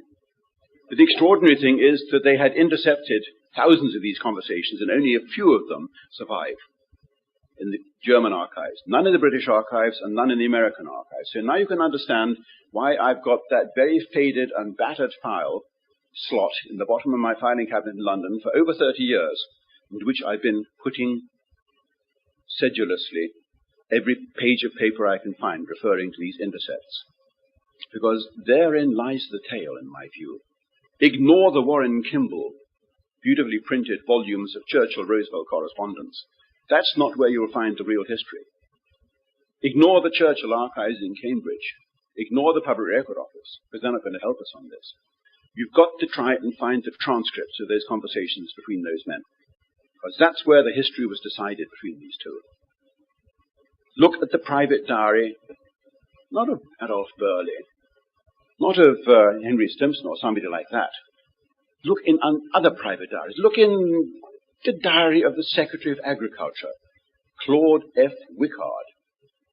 I was sitting one day in the Roosevelt Library in Hyde Park, and sitting opposite me was Schlesinger, Arthur Schlesinger himself, the grand guru, the historian on President Roosevelt. And we recognized each other instantly, I would like to say. Anyway, he knew of my works. He said, "Hey, I've read your book, Hitler's War Faithful." And we went and had lunch together. And I said, "What do you make of that conversation in November 1941 that Roosevelt had with his cabinet?" There was no Roosevelt cabinet, but there was a kind of a kitchen cabinet where Roosevelt called in all his ministers. And unlike the British cabinet, which kept detailed, meticulous records, which are sanitized, of the cabinet meetings, there are no records of the American cabinet meetings. No official record was kept. No minute was taken, which makes it difficult to write history. Were it not for the people who sat around the table, chewing their fingernails, biting their pencils, and writing private diaries afterwards. Claude Wickard. And Schlesinger said, "What do you mean, the Wickard diary?" And I said, "You haven't read the Wickard diary then. It's up there on the shelves here in the library. The original handwritten diary of Claude Wickard, the Secretary of Agriculture." He said, "Well, Jesus, perhaps I ought to have a look at it then." And that's what encourages me when I find that even a great historian, a truly great historian like Schlesinger, it hasn't occurred to him to read the diary of the Secretary of Agriculture because you think agriculture doesn't really play much of a part in the war, does it? It does, of course. You can't fight a war without a good harvest. Look at 1939. Look at 1938, the Munich Treaty. So what do we find in the Wickard diary? He's writing a record of every Friday cabinet meeting that President Roosevelt holds. And on, I think, November the 4th, or thereabouts, 1941, a month before Pearl Harbor, Roosevelt says, "I had a conversation a day or two ago with Churchill, with the Prime Minister, He wants us to go ahead with a preemptive strike against Japan. I'm saying again, I am recalling this from memory, just in case there's any lawyers here making records who are going to have me up in court a month from now or a year from now saying that's not exactly what he said. You'll find the exact quotation in my volume. I've quoted this particular passage. Roosevelt says, I was talking it over with Churchill a day or two ago, and he wants us to deliver a preemptive strike against Japan. And suddenly it makes sense when you look at the maps of the operations staff of George Marshall, where they've got concentric rings centered on the Philippines, and they've sent the B-17 bombers out there, and the rings are designed to show whether they can reach Tokyo yet with the B-17 bombers they sent out to the Philippines. And then you understand what the planning is going on, because these two men are up to something.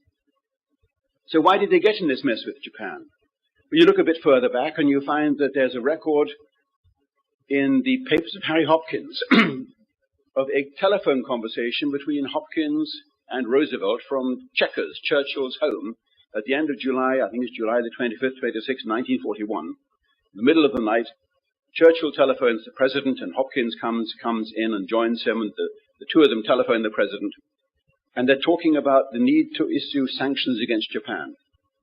Those of you who are familiar with the story of the run-up to Pearl Harbor know that the sanctions against Japan were what triggered the Japanese decision to go ahead with the attack, because they were effectively going to run out of oil 3 months from now. The important question is who took the decision not just to issue general sanctions against Japan, the delivery of war materials, the purchase of silk and so on, but to add an oil embargo. The oil embargo against Japan that was pronounced on, I think, July the 26th, 1941, was what brought about Pearl Harbor. Originally, Roosevelt told his cabinet that no way would he go along with an oil embargo, because he knew that would mean war. When the sanctions are pronounced on July the 26th, they include the oil embargo. And my own theory, presumption, for which I have not the slightest shred of evidence apart from circumstantial, is that it was agreed between the two men in that telephone conversation in the middle of the night that you've got to add oil to it. And Churchill was reassuring Roosevelt, go ahead, put in the oil embargo, because believe me, the Japanese are not going to make war when push comes to shove. Churchill believed throughout 1941 that the Japanese weren't serious with their threat. But we don't know because we don't have the transcripts.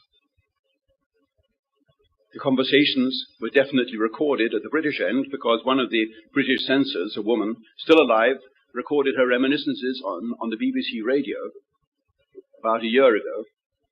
And she recalls very deeply, very clearly, Winston Churchill making the telephone calls to Roosevelt. She doesn't recall very much about what they actually talked about, which is a good thing, because we would have got a bowdlerized version. She recalls the external details, that Churchill didn't like being interrupted and reminded of the censorship warnings. They weren't allowed to talk about strategic plans. They had to use code words. They had to use euphemisms. They weren't allowed to identify themselves. You'll find there's one hilarious telephone call that Anthony Eden makes in this book, my second volume. Anthony Eden telephones Winston Churchill on May the 21st, 1943. Churchill telephones Anthony Eden. Churchill is in Washington, visiting Washington, on May the 21st, 1943, and Roosevelt has read him the riot act over General de Gaulle, who's becoming increasingly obstreperous, more communist-aligned, more hostile to the Allied cause, causing increasing difficulties, and Roosevelt is dropping broad hints that it is time to terminate General de Gaulle with extreme prejudice, to use modern language. And Churchill telephones Anthony Eden, who's running the show back in London. Churchill telephones Anthony Eden, and the two of them use code names for each other, and they use code names for everybody else. And Churchill tells Anthony Eden that the president here has caused him immense problems over Joan of Arc. Everybody understood who Joan of Arc was. That was Charles de Gaulle. And the president has insisted that immediate steps should be taken to get rid of him. And the conversation goes on like this, and we know that this conversation took place because it was intercepted by the American Navy and transcribed. You wonder why the American Navy had anything to do with this. Well, the answer is that the American Censorship Bureau that was set up at the time of Pearl Harbor divided these censorship jobs into various fields. And this interception of telegraphic and telephone communications abroad and overseas was the job of the U.S. Navy.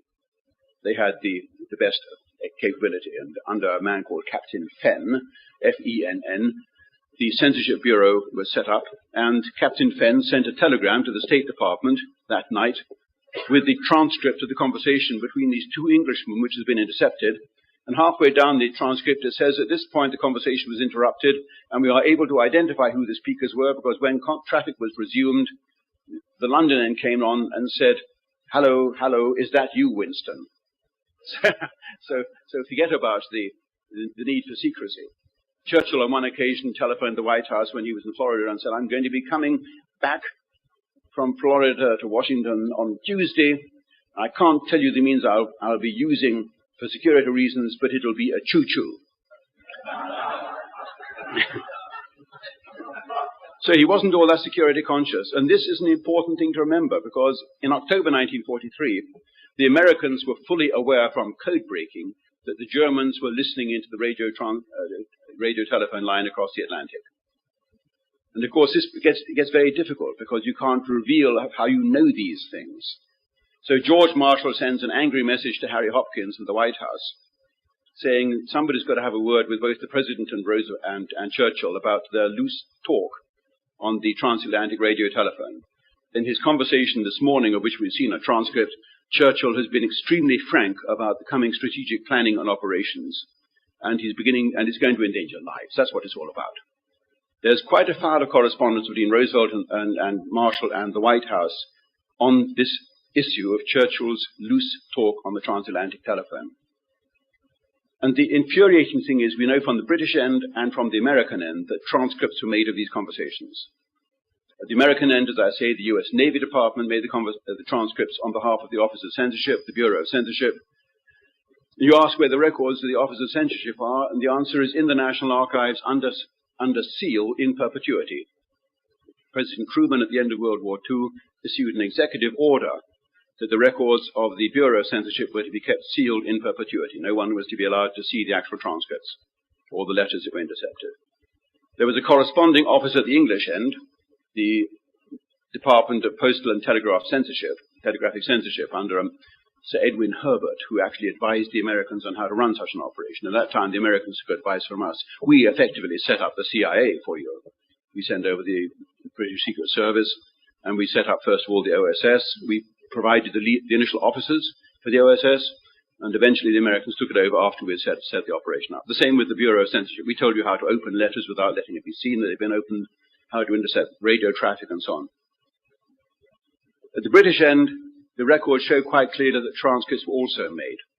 The directives state that the person who initiates the conversation is to have a transcript made. So somebody sat down there writing a longhand record of every telephone conversation. And these transcripts have vanished. And they're going to be worth looking for. I have had a 35-year search for them, both at the American end and at the English end, looking for the transcripts of the telephone conversations between Roosevelt and the Prime Minister in England, because that is where we're going to find out the real hidden history of World War II, how these two men steered things and guided public opinion and took the decisions while still leaving their general staffs in the blithe belief that they were the ones who called the shots. They didn't. And that's what this talk has been about. Thank you very much.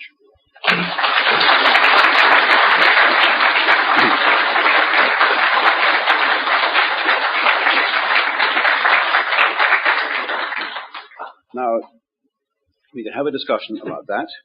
You can ask questions, and I'm sure some of you have questions to ask. You will find I dealt very extensively with both topics in the two appendices at the back of this volume. One appendix on the subject of the radio telephone link across the Atlantic with all the records, and another appendix on the subject of this secret channel between Roosevelt and Churchill using the Secret Service link, but through which they exchange code messages. Yes? I've heard of the Venona secret messages, yes. You didn't mention anything about the Soviet Union archives. Yes. That because they had supposedly... Well, we had a very extensive discussion about Venona. I'll give a brief overview of what Venona was.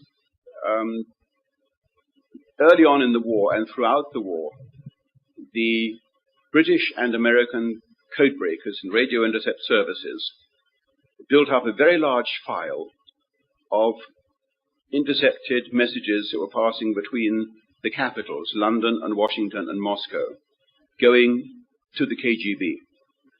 Very evidently radio traffic concerning espionage activities.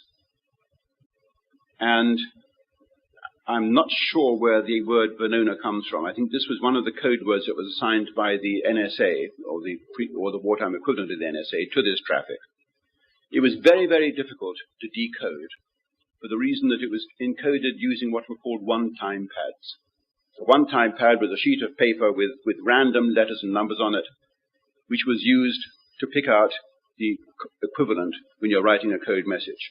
And as long as each sheet of paper you used was absolutely different from any other sheet of paper in the universe, then that was totally undecipherable. But of course, there's no such thing as a sheet of paper with random numbers across it that is totally different from any other sheet of paper with random numbers in the universe. Eventually, there will become evident systematic similarities in the pages, particularly if they're all printed by one printer or something like that. And if you're lazy, and if you're running short of one-time pads, as eventually you will, otherwise you're going to need stacks and stacks of 30,000 sheets just to write one brief message to someone, something like that. So lazy cryptographers would go back to a used one-time pad and reuse it, indicating to the Moscow end, I'm reusing pad number so-and-so, so-and-so. I'm putting it in simple terms as I understand it. And as soon as they do that, a little chink of light comes through for the code breakers. And they can begin looking at the similarities between the patterns to decode the message in front of them. They don't get all of it. They may only get 3 letters in a whole message. They may get 2 words. But eventually, the more times that particular error is repeated, if they have enough men working on it, and you can begin to understand the mind-breaking task this was for the code breakers, sitting there month after month, getting absolutely nowhere at all, looking at meaningless jumbles of letters. But then gradually little chinks of light began to come through, and they would illuminate one message after another. And they built up a huge file of all the intercepted messages, the Venona messages, and they would crawl backwards and forwards through this file of messages, playing them off against each new page of the one-time pad that had been accidentally reused by the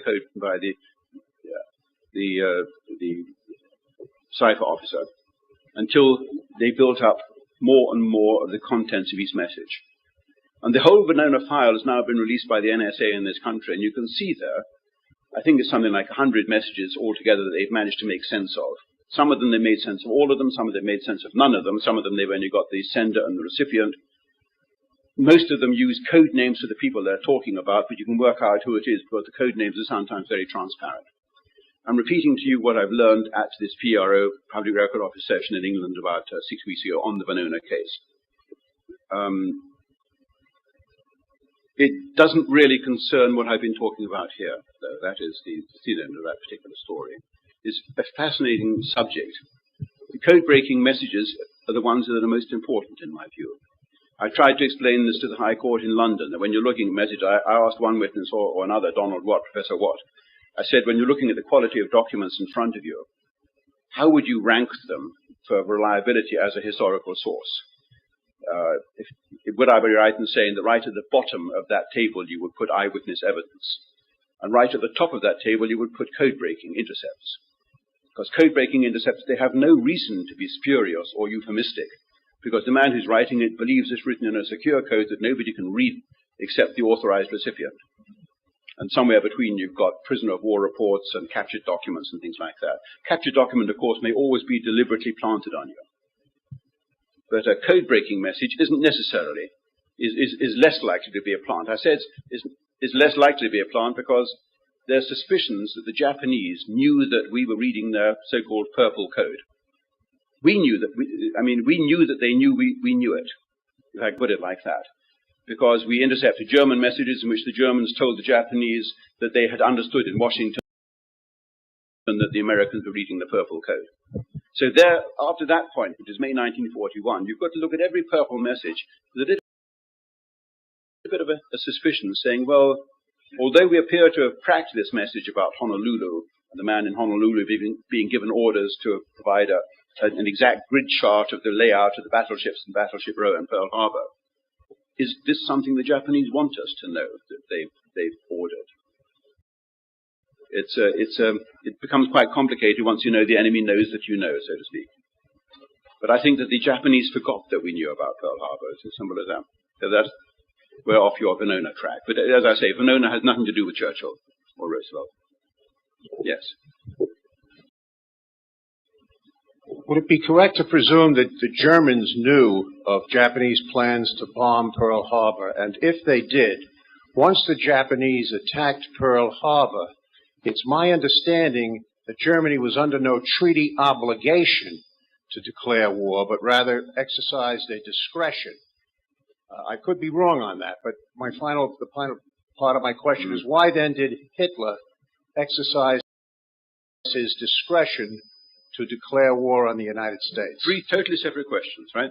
Yes. Starting with the last one, Hitler decided to attack to attack the United States quite simply because the United States was already at war with Germany. Admiral Raeder, the commander-in-chief of the German Navy, repeatedly came to Hitler and said that the U.S. Navy has been given orders to shoot on sight. Our submarines are operating at extreme disadvantage in the North Atlantic. Repeatedly, we're getting U.S. warships under the sights, under our periscope sights, so we could torpedo them. We're hamstrung by the orders you've issued, which prevent us from doing that, even though these are obviously warships engaged in offensive actions against us.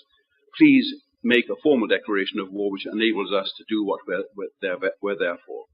Because otherwise we're losing the war in the Atlantic without even being able to fight it. So Hitler was just regularizing a status quo, that the war in the Atlantic already existed.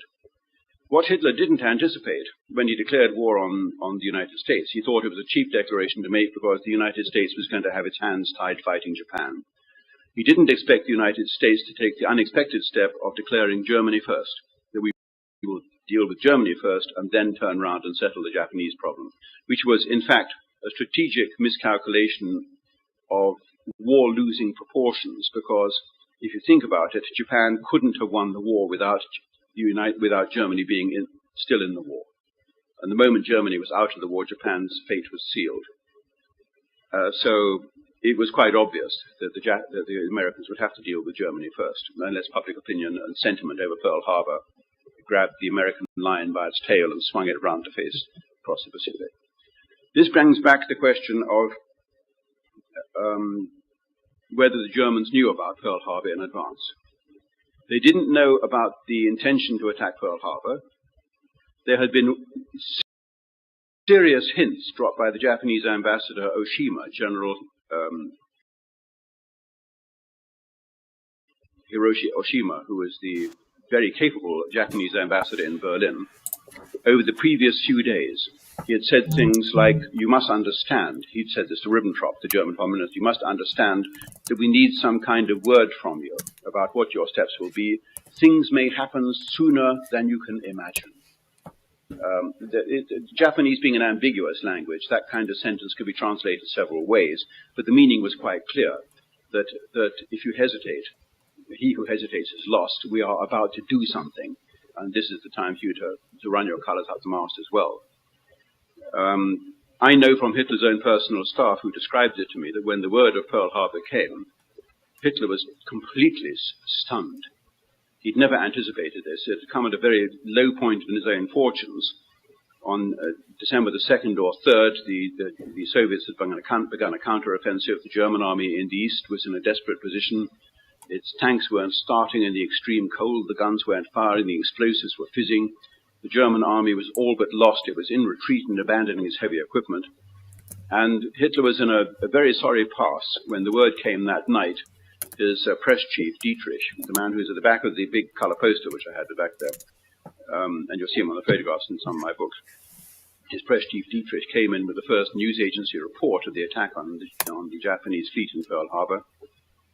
And Hitler was overwhelmed with delight, and his foreign minister liaison officer, a man called Walter Hewel, H-E-W-E-L, who wrote a private diary which his widow gave to me to use.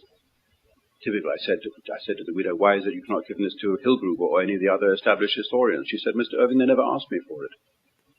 They sit in their book-lined caves, these conformist historians, and don't bother to ask. And in this handwritten diary, Walter Hewel wrote down Hitler's words that night. He says, now we can't possibly lose this war. We have an ally now who hasn't been defeated in 1,000 years. And then he thought of it, and then he said, of course, we've got another ally, meaning the Italians, who've constantly been defeated. However, they've always ended up on the right side. Of course, that was prophetic words. And I used to say, when I went around the world lecturing in the old days, when I could go around the world lecturing, I used to say, I think it was Napoleon who once said, the Italians had never managed to end up on the same side that they started the war on, except for one occasion in history when they changed sides twice. And there was one Italian family who got up and walked out in indignation from a lecture there when I said that. Everybody else thought it was very droll. You had a middle question, which I've forgotten, but the second part of your question. Yes, I thought so too. Thank you very much. Okay, thank you. More questions. Michael Hoffman. Yes. It's fair to say that the British Secret Service had far surpassed the German equivalent, the Abwehr, and would you attribute that to Canaris being a double agent? It seems to me that most of the German codes were being read by the British, and very little of the British and American traffic had been penetrated by the Germans. That's not entirely true. That again is a multifaceted question. The British Secret Service was very good. We had expended a huge sum of money on the British Secret Service, and we had a complete faith in it. George Marshall, at the equivalent period, at the beginning of World War II, the Chief of Staff of the United States Forces, he had very little faith in code breaking, with the result that at the outbreak of war, we had thousands of code breakers working in secret encampments. We had, as I said yesterday, 3,000 code breakers working on the German police codes alone, which you may find was a very unrewarding field of research, except that the German police were scattered across the entire Nazi empire. And whenever there was an air raid on Hamburg or Kassel or Hanover, the local police, with their telephone lines down, would use the radio teleprinter to send code messages reporting the damage, reporting public morale, reporting all the problems, which factories have been destroyed, and so on, which Bomber Harris in England had on his desk next day in consequence. So the police codes were very well worth following in England, and we did that. You asked a question, were we better than Canaris' Abwehr? Well, I knew the widow of Canaris. I corresponded and visited her once when I was on the hunt for the Canaris diaries. Canaris wrote diaries, which exist somewhere, but I think they're buried and someone's forgotten where they are. Perhaps some widow threw them out with her late husband's papers, I don't know.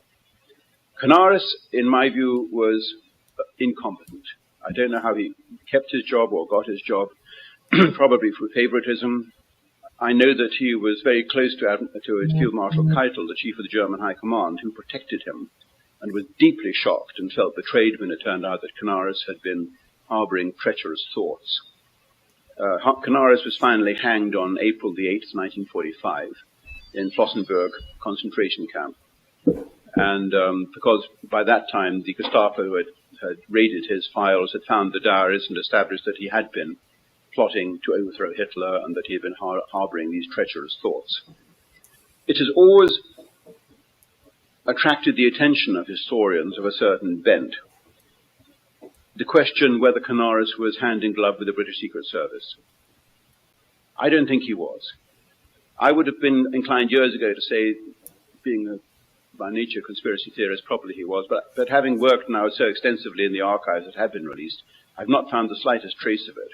Neither first order nor second order nor third order evidence, no reference in private diaries, nobody hinting at our man at the top level in Hitler's headquarters, nothing that you would expect to find were that the case. I think that Canaris damaged the Nazi cause by his bungling and by the fact that he was so easily duped by our extremely clever deception tactics. I'll give you one example of how we duped him, and this is the case of the famous Man Who Never Was. It's dealt with in this book, Churchill's War, Volume 2.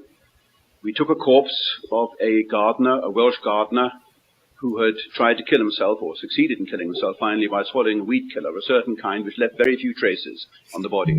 And we promoted that corpse of this Welshman to a Marine officer, dressed him in Marine uniform, kept him beautifully preserved for a couple of months, and then floated him out of a torpedo tube in a submarine off the coast of Spain, chained round his neck a courier's valise containing top-secret letters from London to Mountbatten and Eisenhower and others, revealing accidentally the location of the coming-in next operation in the Mediterranean. Not against Sicily. Oh, no, that's the grand decoy operation that we hope the Germans are going to fall for. We're going to be invading Greece at the other end of the Mediterranean. But it was all done beautifully. Heavy-handed British humor. I hope you're going to bring back a few cans of sardines. Ho, ho. Sardinia, this kind of thing. If the other operation has to go ahead instead. And the whole operation, I've read the whole file through now. It's just been released in England. The Man Who Never Was. The whole file is there with the way that the body was prepared, the way that everything that was put into his pockets was prepared. The dance hall tickets, the phony existence that was created for him, the letters from a bank manager asking about this £4, 7 shillings and sixpence overdraft, and when was going to be returned, and his efforts to deal with the overdraft because he wanted to buy a ring for the fiancée that he had just met at the dance hall, and sure, there was the dance hall ticket in the other pants pocket. Beautifully prepared, the way that this man's phony identity was created, because they knew that the Gestapo would check up in England through its agents to find out if there was such a dance hall, and was there a dance that night, because the evidence contained in these letters was of such strategic importance that the Gestapo would undoubtedly go to enormous lengths to check it up. So the body was floated ashore. It landed off Cadiz. The Spanish Secret Service got hold of it. He got hold of the case. British naval attaché in Madrid, who had been tipped off to keep an eye open for word of a marine corpse being found and brought ashore. He reported to London duly 3 or 4 days later. Yes, a body has been found, and we've been contacted by the Spanish Admiralty with word that this body has been found. Apparently it crashed in a Catalina. There was a Catalina seaplane rubber boat dinghy found floating not far away from the body. That too had been pushed out through the torpedo tube of the submarine to create the image. And then, of course, the anxious wait. Will the Spanish do the decent thing and turn over the body untouched, or will they open that case? Eventually, the case was handed back. I mean, very obligingly, the courier had the key to the case in his other pocket. The case was handed back by the Spanish authorities to the British naval attaché in Madrid. And they opened it, and there were all the letters still inside, and they were still sealed. So the question was, had the Japanese got hold of the documents inside and resealed them by magic or not? And 5 days later, Churchill is in Washington. This is May the 21st, 1943, the day of that telephone intercept. And he gets a message sent by pouch across from sea, one of these blue letters.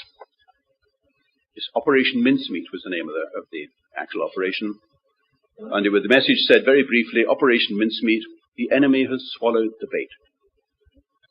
Because the code breakers in Britain had intercepted messages going down the fish channel, the Geheimschreiber, from Berlin down to the outposts in Greece and in Sardinia, warning that the British were going to be invading and that certain secret documents had fallen into the hands of the German Abwehr.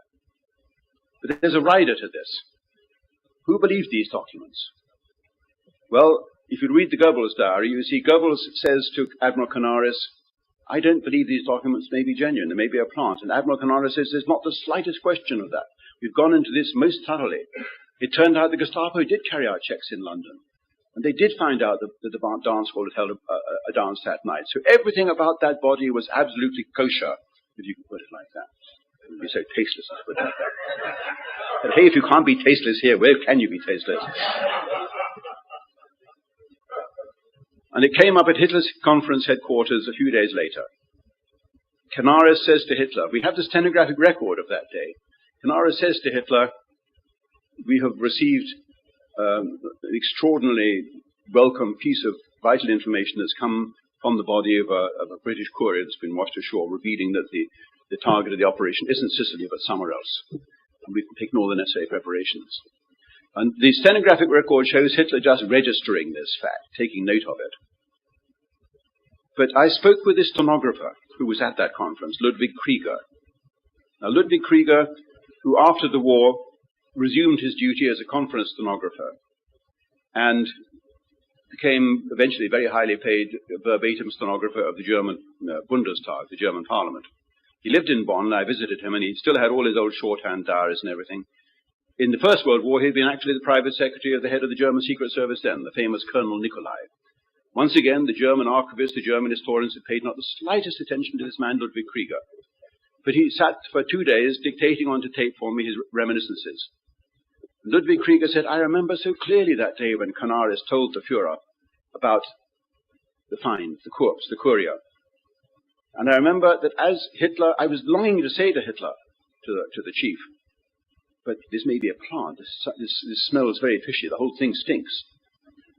But of course, as a stenographer, he could no way could he interrupt the conference and say this to the supreme head of the Third Reich. And then he said, I remember that as he was leaving the conference room, Hitler turned round and he said, Übrigens, Herr Christian, by the way, Mr. Christian, this is the chief of staff of the German Air Force at that time. By the way, Colonel Christian, I think the thing stinks. I think könnte es nicht, I think it's a plant. So Hitler, with his very sound instinct, although all the signs of this intense effort by the British Secret Service to create the phony identity of the man, the corpse and everything else, something at the back of Hitler's mind, he disregarded this thing that had been given him on a plate, and he thought himself, no, the obvious next step is Sicily, surely. Not the far end, not Sardinia, it's got to be Sicily. This is dumb. But the German armed forces took it the other way. It was put to them on a plate, and they abandoned thought about Husky, as it was called, the British operation, the landing in Sicily in July 1943, and they were taken totally by surprise when it began. Just like Normandy, 1944. Hitler said the invasion is going to be in Normandy, or Brest, that peninsula, and the German High Command said, oh no, it's going to be coming through Calais, through the narrow straits of Calais. And although Hitler ordered the 7th Army in Normandy, had to get all the reinforcements and had to be the one that was ready for the invasion, the German High Command knew better. And quietly, it disregarded its instructions and reinforced the Calais area instead, the 15th Army. Very interesting when you look at Hitler's own personal involvement, which I know about because I spoke to all his staff and I've read all the telegrams at that level. I think that's all we have time for on this particular subject, ladies and gentlemen. Have a break now. Professor Martin is here to talk to us after the break on this highly interesting subject of the slave trade and its origins. 10-15-minute break. Thank you very much indeed. So I did miss a bit of it because I was walking the dogs, but very interesting and long video today. But again, I like to have things compiled in one video as much as I can. And so anyways, on that note, I will leave it at that. And I hope that everyone has a wonderful rest of your day.